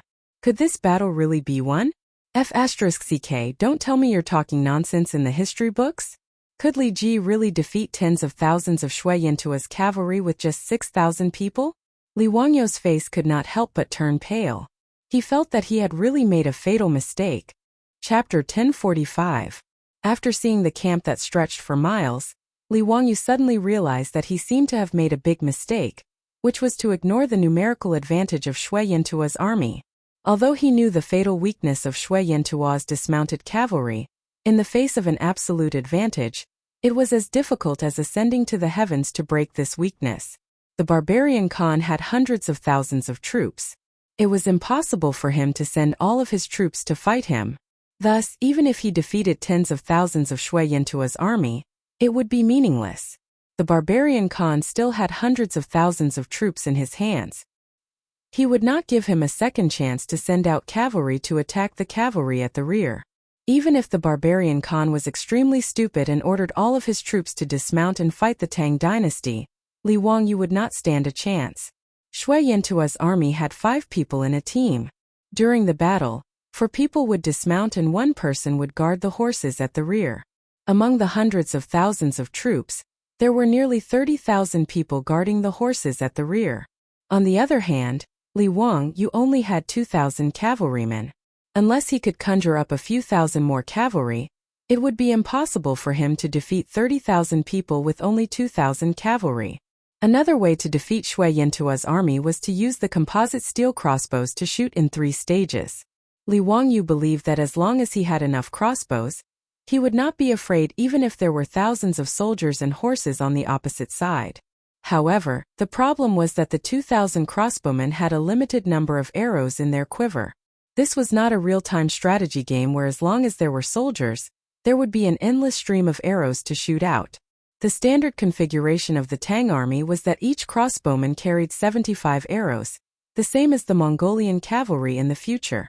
This was because the Tang dynasty did not lack horses and could provide enough horses for the crossbowmen to carry supplies and other supplies. Otherwise, they would not have been able to carry so many arrows. European longbowmen in the Middle Ages usually carried only 50 arrows with them when fully loaded. As for the 2,000 crossbowmen under Li Wangyu, they had used up some of the arrows in their quiver during the chase. Now, each of them only had 50 to 60 arrows left. It was wishful thinking to rely on these crossbow bolts to defeat the 100,000-strong Shui Yintua cavalry. Without the crossbows, the composite steel crossbows in the hands of the 2,000 archers were no different from firearms without bullets. They were even worse than fire sticks. If the barbarian male Khan did not care, and the 100,000 soldiers surrounded him from all sides, then even if he, Li Wangyu, had great ability, he would not be able to escape even if he grew wings. After understanding all this, Li Wangyu's back couldn't help but break out in cold sweat. Although Li Wangyu was unwilling to accept the persuasion of the foppish young masters and Mito, he could only nod silently. All right. Let's withdraw. Mother Ker, Enan and Shelly Luo, those 2 bastards got lucky. Li Wangyu spat angrily towards the foot of the hill, then turned around and ordered everyone to descend the hill, preparing for a full retreat. Li Wangyu admitted defeat and prepared to run, but the barbarian Khan would not let him go. After Li Wangyu made the decision, the Tang army immediately abandoned the camp that they had just set up, and the rear became the front, retreating towards the south. However, the army had only run for a few dozen miles when the scouts at the back of the army quickly reported that the Shui Yintua army had also left camp, and the Super Tang army was chasing after them. Li Wangyu cursed in his heart, but there was nothing he could do. He could only order the army to speed up and retreat towards the south. The current situation was completely reversed from a few days ago. Previously, Li Wangyu led the Tang army to chase after Xie Luo, but now it was the barbarian Khan who led his son Xie Luo to chase after Li Wangyu. Luckily, the 9,000 Tang cavalry led by Li Wangyu did not lack horses. Each person rode 3 horses, and with a small group moving forward, they did not have to worry about being caught by the Shui Yintua army for a while. However, the sudden change in the situation caused the morale of the 9,000 Tang cavalry to drop to the bottom. A second ago they were still arrogant victors, and the next moment they were chased by the Shui Yintua army like dogs. This was a huge blow to their morale. The Tang army retreated all the way south, but the Shui Yintua army did not give up and chased after them. Who asked Li Wangyu to kill the son of the barbarian Khan Bashuo, and lead the Tang army to defeat Xie Luo's 50,000 cavalry. He even chased them all the way to where the Shui Yintua palace was. If the barbarian Khan swallowed this humiliation and did not take revenge, then his composition would not be stable. After all, Shui Yintua had just established the Khanate not long ago, and the people of the various tribes in the Khanate were not stable. If Li Wangyu was allowed to leave after slapping the face of the Xianchuo Khanate, it would not be long before the Xianchuo Khanate was divided. To stop the Tang cavalry from escaping south, the barbarian Khan sent out his 10,000 most elite wolf cavalry. These 10,000 wolf cavalry used the speed of their horses to cause a lot of trouble for Li Wangyu's Tang cavalry. Luckily, with the steel crossbows in their hands, they were able to suppress the arrogance of the wolf cavalry. After leaving behind hundreds of corpses, the wolf cavalry did not dare to force their way into the Tang army. They could only follow behind the Tang cavalry and harass their speed day and night. Facing this, the Tang army could not help but feel bitter. However, as their horses were not as fast as the enemy, they could not chase them away. Li Wangyu did not have any good ideas and could only ignore them. Just like this, one chased and one fled, and 10 days passed in a flash. During this period of time, the 9,000 Tang cavalry lost close to 100 men due to the harassment of the wolf cavalry. Of course, the Shui Yintua wolf cavalry did not have it easy either. To delay the Tang army's retreat, they left behind close to 1,000 corpses. However, even so, the Tang army was in a tough spot. The North Desert was simply too huge. From the military governor mountain to the Great Wall, it was 2,000 miles. The Tang army traveled light and could only travel 100 miles in a day. To return to the Tang dynasty they had to cross the Great Wall, and they were only halfway there. However, after being chased by the Shui Yintua army for 10 days and being harassed by the wolf cavalry, the men were tired and the horses were tired. On this day before the sun set, the Tang army charged into a river valley. Li Wangyu immediately ordered the army to set up camp here. Although the North Desert was a grassland, it still had mountains and rivers. The river valley that they were in had mountains on both sides and trees on the mountains. At the bottom of the valley was a meandering river that was a few meters wide. The entire river valley was less than 100 steps wide, easy to defend and hard to attack. It was a rare place for the Tang army to rest. At least they did not have to worry about being attacked by the wolf cavalry in the middle of the night. As long as they blocked the entrance of the river valley, they would not have to worry about the harassment of the wolf cavalry. The tired Tang army got off their horses. Without resting, they led their equally tired horses to the river to wash them. These horses were the most trustworthy companions of the Tang army.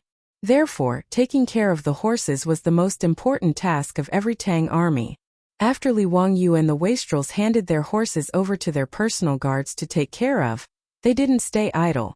They led a few of their personal guards up the hill, and prepared to observe the situation of the enemy. Looking at the wolf cavalry army that had set up camp a few miles away, Li Wangyu could not help but curse in his heart. Feng Ai immediately cursed out. "Damn bastards, these damn wolf riders are really like ghosts that won't go away. Zio, what should we do now? If we continue to run like this, our horses might not be able to last much longer. I'm afraid we won't be able to outrun those wolf cubs that grew up on the grassland." Li Wangyu nodded silently. Everyone knew what Feng Yai said, but they did not have a way to break out of this situation. For a moment, everyone was silent. After a long time, Mitua suddenly said, "Your Highness, old slave dares to say that this place is easy to defend and hard to attack. Why don't your Highness hand over the army to the old slave? Your Highness should not care about this matter and quickly return to Chang'an." His Majesty is still waiting for your highness in Taiji Palace. Mi Tuo's words stunned Li Wangyu and the others. They immediately reacted and understood what Mi Tuo meant. Obviously, Mi Tuo intended to lead the rest of the Tang army to defend this river valley to give Li Wangyu and the other wastrels time to escape. With the ability of the Tang army, even if the barbarian Khan arrived with more than 100,000 troops, they might not be able to break through the defense of the Tang army in a short time. As long as they could delay for a few days, Li Wangyu and the others could easily escape from the pursuit of Shui Yantua's army. Mi Tuo's words made the wastrels look at each other and did not know how to respond. If they said that they did not want to live, it would be a lie. But if they were asked to abandon the Tang army and escape on their own, Chang Chumo and the others would definitely not agree. Everyone was speechless for a moment. They all looked at Li Wangyu, waiting to see how he would answer. Li Wangyu laughed and patted Mi Tuo's shoulder. Haha, Meet, I am still alive and you want to snatch my military power? Get lost. Don't forget, as long as His Majesty does not give an order, I am still the chief of the Western Expedition Army. Your Highness. Mi Tuo was anxious and wanted to persuade him again. But Ague, who was beside Li Wangyu, suddenly spoke. Oh no, there is smoke and dust on the south side of the river valley. There is cavalry. Ague's words shocked everyone and they all turned to look. Chapter 1046. Not only did Atai notice the appearance of cavalry in the south of the valley, the scouts in the army had also issued a warning. Horns were blown in the valley, and all the Tang soldiers did not hesitate. They quickly gathered under the orders of the captains and were ready to face the enemy. The faces of Li Wangyu and the other wastrels had turned ugly. The valley they were in was still in the hinterland of the Shui Yantua Khanate, so there was no doubt about the identity of the cavalry in the south. Li Wangyu did not expect Shui Yantua's men to be so fast. They had already bypassed the valley and appeared in the south. As a result, the 9,000 Tang soldiers were in a desperate situation. It was true that the valley was easy to defend, but if both sides of the valley were blocked by Shui Yantua's army, the Tang army would be trapped in a cage. Even if Li Wangyu had great abilities, he would not be able to escape. After being stunned, Chang Chumo spat on the ground. Bastard! They came so fast. Atai was very experienced, and he could roughly estimate the enemy's strength just by looking at the dust. He observed carefully and was relieved. It's not a big problem, only 5,000 to 6,000 cavalry. Li Wangyu and the others were relieved when they heard this. 5,000 to 6,000 Shui Yantua cavalry was not a big problem. Since Li Wangyu led the Tang army to defeat the 50,000 Shui Yantua cavalry, the few thousand cavalry were not taken seriously by the others. Such a small force was not enough to stop the Tang army from leaving. Not to mention 5,000 to 6,000 cavalry, even if it was 10,000 Shui Yantua cavalry, the Tang army would not be afraid. It was only because of the threat of Shui Yantua's 100,000 strong army that they did not dare to tangle with the Shui Yantua cavalry. Li Wangyu did not dare to delay, and he ordered everyone to go down the mountain. Just as he was about to break out, he heard the sound of a gong coming from the camp of the Tang army. Sun Zi discussion of troops. Enter when hearing the sound of the drum. Retreat when hearing the sound of the gong. Since ancient times, China would beat the gong to retreat. The sound of the gong meant that the troops were retreating, and the Tang dynasty was the same. The sound of the gong meant that the battle alarm was lifted. Li Wangyu and the debauches couldn't help but be stupefied. Could it be that the cavalry that appeared at the southern end of the valley wasn't Shui Yantua's men, but an ally? However, why would there be allies in Shui Yantua's territory? No one dared to tarry and hurriedly descended the mountain. Only when they arrived at the valley did they find out the reason.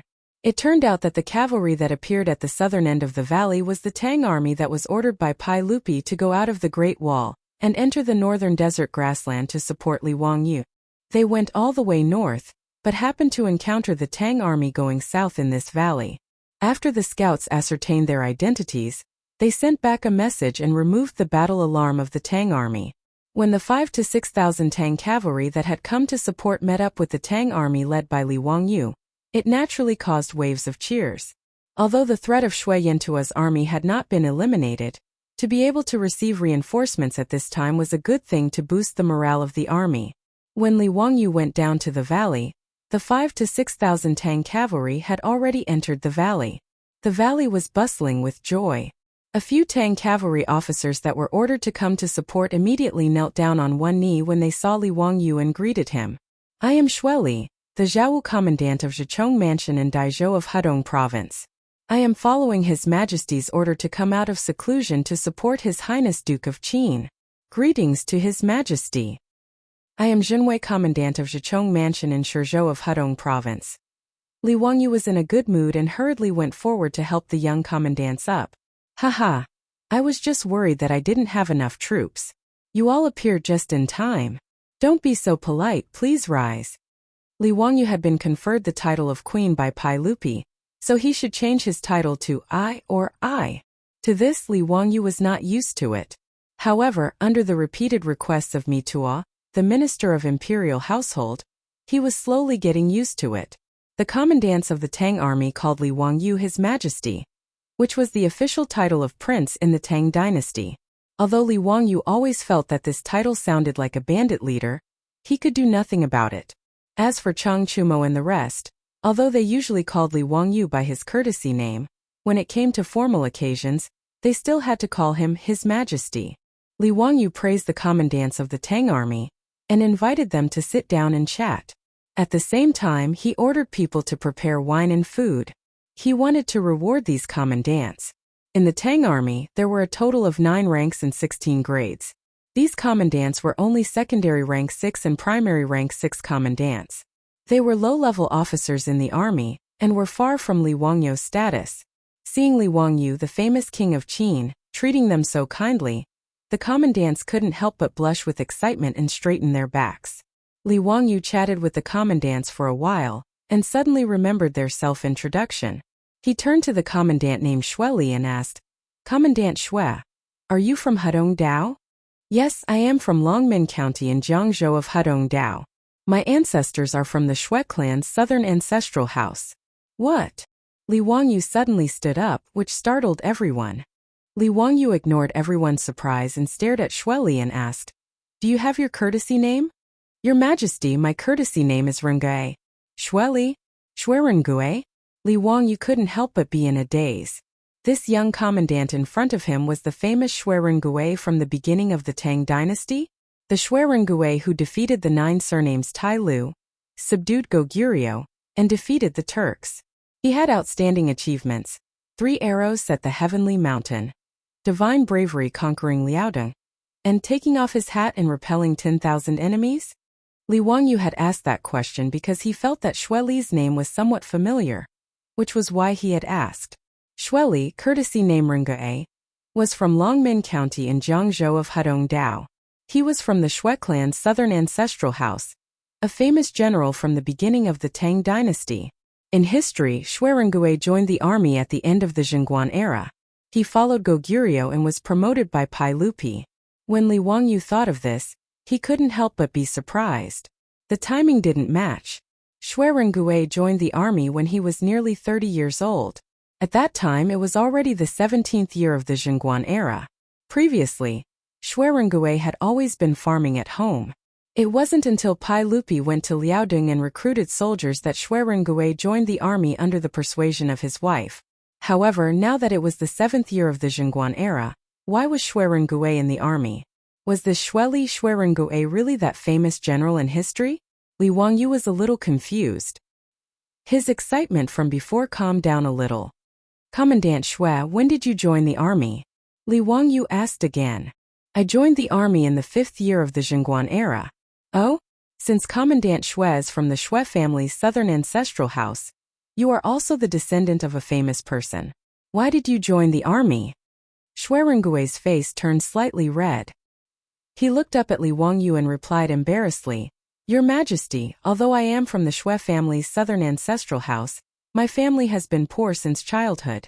Although I have practiced martial arts since childhood, I have never thought of joining the army. The reason I joined the army, apart from my wife's persuasion, was mainly because of Your Majesty.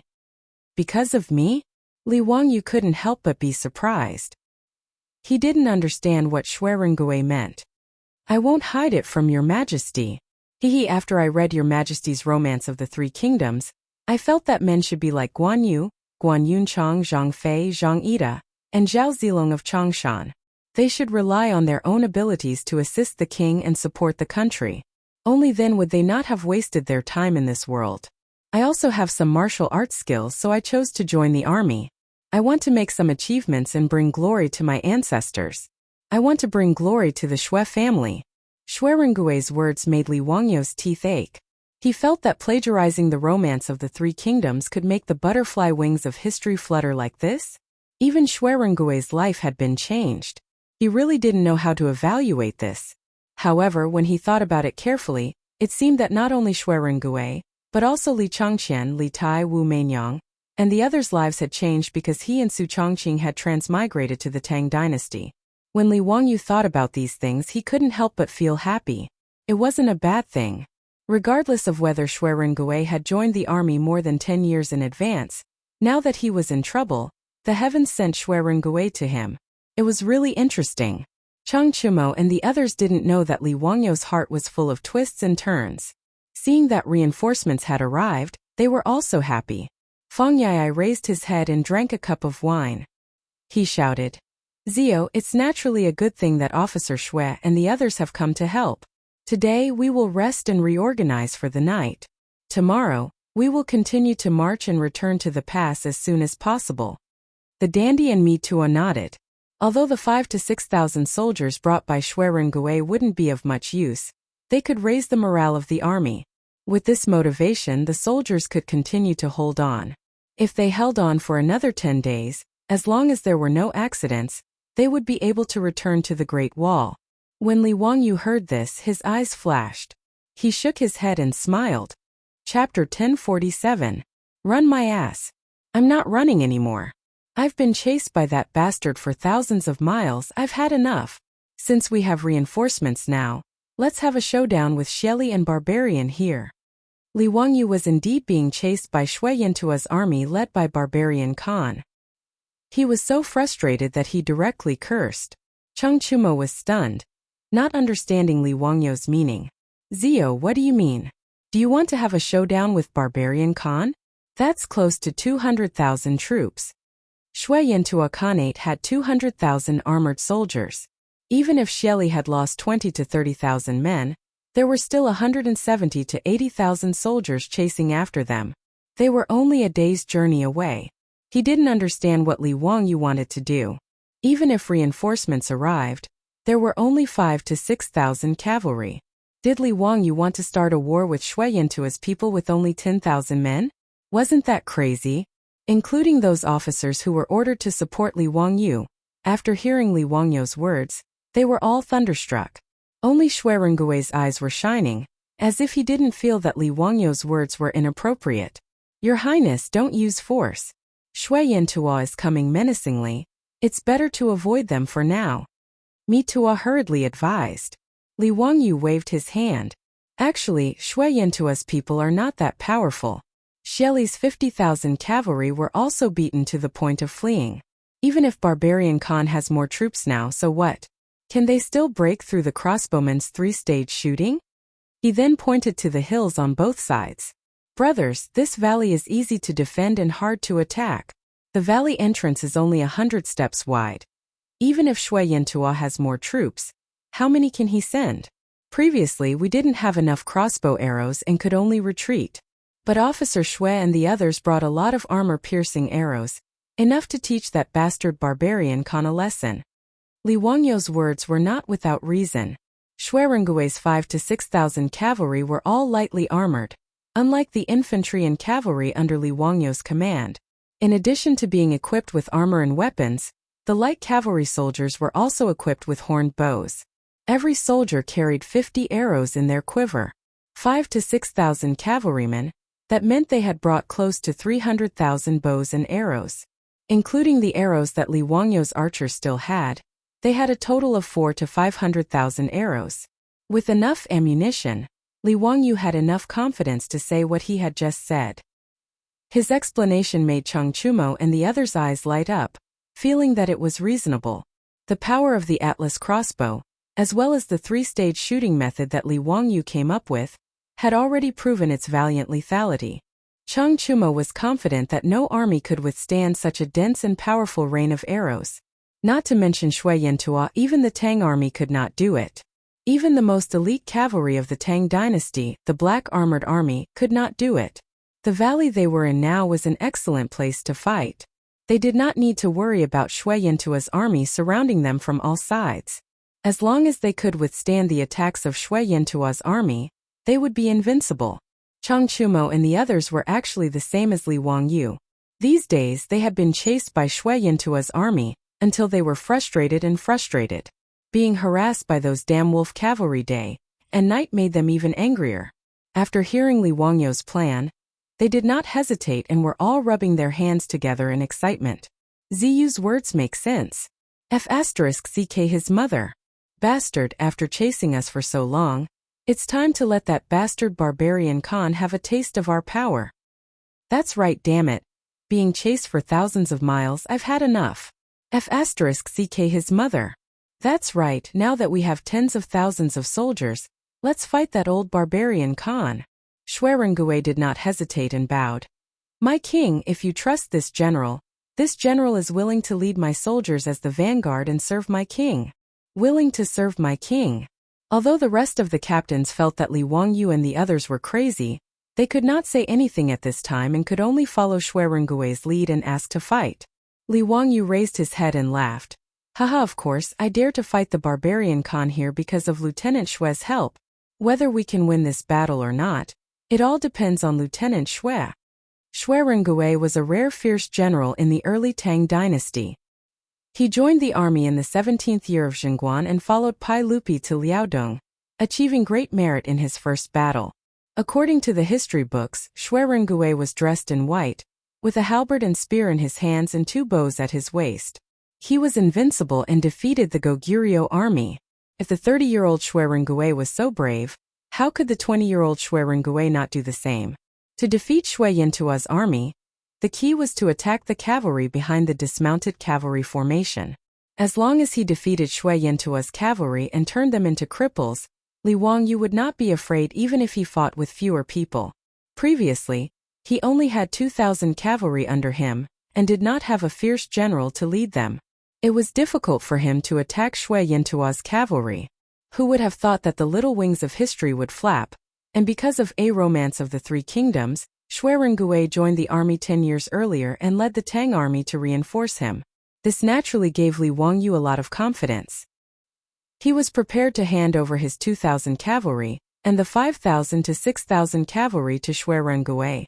When the 2 sides were fighting, Xuerengui would lead his troops to attack Shui Yantua's cavalry.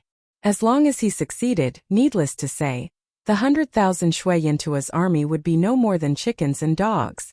Li Wangyu kept his smile and said solemnly, Xuerengui, listen to my orders. Present. I order you to be the commander of the cavalry, and all the cavalry will be under your command. Do you have the confidence to lead the cavalry to defeat Shui Yantua's army? Li Wangyu's words shocked everyone.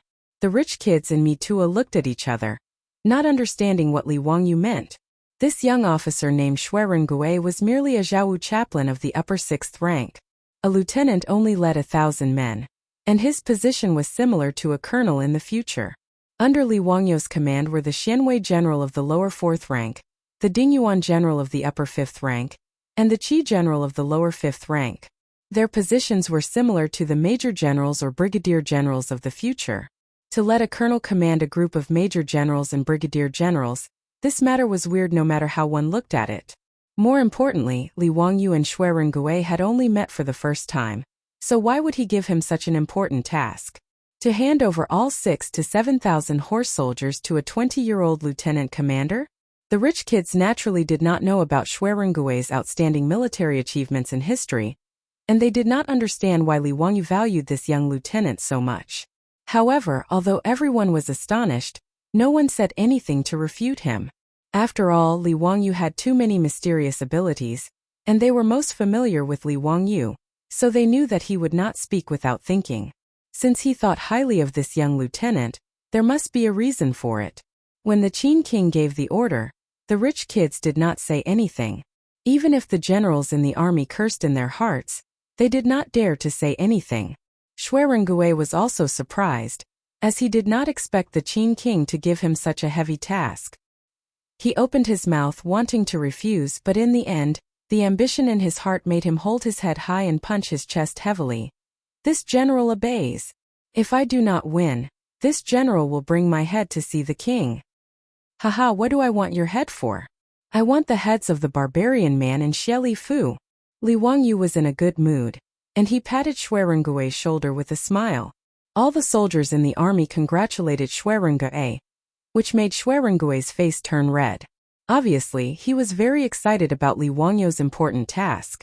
After everyone chatted and laughed, Li Wangyu called everyone to sit down again, and they began to discuss the matters of the war. Chapter 1048. In Shui Yantua's camp, the barbarian Khan held a golden cup and sat on the Khan's seat. A few young and beautiful women served him carefully. He drank the wine in the cup and looked at Xie Li Fu. Is the news true? The Tang army has no reason to continue running? They are staying in that valley? Xie Li Fu's face was ferocious. Father, this is the news from the wolf cavalry. It must be true. Humph, they have been chased by my army for more than 10 days. With the wolf cavalry attacking them at any time, I'm afraid they are tired and have no strength to continue. I'm afraid they can't run even if they want to, so they can only stop. They want to use the geographical advantage to fight against my army. The barbarian Khan looked up and laughed. What a joke. They are only thousands of men. So what if they have the geographical advantage? When father arrives with the army tomorrow, I will crush them into powder. To vent my anger. Father, I'm afraid that the Qin king is as timid as a mouse and purposely let the Tang army stay behind to delay the attack so that he can take the opportunity to escape. If we can't catch the Qin king and let him escape back to the Tang dynasty, I will not be satisfied. The barbarian Khan's eyes flashed and he nodded slightly. Yes, that's most likely the case. But even if we can't catch the Qin king, those Tang army must be annihilated in the northern desert grassland. None of them can escape. Humph, the Tang dynasty is powerful, but I Shui Yantua can't come and go as I please. We have to teach them a lesson they will never forget. He thought for a while and continued. After the Tang army is annihilated, cut off all their heads and let the Tang dynasty's envoy bring them back. I want to see what the heavenly Khan of the Tang dynasty has to say. Xie Li Fu nodded. Father is wise. The father and son looked at each other, then both of them raised their heads and laughed loudly. The army led by the barbarian Khan rushed to the valley where the Tang army was stationed the next day. They set up camp outside the valley and surrounded the entrance of the valley. Shui Yantua's army rested for a day. On the morning of the third day, they beat the war drums. Hundreds of thousands of soldiers of Shui Yantua's army, clad in armor and carrying blades, lined up in neat rows as they poured out of the camp. The black mass of people densely covered the grassland outside the valley. Their momentum was astonishing, and a murderous aura filled the air. Even the soaring eagles in the sky seemed to be shocked by this soaring momentum, and did not dare to approach the battlefield at all. The Tang army was naturally prepared. Following the beating of the war drums, they swarmed out and blocked the narrow entrance to the valley. There were still 2,000 jumping soldiers holding shields at the front of the battle formation. Behind them were 1,000 Mo sabers wearing Mingguang armor and wielding Mo sabers. Behind them were 2,000 archers. What was different from before was that there were nearly 100 arrows piled up in front of each archer. The fine steel arrowheads shone with a dazzling cold light under the morning sun. If they were ordinary archers of the Tang dynasty, Li Wangyu would never equip them with so many arrows. The reason was simple. No archer could draw the bowstring more than 100 times. For the ordinary bows of the Tang dynasty, even if it was a one-pickle bow, the soldiers could only draw the bowstring 20 to 30 times in a row before their arms were almost exhausted, and it was impossible for them to continue drawing the bowstring. This was the limitation of the human body's physiological structure. No matter how brave and reasonable a general was, he would not be that strong. One of the reasons why firearms would replace bows was because firearms would replace bows. However, the composite crossbow that Li Wangyu had designed was designed with Yan Libin's help. In order to save energy and satisfy the needs of a small body like himself, Li Wangyu had designed a booster for the composite crossbow. With the booster to help him draw the bowstring, it would naturally save energy. Moreover, in order to prevent the archers from exhausting their strength, Li Wangyu also gathered the auxiliary soldiers in the army. Once the archers were unable to draw the bowstring, the auxiliary soldiers would be able to replace them. The biggest advantage of a crossbow was that after the bowstring was drawn, it would be in a state of accumulating energy and waiting to be fired. Therefore, the most exhausting part of drawing the bowstring could be handed over to others. 2,000 archers, 4 to 500,000 arrows. This was where Li Wangyu's confidence in winning lied. The strength of the Tang army archers was something that Xieli Luo had suffered a lot.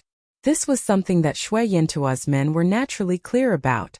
Hence, to counter the archers of the Tang army, the barbarian man Khan thought of many ways. The barbarian man Khan had 160 to 170,000 troops in his hands.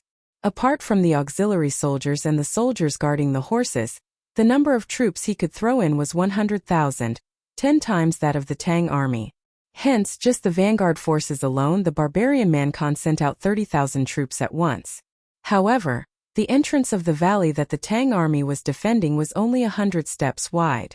A single line of soldiers could at most line up to 1,000 men. Hence, even if Shui Yantua had 30,000 men at the front, he could only send 5,000 men into the battlefield in batches. In the hands of these vanguard soldiers were pretty much all the shields of the Shui Yantua army. Their goal was obvious, which was to defend against the arrows of the Tang army.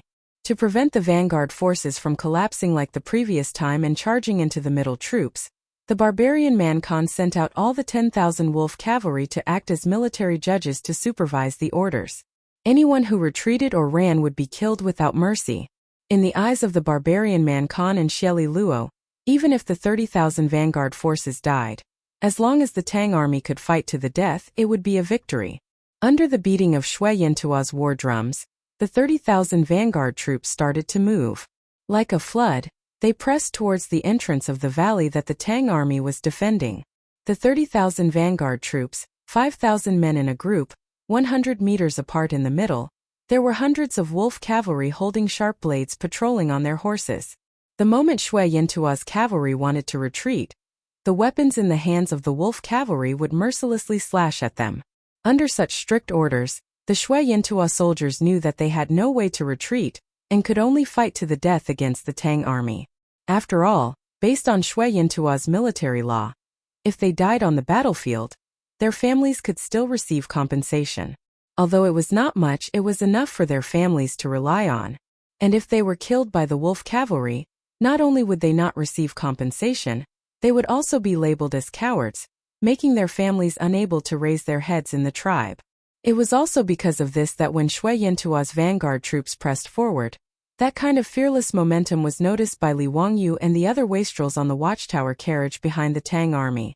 Ziyu, this is not good. Shui Yantua's wolf cubs. Why do they look like they have been injected with wolf blood? Fang Yai could not help but feel nervous. Chang Chumo held the binoculars and looked for a while before replying. Look at the wolf cavalry behind Shui Yantua's men. I'm afraid that the barbarian man Khan gave a death order to prevent Shui Yantua's soldiers from retreating. Damn it, they are going to fight to the death. Ziyu, looks like after you killed Kishuo, the barbarian man hates you to the bone. Li Wangyu also smiled bitterly, knowing that Chang Chumo was right. Now it was too late to say anything. It all depended on whether the Tang army could withstand the pressure and resist the crazy attack of Shui Yantua's army. Shui Yantua's war drums became more and more urgent, and the footsteps of Shui Yantua's vanguard troops became faster and faster. They slowly trotted and rushed toward the Tang army's battle formation. The war had begun. This time, the Tang army's 2,000 archers did not let Shui Yantua's men get close. When Shui Yantua's dismounted cavalry stepped into the shooting range, the 2,000 archers began to shoot under the command of the lieutenant.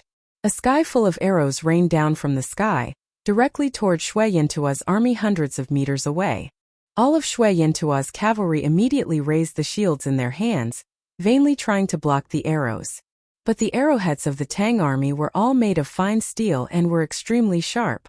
In addition, the composite steel crossbows were pushed by the 4-pickle bowstring, making them even sharper.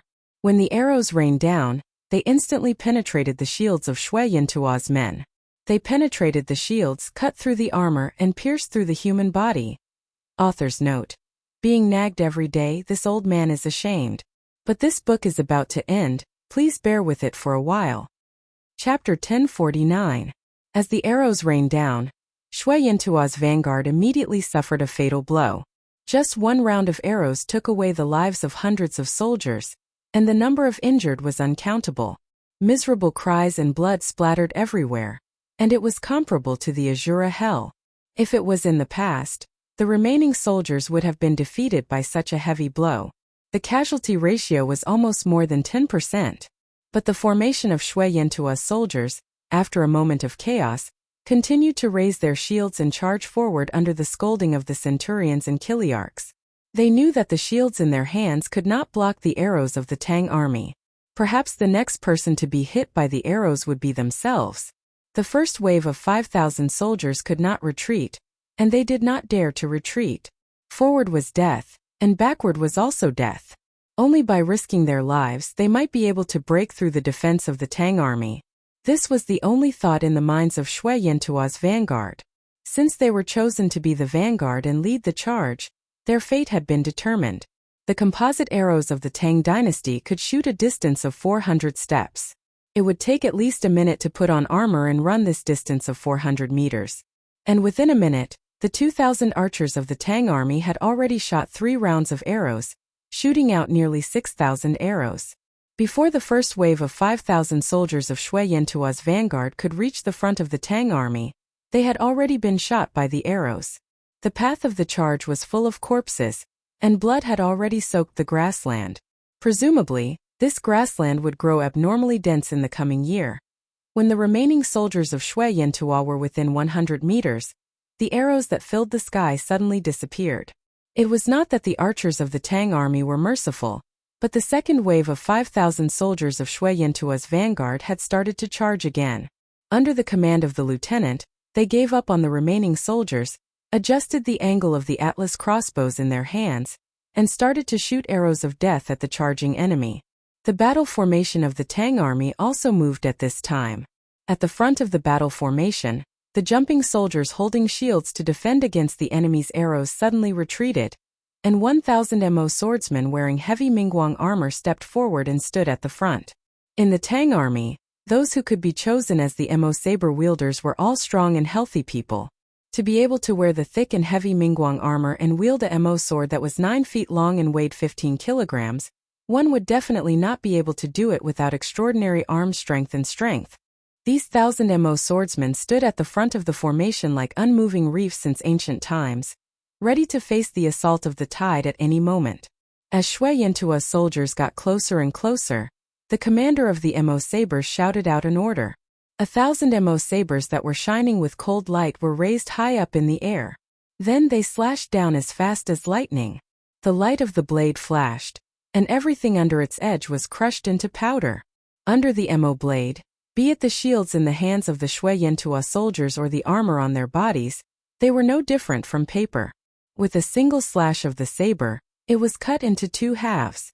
As for the flesh and blood of Shui Yintua's soldiers, there was no need to talk about it. After the cold light, countless severed limbs flew all over the sky, blood splattered everywhere, and miserable screams almost shattered the clouds in the sky. This was the Mo swordsmen of the Tang dynasty, the strongest infantry in the era of cold weapons. Like a wall, men and horses were crushed. Shui Yintua's first wave of 5,000 men and horses, most of them were shot to death by the crossbowmen. The rest of them luckily escaped and tried their best to rush to the front of the Tang army formation. However, they were just sending their heads 1,000 miles away. The 1,000 Mo swordsmen slashed twice, and the corpses of the enemy chiefs in front of them were piled up like a mountain. And the only damage they caused to the Tang army's Mo swordsmen was only a few scratches of varying depths on the Mingguang armor. This scene also fell into the eyes of the barbarian Khan and his son Xieli Mi. Even though he was a hero of the grassland, the barbarian Khan's eyelids couldn't help but tremble a few times. Xieli Mi's back was soaked with sweat. They naturally knew about the bravery of the Tang army, but witnessing it with their own eyes gave them a different feeling. "Father, the Tang army's Mo swordsmen are really amazing." The barbarian Khan's face was gloomy as he nodded silently. They are indeed amazing, but so what? The Tang dynasty's Mo sabers weigh 30 pounds. How many times can these Mo swordsmen slash? When they are exhausted, it will be the time of the Tang army's destruction. Father is wise. It was obvious that this father and son pair did not place the lives of Shui Yantua's soldiers in their eyes. To use tens of thousands of people to exhaust the Tang army would be a victory. As for how many people would die, the barbarian Khan did not care at all. The barbarian Khan's calculations were not wrong at all. Even a well-trained and carefully selected Mo swordsman would not be able to wield a Mo sword that weighed 30 jin without limit. There was a limit to one's strength, and this was a law of nature that could not be broken. Once the Mo swordsmen were exhausted, it would be tough for them to maintain the Tang army's defensive line. With such a plan in mind, the barbarian Khan sent the wolf cavalry out to supervise the military order, chasing Shui Yantua's soldiers to their deaths one by one, pushing them into the meat grinder to exhaust the strength of the Tang army. After all, Shui Yantua's army had 100,000 people. Even if the Tang army killed 30 to 40,000, so what? Furthermore, with thousands of Tang soldiers, no matter how valiant they were, how many people could they truly kill? Just as the barbarian Khan had predicted, Shui Yantua's front army of 30,000 people was formed into groups of 5,000 people. Like moths to a flame, they charged towards the Tang army. 2 waves of Shui Yantua's army had already been buried in the grassland. The Mo swordsmen were getting more and more dismembered. Even the strong Mo swordsmen started to suffer casualties under the desperate attacks of Shui Yantua's soldiers. On the carriage, Li Wangyu and the other rich kids looked at each other and nodded silently. Whether their plan would succeed or not depended on this. Li Wangyu signaled to Niu Wu, who immediately took off his robe. His upper body was bare, and his muscles bulged like fists, shining under the sunlight. Niu Wu pulled aside the soldiers beside the war drum and spat on his palm. Then he grabbed the drumstick and hit it with force. The Tang army's war drum sounded, and the Tang army heard the drum and moved. The 1,000 Mo swordsmen coldly kept their Mo swordsmen and gathered their strength. At the same time, all of them stepped forward. The uniform footsteps gave off a sound like that of a drum, matching the sound of the Tang army's war drum. The 5,000 Tang army started to push forward. The Tang army actually did not guard the entrance of the valley, but directly pushed out. This change caused the Shui Yantua's army to stagnate. The barbarian Khan suddenly stood up from the stirrups, his eyes filled with shock. How dare they? How dare they charge out of the valley? Are they not afraid that this Khan will surround them and annihilate them? Xieli was also in disbelief. With such a huge disparity in strength, the Tang army actually started to counterattack. How could they? Father, maybe the Tang people know that their strength cannot last long. Rather than waiting for death, why not give it a try? Aha, this will save us a lot of trouble. Since they are willing to charge out, there is nothing bad about it. The barbarian Khan did not comment on Xieli's words. His eyes stared straight ahead, wanting to see what the Tang army was trying to do. The Tang army that came out of the valley once again clashed with the Shui Yantua's army. The sky was still filled with broken limbs, and the wails of the Shui Yantua's army. The 5,000 Tang army formed a battle formation and charged forward with no hesitation. Their sharpness was unstoppable. To be honest, I am not very good at writing war scenes. If you are not happy with it, please forgive me. I have already tried my best. Chapter 1050. Not only did the Tang army not defend the valley, but they also pushed out after crushing Shui Yantua's 2 waves of attacks. This was not because Li Wangyu was hot-headed and felt that 5,000 Tang army could go against the 100,000 Shui Yantua cavalry. The Tang army was at a disadvantage, and this was an undeniable fact. After Li Wangyu discussed with the debauches and a group of generals and lieutenants in the army, they believed that the only way to win was to put enough pressure on Shui Yantua's army, and let the barbarian Khan invest more troops. As long as Shui Yantua's cavalry got off their horses, Shui Rengui's 6,000 to 7,000 cavalry would charge out of the valley and go around the battlefield to attack Shui Yantua's cavalry. Hence, even if they were at a disadvantage, the 5,000 Tang army still charged out without hesitation. When the Tang army charged out of the valley, Shui Yantua's advantage was shown.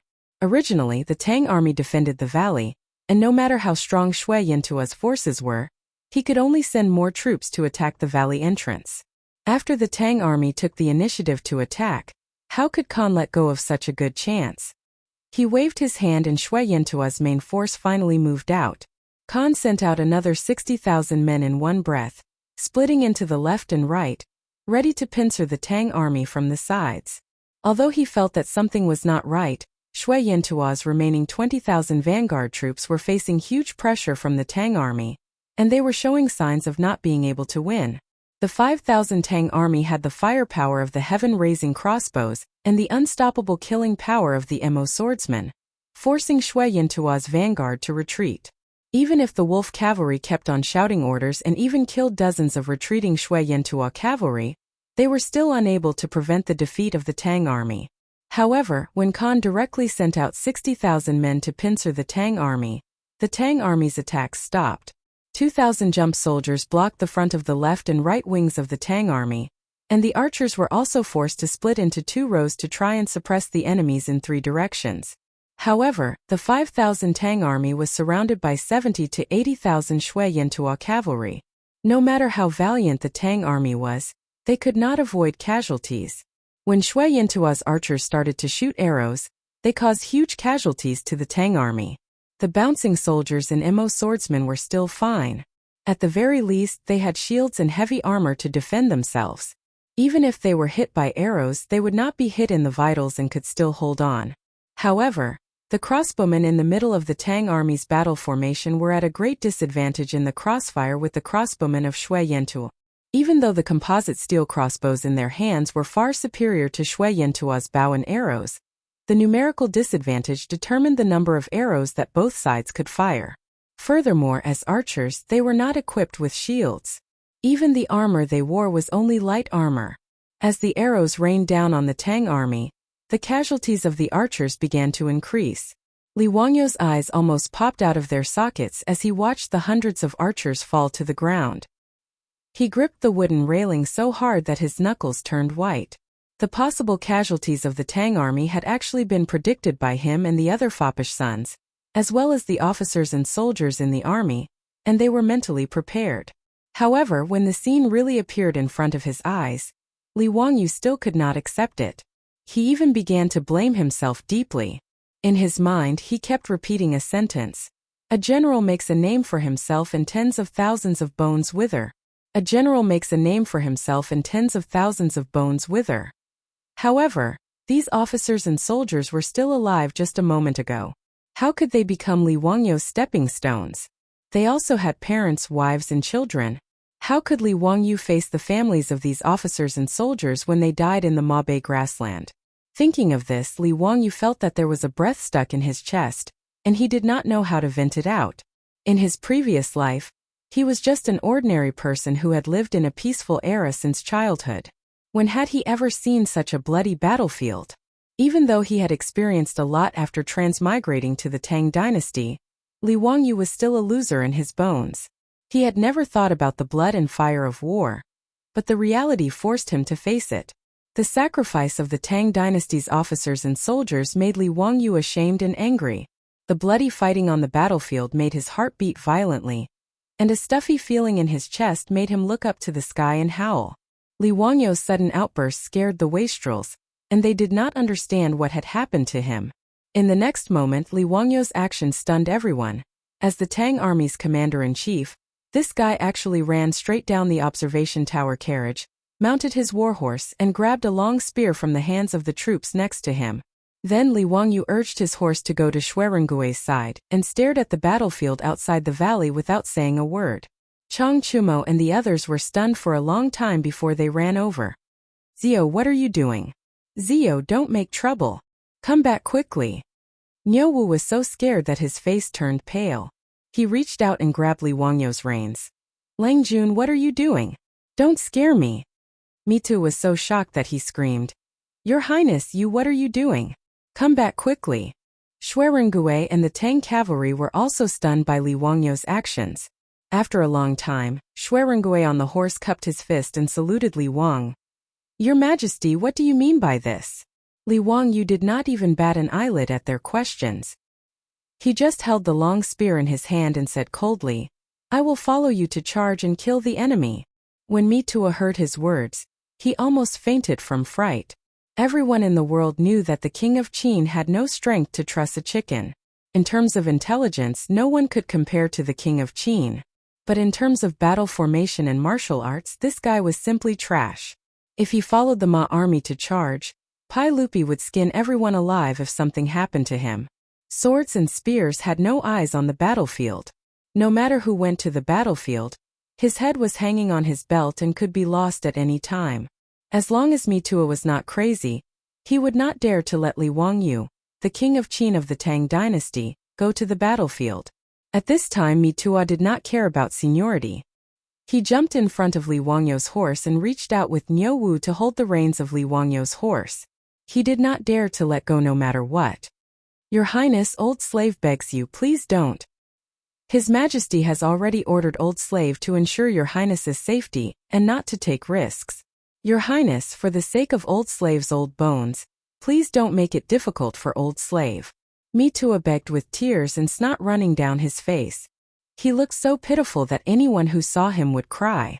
But Li Wangyu was holding back his anger at this time. How could he listen to Mituo's words? He stared at Mito expressionlessly and spat out 2 words coldly. Let go. Your Highness, please don't. Your Highness. Mitua still wanted to persuade, but Li Wangyu did not want to listen to him. He impatiently waved to the troops next to him, signaling them to drag Mitua away. These Lai Hot troops were also afraid. They did not know whether they should listen to their Langjun or not. For a moment they could not help but turn to look at Niu Wu. Niu Wu had been with Li Wangyu for the longest time, so he knew Li Wangyu the most. He hesitated for a moment, then nodded to his subordinates, signaling them to do as he said. After Mitua was dragged away by the Lai Hot troops, Niu Wu did not hesitate. He also jumped on a horse and urged it to go to Li Wangyu's side. The Lai Hot troops also got on their horses and tightly surrounded Li Wangyu in the middle. These Lai Hot troops were originally imperial guards. They were not tired of fighting on the battlefield. In fact, they were even eager to have a try. They did not want to retire. Instead, they joined Li Wangyu and became Lai Hot troops. Of course, they were ambitious. The Tang dynasty valued military achievements the most. If they were in the army, they would only be ordinary sergeants or colonels. It would be very difficult for them to climb up the ranks. Just like in the government office, a government servant was a government servant. It was impossible for them to become an internal official.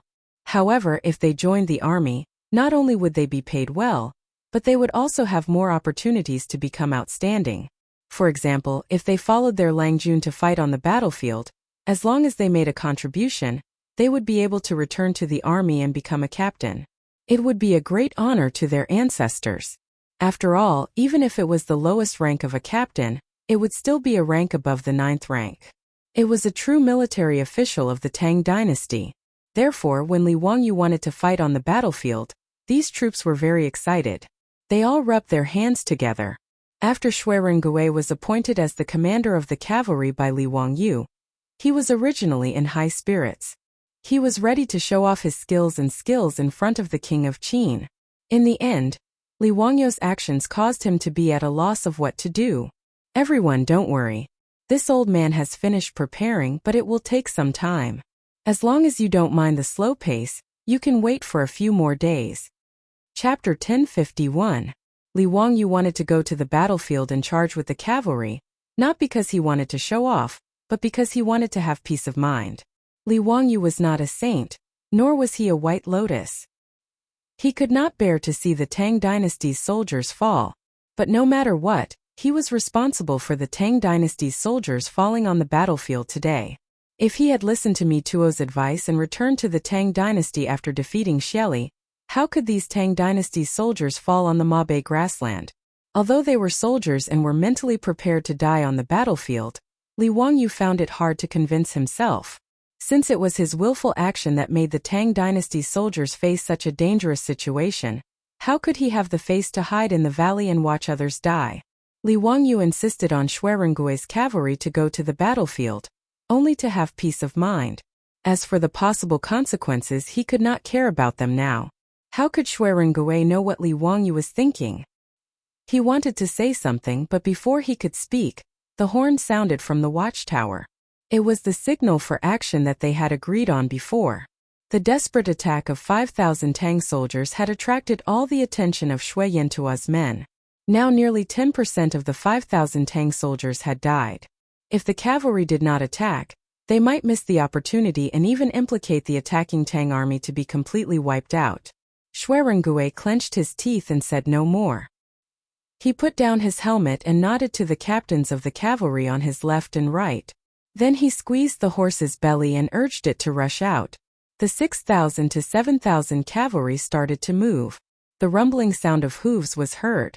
All the horses trotted slowly and then sped up. They were getting faster and faster. In a flash, they rushed out of the valley under Shui Rengui's leadership. After rushing out of the valley, the cavalry was immediately divided into two groups. They did not tangle with Shui Yantua's men. Under the leadership of Shui Rengui and another cavalry general, they rushed out to the left and right wings of the battlefield. Li Wangyu, under the escort of Niu Wu and the other troops, followed closely behind the army. However, he was not stupid. When the cavalry was split into two, he ordered his men to follow behind Shui Rengui's cavalry. No matter what, Li Wangyu only wanted to seek peace of mind, not to throw away his life. It was much safer to follow Shui Rengui, a famous general of the Tang dynasty. In fact, there was no need for Li Wangyu to think about this. Including Shui Rengui, none of these Tang dynasty soldiers dared to do anything to Li Wangyu, the king of Qin of the Tang dynasty. Without even needing Shui Rengui to give the order, the Ma army tightly surrounded Li Wangyu in the middle of the group. In addition, Niu Wu and the other troops also protected him. It could be said that unless the entire Ma army died on the battlefield, even if Li Wangyu wanted to kill the enemy, it would not be his turn to make a move. When the Tang dynasty's cavalry rushed out of the valley toward the two flanks of the battlefield, the barbarian Khan, who was watching from Shui Yantua's army, finally understood where the uneasiness in his heart came from. The Tang army's standard battle formation should have cavalry on the left and right sides of the formation to guard against sneak attacks from the two flanks. However, the 5,000 Tang infantry in front of him actually rushed out so casually, as if they were not afraid of exposing the two flanks to the enemy. The situation was so urgent that the barbarian Khan did not have time to think too much. Now that the Tang cavalry suddenly appeared, he realized that something was wrong. What made his heart beat even faster was that the number of the Tang dynasty's cavalry was not the previous 2,000, but 6,000 to 7,000. Where did these extra troops come from? Could it be that the Tang dynasty's reinforcements had arrived? When the barbarian Khan thought that the Tang army would go all out to attack Mo, he almost subconsciously wanted to order the army to retreat immediately. He had already seen how terrifying the Tang army was. Just the 5,000 Tang soldiers on the battlefield had killed nearly 20,000 Shui Yantua soldiers. The terrifying crossbow bolts and the unstoppable Mo sabers. If it were not for the wolf cavalry desperately suppressing them, Shui Yantua's army would not have been able to hold on and would have been defeated. Although the current situation of the battlefield was already leaning towards Shui Yantua's side. If nothing unexpected happened, it was only a matter of time before they killed the 5,000 Tang soldiers. Even so, the barbarian Khan estimated that Shui Yantua would have to pay a painful price of 40 to 50,000 men. Under such circumstances, if the Tang army still had reinforcements, then what was the point of fighting? Even if he played all the cards in his hand, it would not be enough to fill the gaps between the teeth of the Tang army. All of a sudden, the faces of the barbarian Khan and Xieli became really ugly. The appearance of the Tang cavalry also caused a commotion on the battlefield. Although Shui Yantua's men were attacking the Tang army, they were still being attacked by the fierce crossbow bolts and Mo sabers. Without the wolf cavalry suppressing them, the troops on the left and right were in chaos after nearly 1,000 of them were killed by the Tang army's crossbows. Even if their numbers were several times that of the Tang army, they were still afraid and did not dare to go all out. It was also because of this that the Tang army had a chance to breathe.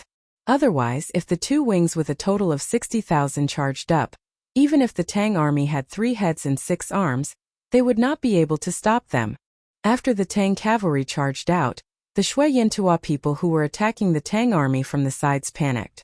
They were worried that they would be attacked by the Tang cavalry, and had no way to advance or retreat. However, the Tang cavalry did not care about the Shui Yantua people. Instead, they charged at the two wings, drawing out two huge arcs on the battlefield as they charged at the back of Shui Yantua's forces. Only now did the barbarian Khan and Xieli react and understand the true intention of the Tang army. Xieli could not help but cry out in fear. "Father, not good, they want to attack the back of the army. Quickly order reinforcements." The barbarian Khan was even more clear about what it meant if the back of the army was attacked. Without needing Xieli to say anything, he had already roared at the captains beside him. The Tang cavalry attacking the back of Shui Yantua's forces caused the situation on the front of the battlefield to become chaotic. The captains and Kiliarchs didn't know whether they should continue the attack or retreat to reinforce the rear. At this moment, other than the 30,000 men guarding the horses, Shui Yantua's back of the army was quite empty. However, Shui Yantua's extremely stupid dismounted cavalry formation, even if they wanted to return to the back of the army, how could they outrun the four-legged horses? Following the barbarian Khan's roar, without waiting for Shui Yantua's main army to retreat to defend, Shui Rengui and the other cavalry broke into the back of Shui Yantua's army from left and right. Shui Rengui took the lead, holding a halberd and two bows at his waist. Like a god descending from the heavens, he charged into the enemy camp with an unstoppable force. The thousands of cavalry behind him followed closely behind, charging in with the momentum of a thunderbolt. Although there were 30,000 men guarding the horses in the back of Shui Yantua's army, these people did not form a battle formation. Instead, they were scattered around taking care of the horses. This gave Shui Rengui and the others more space to display their abilities.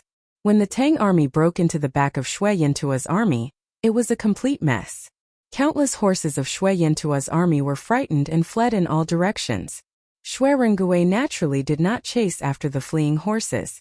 These horses could be slowly collected after cleaning up the battlefield after the war. However, it was impossible for Shui Yantua's army to rely on these horses to fight or escape in a short period of time. In this way, Li Wangyu's purpose of ordering the Tang army to attack Shui Yantua's army was achieved. Li Wangyu charged with the army. The frustration in his heart was long gone. This feeling of riding the horse and attacking the enemy had already made his scalp numb, and he almost roared out in excitement. He waved the halberd in his hand, wishing that he could immediately kill a few enemies with his own hands. However, it was obvious that Li Wangyu was disappointed. After charging with Shui Rengui for a while, Shui Yantua's army almost collapsed. The Tang army killed all the way, and blood flowed like a river. However, his halberd was clean, and there was not even a trace of blood. Everyone, I wish you a happy National Day 2020. Be healthy, have a family reunion, and wish you all the best. Chapter 1052. It was the end of summer in the 7th year of Chang'an. With the sound of the horn, the Xuanda gate of the Taiji Palace slowly opened. Numerous imperial guards in armor and helmets escorted Pai Lupi's carriage out of the Taiji Palace and toward the north of the city. In the carriage, there were hundreds of officials and nobles in the imperial court. On both sides of the official road, there were countless people waiting there. When the carriage passed by, everyone knelt down and kowtowed. Not long after the carriage left, a carriage with a banner with the word Qin, under the protection of dozens of brocade guards, merged into the carriage and headed 30 miles north of the city. Today's big lineup was not for anything else but to welcome Li Wangyu's victorious return to the imperial court. During this period of time in Chang'an, the news of Li Wangyu's resurrection had already spread like wildfire. Originally, many people did not believe it, but the official bulletin of the government and the palace gate transcript clearly stated that the current dynasty's king of Qin, Li Wangyu, led 10,000 Tang troops to the northern desert grassland and defeated the Shui Yantua Khanate's army of 200,000. Even the barbarian Khan and his son Xieli were captured alive by the army. Naturally, everyone had no choice but to believe this, and they were flabbergasted. When the imperial court spread the news that Li Wangyu had died in the desert, the civil and military officials in the imperial court all had their own thoughts. There were those who were sad, those who felt pity, and those who were secretly happy. However, when the news spread to the streets, the people in Chang'an cried and mourned for Li Wangyu. Countless people spontaneously tied white cloth to the doors of their houses as a sign of mourning, which was very surprising. Even Pai Lupi did not expect his nephew to have such prestige among the people. In fact, this was not strange.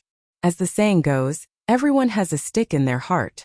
The many things that Li Wangyu had done in the past few years seemed unremarkable, but in fact they had benefited the people of Chang'an a lot. Whether it was building toilets or making public carriages for the people to travel, the people were grateful. As for the Wangyu Charity Hall that Li Wangyu and his playboys made every year from cleaning the toilets in the city, it had helped many lonely old people, women and children.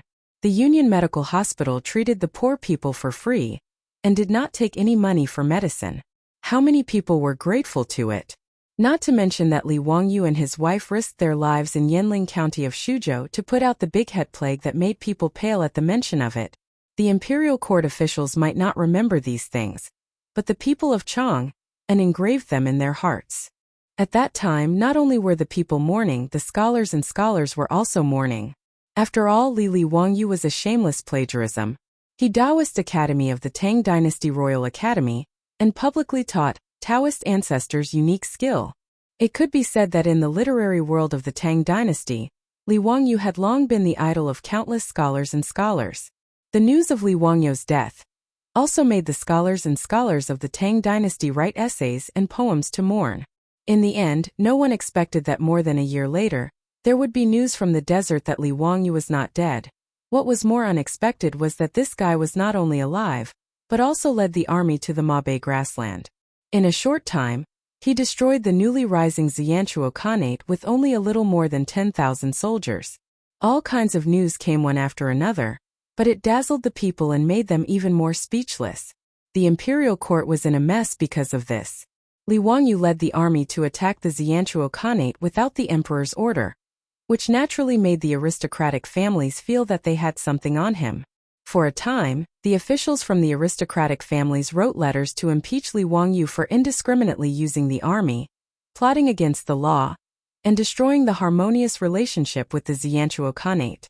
A series of impeachment memorials gave Pai Lupi a headache. It was difficult for Pai Lupi to suppress this matter even if he wanted to. After all, Li Wangyu attacked the Xianchuo Khanate without authorization, which was an indisputable fact. Pai Lupi was worried about the safety of his nephew, but he could not ignore the overall situation. He could only appease the officials and promise that Li Wangyu would be severely punished when he returned to the imperial court. Only then did he temporarily suppress the storm in the imperial court. However, no one had expected that Li Wangyu would be able to defeat the barbarian Khan with only 10,000 men. The battle outside the valley had already ended the moment Shui Rengui led the cavalry to break into the Xianchuo Khanate's army. The barbarian Khan who had his escape route cut off finally realized his stupidity, but it was too late for regrets. No matter how the wolf cavalry suppressed, they could not stop the Xianchuo Khanate's army from collapsing. In the battle outside the valley, 50,000 of Xianchuo's 200,000 soldiers were beheaded, 30,000 were captured, and the rest fled. Li Wangyu also adhered to the spirit of beating a drowning dog, and immediately led his army in a counterattack, chasing them all the way. In the end, only 50,000 to 60,000 of Xianchuo's 200,000 soldiers managed to escape back to the Overseer Mountain. But Li Wangyu did not let them go and sent Shui Rengui to break into the Overseer Mountain and capture the barbarian Khan and Sheli Ku alive. As for the nobles of the Xianchuo Khanate, none of them escaped and were all captured.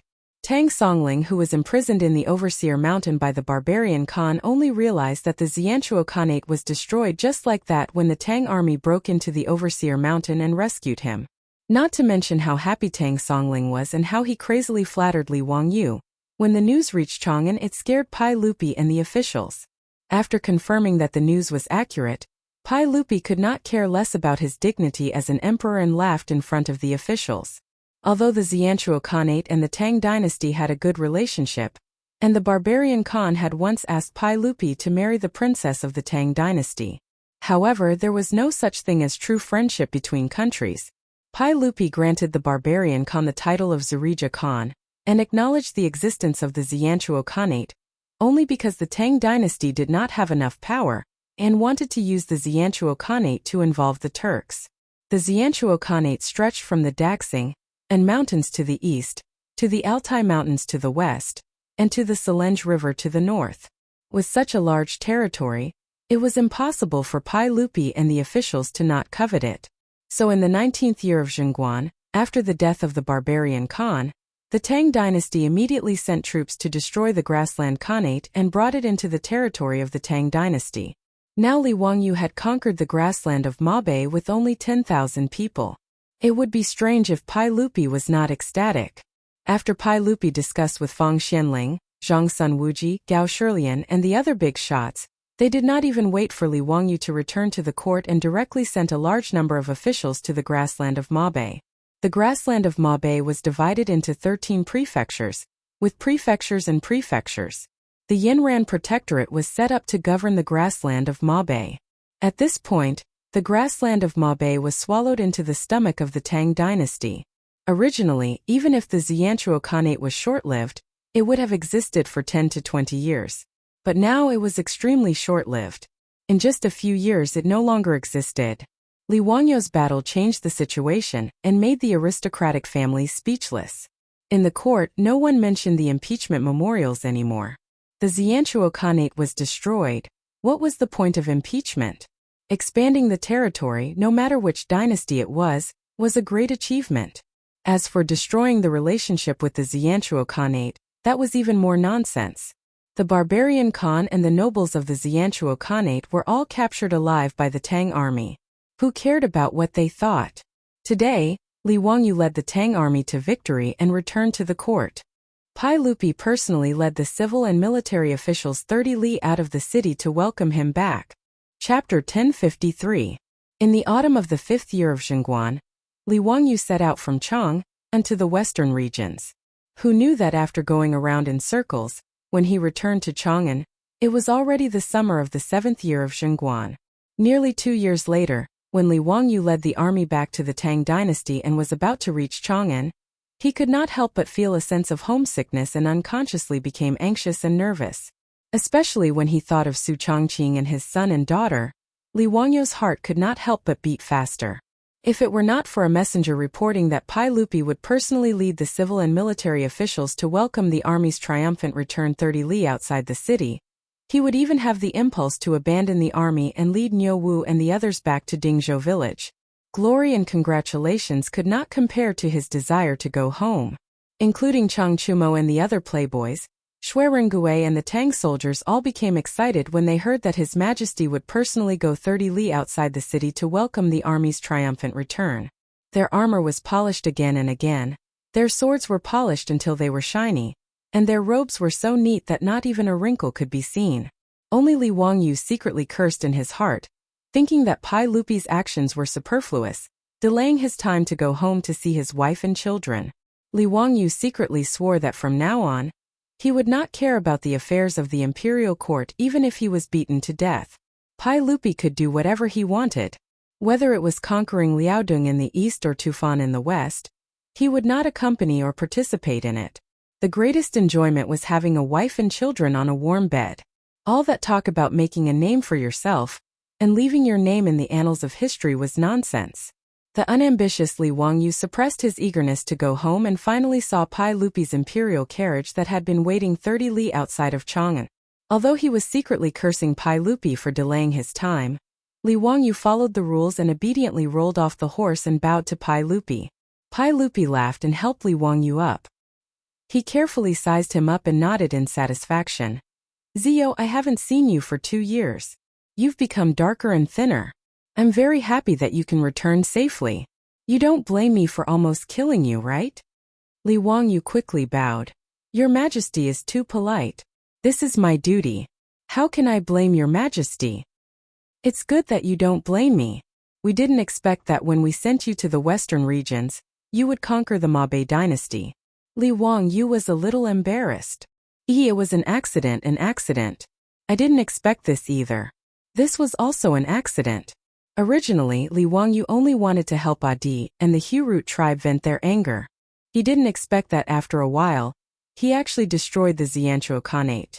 Pai Lupi had already understood what happened in the grasslands of the north through Mi Tuo's report. He didn't ask anymore. After the two of them exchanged a few words, Fang Xianling, Zhang Sunwuji, Gao Shilian, Yuqi Jingda, and the other big shots came forward one after another, congratulating and exchanging pleasantries. Li Wangyu didn't have the mood to talk nonsense with Pai Lupi and these big shots. His mind had already flown to Dingzhou village. However, he also knew that it wouldn't be easy to get away today. He still had a lot of things to do. While he was absent-mindedly greeting the big shots, Li Wangyu's body suddenly froze. His eyes stared straight at the back of the crowd. Seeing him like this, Pai Lupi, Fang Xianling, and the others looked at each other and smiled. They didn't say anything. They just stepped aside and made a path for the people behind them. At the back of the crowd, Su Changqing, who was dressed splendidly with tears in her eyes and a smile on her face, slowly walked forward. Wangyu. Before Su Changqing could finish his sentence, Li Wangyu couldn't care less about shocking the world. He directly reached out and hugged her tightly in his arms. Changqing. I'm back. I'm back. Su Changqing, who was holding back her tears, couldn't hold back anymore. She also hugged Li Wangyu tightly and cried, Wangyu, you bastard. You left for 2 years without any news. I thought you. Yes, it's all my fault. I won't leave you in the future. Li Wangyu's nose was also sore. If it weren't for the fact that he was in front of Pai Lupi and the others, and that he still had some scruples about his image, he was afraid that he would have cried out by now. Originally, when he watched those romantic TV dramas in his previous life, he always felt that it was too pretentious for the male and female protagonists to cry when they met. But the moment he saw Su Changqing, he realized that some things just couldn't be helped. The two of them hugged each other as if there was no one else around, which made Pai Lupi and the others feel a little embarrassed. Although the people of the Tang dynasty were open-minded, it was still a little embarrassing for a couple to hug like this in public, even if it was a couple. Pai Lupi couldn't help but cough, which woke Su Changqing up. After all, she was a woman. Being surrounded by so many people like this, she was a little shy. She quickly pushed Li Wangyu gently. Li Wangyu didn't mind. In any case, he was thick-skinned. Hearing Pai Lupi's cough, he even glared at him in dissatisfaction. I'm hugging my wife. What the hell are you coughing for? The two of them calmed down. Just as they separated, they saw 3 similarly excited beautiful girls walk out from behind Su Changqing. With tears in their eyes, they respectfully bowed to Li Wangyu. This concubine greets Lord Husband. Lord Husband went on an expedition to the northern desert, plowing the courtyard and sweeping the acupoints. It must have been hard on you. Their words caused Li Wangyu to stare blankly. Bridgebean sack. What did they call him? Lord Husband? Oh my God. Li Wangyu naturally recognized these 3 beautiful girls. They were his personal maidservant Perrin, the European girl Aphrodite, and Pai Lupi's eldest daughter, Princess Chang'an Li Lizzie. It was very normal for Aphrodite to call him Lord Husband. Li Wangyu had already taken Aphrodite into his room. Although he hadn't had the time to give her a status, the relationship between the two was worthy of such a title. Perrin was no longer the 12 or 13-year-old loli that he had first transmigrated to the Tang dynasty. Now that 5 years had passed, the little loli had grown into a beautiful young lady in the prime of her life. Su Changqing had already agreed to let Li Wangyu take Perrin into his room as a concubine. Therefore, Li Wangyu didn't find it strange that Perrin called him Lord Husband. But Chang'an called him Lord Husband. What kind of situation was this? Although Li Wangyu had been forced to agree to Pai Lupi's unequal treaty in the Taiji Palace in order to marry Su Changqing, that was actually just a delaying tactic. Li Wangyu didn't believe that Chang'an would be willing to marry him. Even if Pai Lupi and Empress Zhang's son were willing, it was still impossible. People with the same surname would not marry. Moreover, he had taken Chang'an as his disciple, and the two were relatives. Moreover, he had already officially married her. In this way, if Pai Lupi insisted on marrying Chang'an, the aristocratic clans and Confucian scholars would probably spit the shit out of Pai Lupi. Even Wei Zheng, the goat-nosed duke who was loyal and devoted to Pai Lupi, would cause a ruckus in the Taiji Palace and teach Pai Lupi the meaning of moral principles and ethics. As a result, although Li Wangyu had promised Pai Lupi, he had never considered this matter. In any case, if Pai Lupi couldn't handle the aristocratic clans, they couldn't blame him. How could Li Wangyu have known that because he had gone missing in the desert for over a year, and was misunderstood by the court as having died? Chang'an's marriage to him had actually been accomplished without any hiccups. After Mitua and the other debauches found Li Wangyu, They forgot to tell him that during the time he had gone missing, his wife Su Changqing had actually married Princess Chang'an and brought her back to the Prince of Qin's household in one go. She had also taken in 2 children while she was at it. Seeing Li Wangyu standing there in a daze, Su Changqing reacted. She couldn't help but secretly extend 2 slender fingers and pinch Li Wangyu's waist. She was also somewhat dizzy. Other women were afraid that their husbands were unfaithful, but she, as a professional elite in the future, had actually helped her husband marry a wife and take in 2 concubines. Thinking of this, Su Changqing felt her face burn with incomparable hidden bitterness. Chapter 1054. After Li Wangyu finally figured out the ins and outs of the matter from Su Changqing, he didn't know whether to laugh or cry. He looked at Pai Lupi with eyes full of hidden bitterness. He really didn't know whether marrying a 12 or 13-year-old little girl was considered marrying a wife or helping Pai Lupi raise his daughter. Especially when he heard Chang'an call him husband, Li Wangyu felt even more guilty. Even he himself felt flustered and embarrassed. But what was done could not be undone. It was too late to say anything. He couldn't drive Chang'an back to Taiji Palace, could he? If he did that, wouldn't Pai Lupi fight him to the death? Rubbing his nose, Li Wangyu could only grit his teeth and squeeze out a smile at Chang'an. My wife, I'm sorry. With tears in her eyes, Chang'an smiled like a flower and shook her head desperately. As long as my husband can return safely, my sister and I will be satisfied. Li Wangyu really didn't know how to respond to this. In front of Pai Lupi, he could only laugh dryly. He habitually reached out to touch Chang'an's head, but felt that it was inappropriate, so he could only withdraw his hand awkwardly. As for Aphrodite and Perrin, seeing their Langjun like this, they snickered. Li Wangyu was so angry that he glared at them fiercely. Pai Lupi didn't notice Li Wangyu's expression, nor did he feel that there was anything wrong with his daughter marrying Li Wangyu at such a young age. After all, this guy had married Empress Zhongsun at such a young age. Of course, Pai Lupi actually only allowed the officials to set fires but not the common people. Because as early as the first year of Chang'an, Pai Lupi issued an imperial edict to set the marriage age of men and women in the Tang dynasty, 20 years old for men and 15 years old for women. It wasn't until the Kaiyuan era that Emperor Xuanzong of Tang changed the marriage age of the Tang dynasty to 15 years old for men and 13 years old for women in order to increase the population. Now Li Wangyu was old enough, but Chang'an was still a few years away from 15.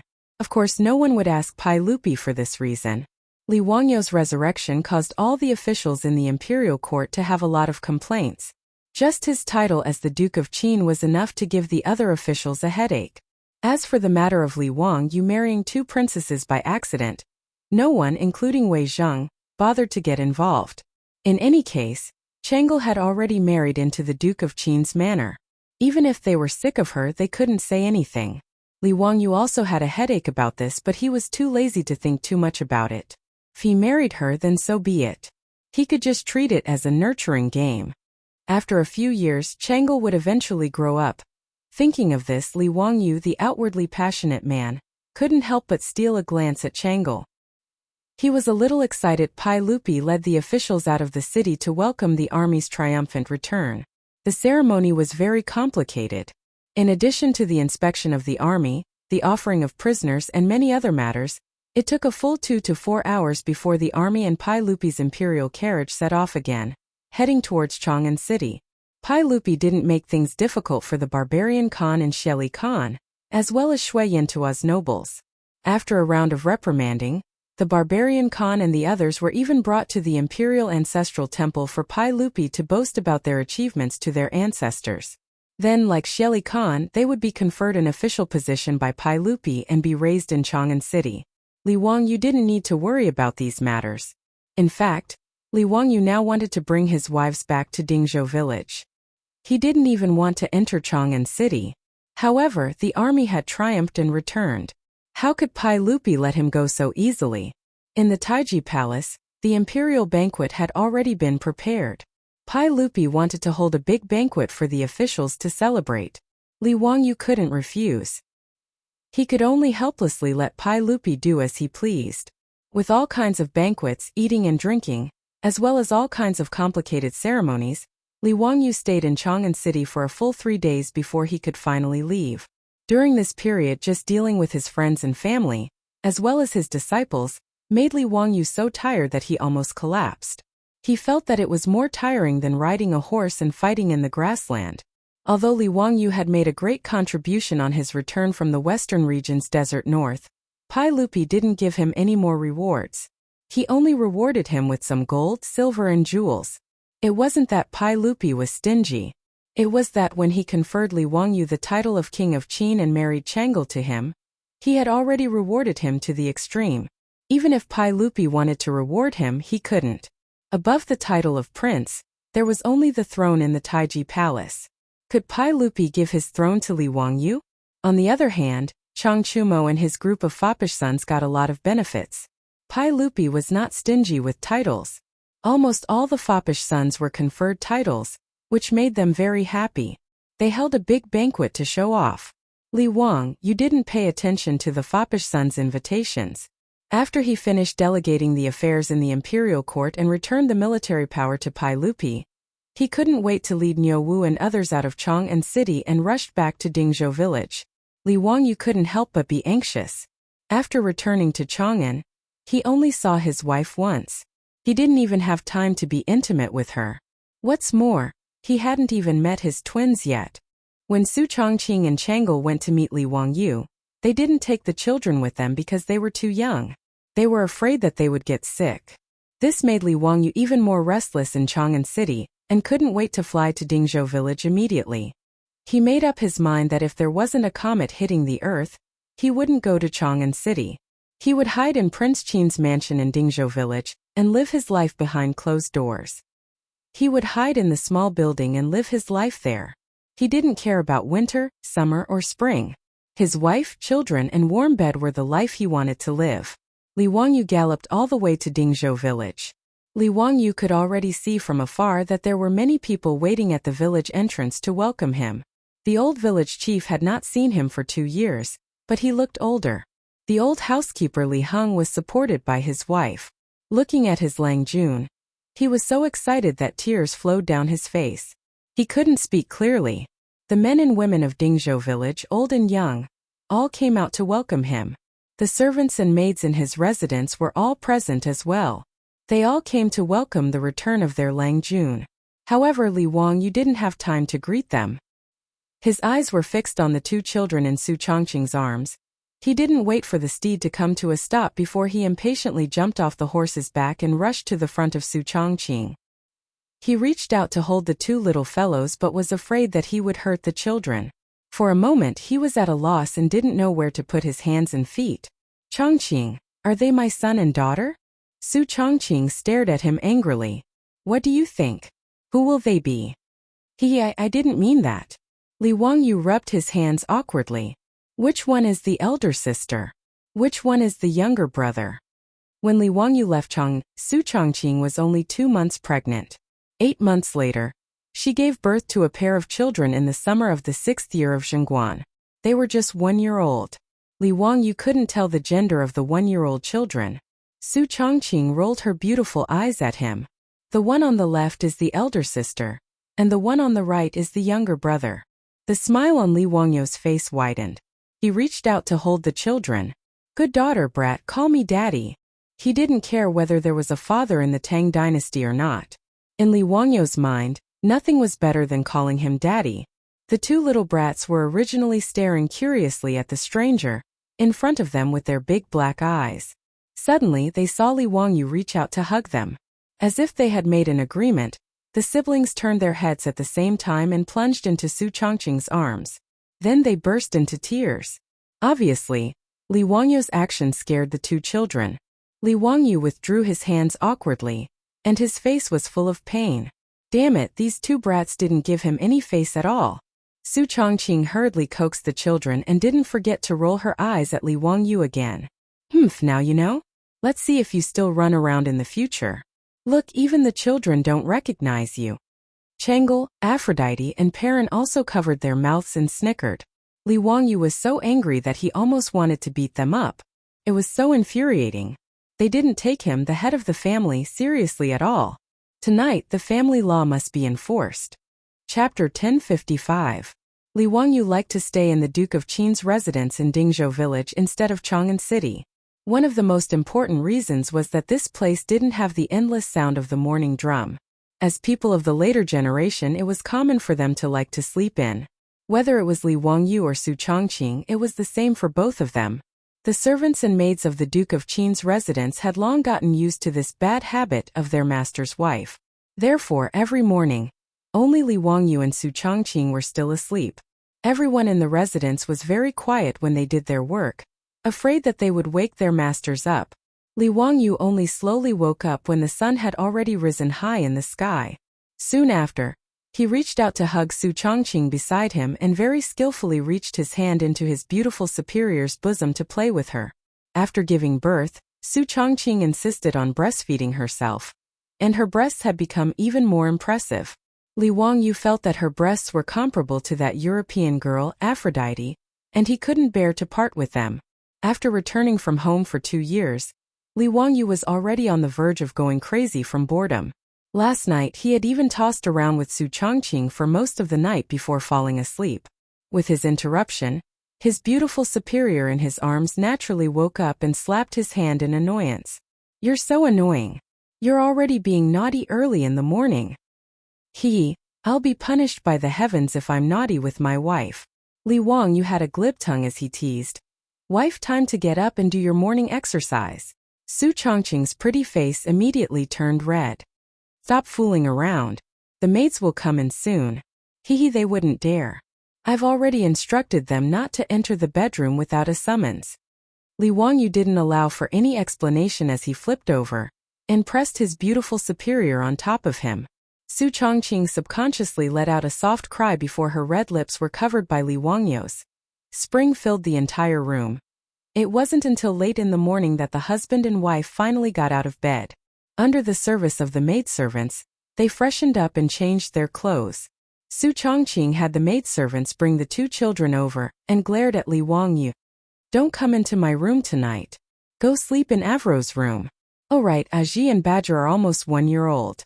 Since you're back, I'll leave the matter of naming the children to you."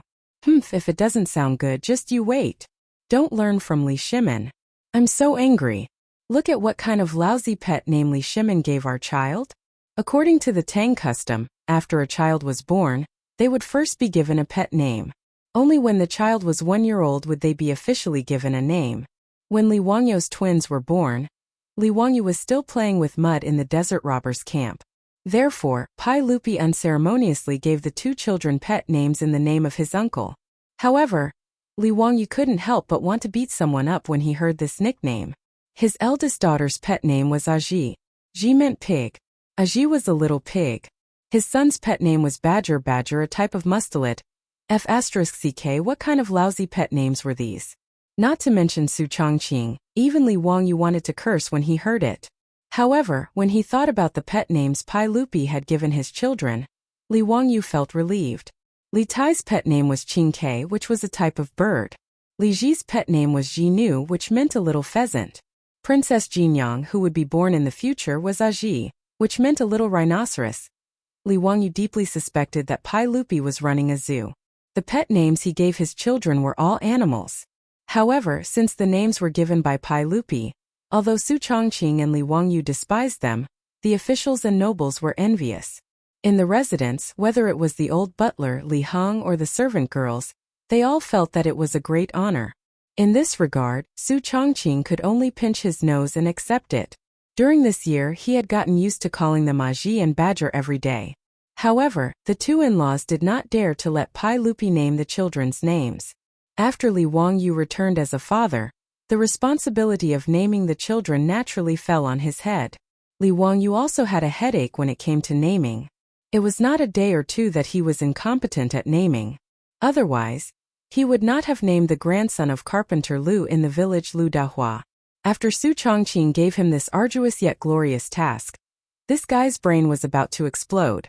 His mind was filled with all kinds of famous people with the surname Li in history. Li Bai, Li Qingzhao, Li Shangyin, Li Bingbing. Li Kuei-ba. What the hell was Li Kuei? If he dared to say that he named his son Li Kuei, Su Changqing would probably immediately pick up a knife and fight him to death.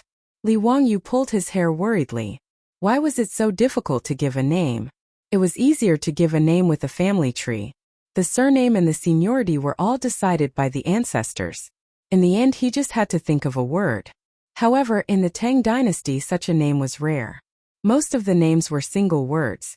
Naturally, it had nothing to do with the family tree. Li Wangyu really could not think of a name for the child, so he simply ordered people to bring him the Book of Songs, Chu Xiai, the Analects of Confucius, and the Book of Changes. In the future, there was a saying on the internet: the Book of Songs for women, Chu Xiai for men, Wen Luanyu for men, Wu Zhouyi for men, which was the way to name a child. Since Li Wangyu could not think of a name by himself, he was ready to follow the picture and search for the answer by flipping through the books. He almost flipped through the 4 books and finally picked out 2 names that Su Changqing reluctantly nodded his head. The eldest daughter was named Li Zipei, which was taken from the Book of Songs, Qingqing Zipei, lingering in my thoughts. The second son was named Li Ji, which meant handsome horse. After sending the names of the 2 children to the Zongjing temple for registration, Li Wangyu considered that he had completed the task and concentrated on playing with the 2 children. Since the 2 children were born, they had never seen him as a father. Naturally, they were not close to him. Every time Li Wangyu wanted to carry his children, all he got in return was his daughter and son crying loudly, making him look very miserable. Li Wangyu could only shamelessly walk around in front of his children, trying to get familiar with them as soon as possible. It had to be said that Li Wangyu was actually somewhat biased towards girls. Of the 2 children, his daughter was always his precious daughter, his biological daughter, and his son was a stinky brat. After all, the daughter was a little cotton-padded jacket, a lover from a previous life. As for the son, well, he was probably an enemy from a previous life and wanted to take revenge in this life. Under Li Wangyu's efforts, it took him 2 to 3 days to finally make the 2 children, who were just learning to speak, accept his existence. Li Wangyu was so happy that he carried his daughter around the residence every day. Su Changqing was also so angry that his teeth itched. This was because this fellow actually only carried his daughter, and was never willing to carry his son. A daughter slave like Li Wangyu could not be more normal in later generations, but in the eyes of the Tang people, it was somewhat shocking. Even though Pai Lupi doted on his daughter, in terms of the status of the few legitimate children in his heart, Li Changqian, Li Tai, and Li Ji were naturally more important. In the eyes of the old butler Li Heng and the others, the future master of the king of Qin's mansion was Xiao Lang, Li Ji, and the young lady Li Zipei would get married sooner or later. Naturally, it was impossible for her to become the master of the king of Qin's mansion. Li Wangyu did not care what others thought. In short, he doted on Aji to the point that even Chang'an, Perrin, and Aphrodite were slightly jealous.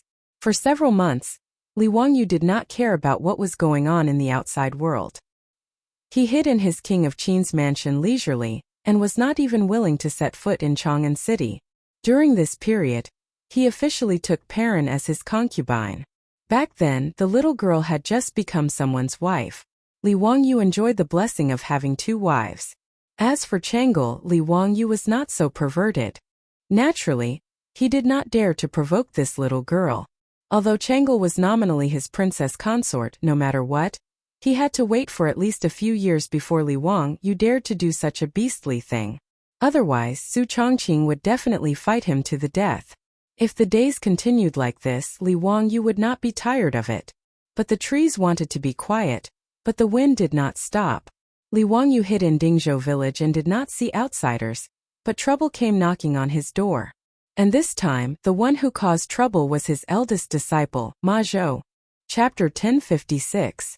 Ever since the incident at the Xuanwu Gate, when Pai Lupi killed Li Jianqing and forced his father, Li Yuan, to abdicate, the relationship between the father and son had become very strange. There was only one chair, who didn't want to sit on it. After Li Yuan, the retired emperor, was forced to abdicate, although he lived in the Taiji palace and was served with good food and drink, he was the only one who knew the grievances in his heart. Although Pai Lupi often went to Li Yuan's palace to greet him, in reality, the conflict between Li Yuan and Pai Lupi had long been difficult to reconcile. There was no such thing as a father-son relationship. Pai Lupi was ruthless enough to kill his brother, but he was also not a kind person. In front of imperial power, there was no such thing as a personal invitation. After Pai Lupi ascended the throne, in order to win the hearts of the people and to show his filial piety to the world, He was respectful to Li Yuan on the surface. At the very least, in Li Yuan's sleeping palace, there was no lack of all kinds of stunning beauties. In history between Li Yuan's abdication and his death in the 9th year of Chang'an, Li Yuan had given Pai Lupi more than 30 younger brothers and sisters in just 9 years. He was like a human seeding machine. Pai Lupi would also invite Li Yuan to attend some important occasions, acting like a filial son in front of all the officials and officials. Originally, this matter had nothing to do with Li Wangyu. He knew all kinds of dirty things in the imperial family, and had no intention of getting involved. After he returned from the grasslands of the North Desert, he even asked Pai Lupi to resign from the title of King of Qin, but he was rejected by Pai Lupi. Li Wangyu knew his own weight. He only wanted to be a rich and idle person and live out his life well. He had no intention of getting involved in court politics.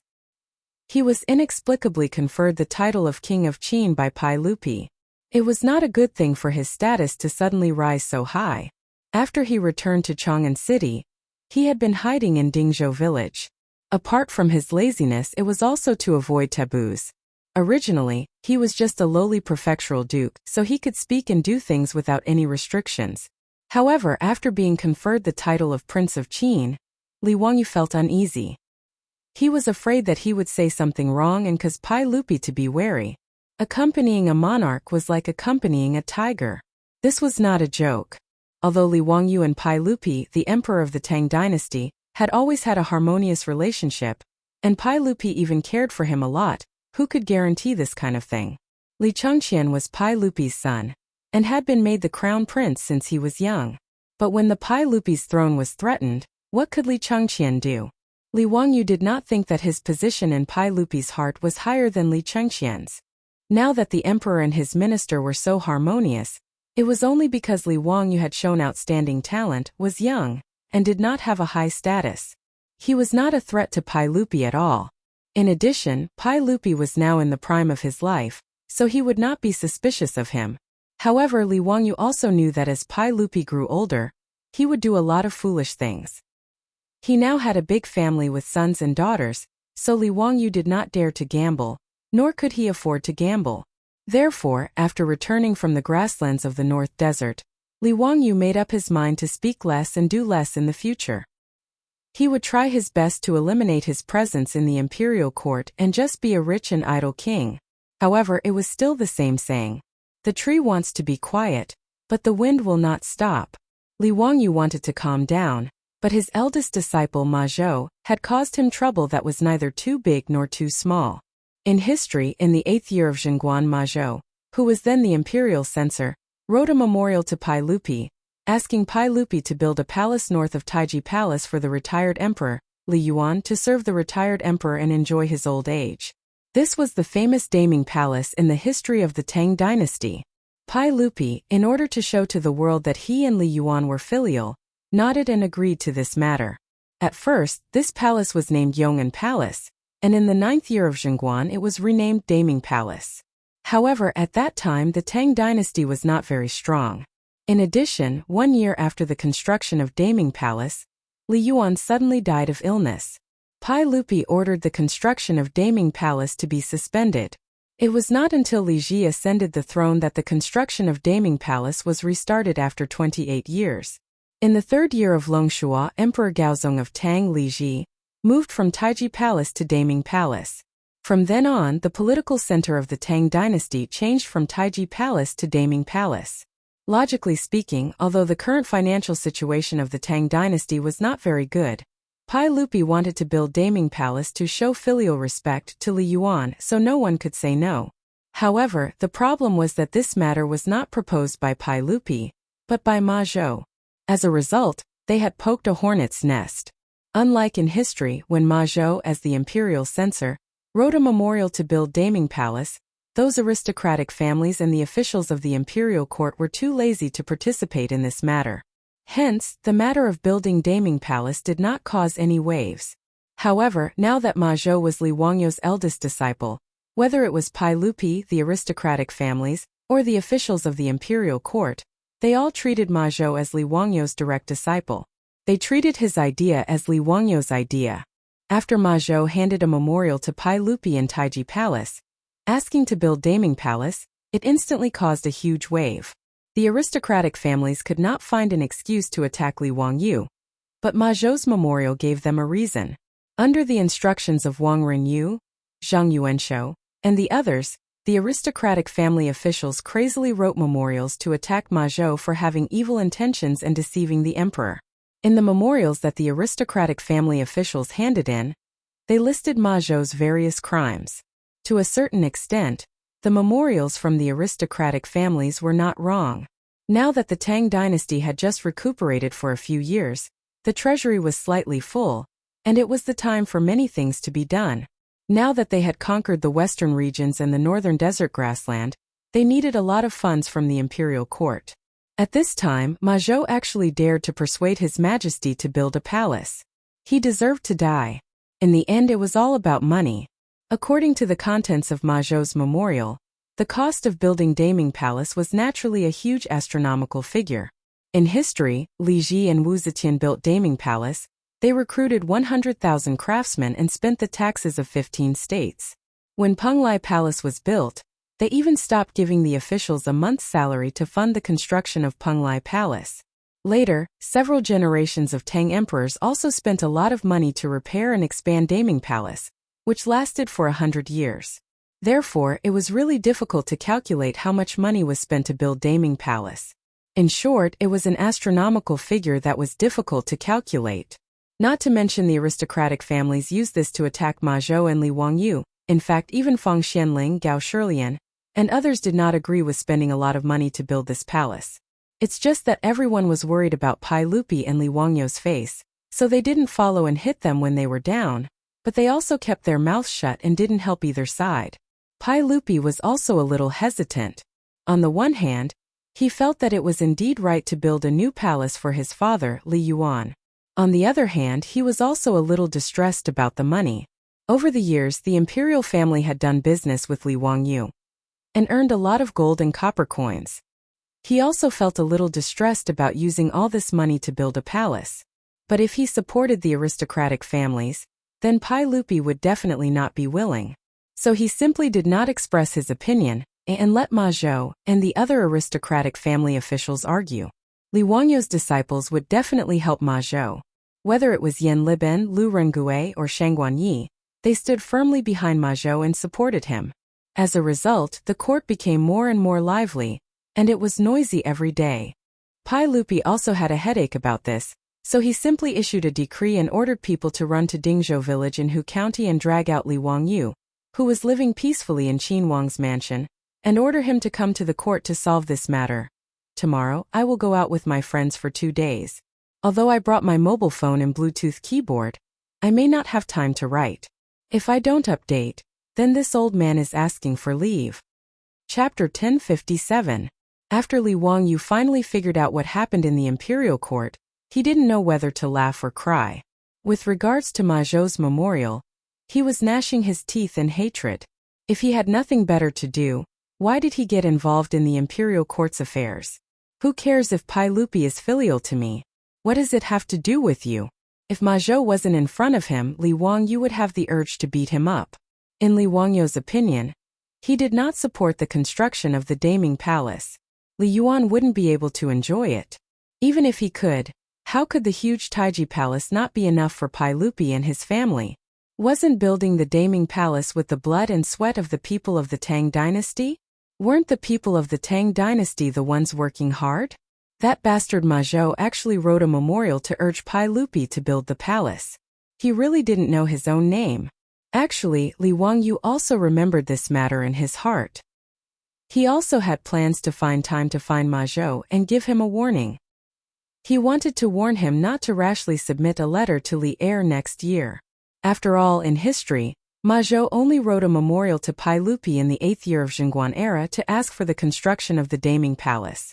In the end, for some reason, Ma Zhou wrote a memorial to Pai Lupi a year earlier, which caught Li Wangyu unprepared. He fiercely scolded Ma Zhou a few times, then sat back at his desk with a bitter face, thinking about how to clean up Ma Zhou's mess. After all, he was Ma Zhou's teacher, so he had to take care of this matter. But how to take care of it gave him a headache. Supporting Ma Zhou's memorial and Pai Lupi's construction of the Daming Palace was something that Li Wangyu couldn't get over in his heart. Even if Pai Lupi stopped working in the future, wouldn't that little brat Li Ji and Mei Nyang continue to build the palace? Recruit 100,000 craftsmen. What couldn't those craftsmen do? Why did they have to build a palace for the emperor? The evil feudal ruling class. He complained in his heart, forgetting that he, Li Wangyu, was now part of the feudal ruling class, and in terms of nobility, he was the one with the highest rank. But if he didn't support Ma Zhou, not only would it be unreasonable, but he also wouldn't be able to explain it to Pai Lupi. What's more, he didn't want the aristocratic families to be complacent. For a moment, Li Wangyu was really worried. He didn't know what to do in the imperial court tomorrow. While he was worrying, Su Chongqing and Chang'an each carried a child into the study, chatting and laughing. Seeing his sad face, they couldn't help but be curious. "Husband, what's going on? Why are you so worried?" Under Li Wangyu's signal, Chang'an handed little Aji to him and asked. Li Wangyu let out a long sigh. He recounted the events of the day when Pai Lupi sent someone to deliver the edict, when Ma Zhou entered the memorial to build the new palace, as well as the various events that transpired in the court. "Chang'an, do you think that bastard Ma Zhou has nothing better to do? Why did he urge your father to build a stupid palace?" Chang'an didn't understand these imperial court matters, and she didn't know how to answer. After all, she was just a little girl. Su Chongqing, on the other hand, glared at Li Wangyu angrily. "Why are you swearing in front of the child?" Li Wangyu finally reacted. He quickly lowered his head and teased his daughter in his arms. "Aji didn't hear it, right? Come, call me father." Father. Between a pair of children, Li Wangyu obviously preferred his daughter. Su Chongqing was too lazy to complain about this daughter slave. He directly stuffed his son Badger into Li Wangyu's arms. "If you continue to be so biased, be careful that Badger won't take care of you when he grows up. How dare he? I'll beat him to death." Li Wangyu couldn't help but stare. Su Chongqing rolled his eyes at him and was too lazy to say anything more. He reached out and picked up the copy of Ma Zhou's memorial from the desk and read it. After a long while, Su Chongqing suddenly said without rhyme or reason, "Wang, it seems that real estate development is very profitable, right?" Profitable? Li Wangyu was a little dumbfounded. He didn't understand Su Chongqing's meaning. This was the Tang dynasty, not the later generations.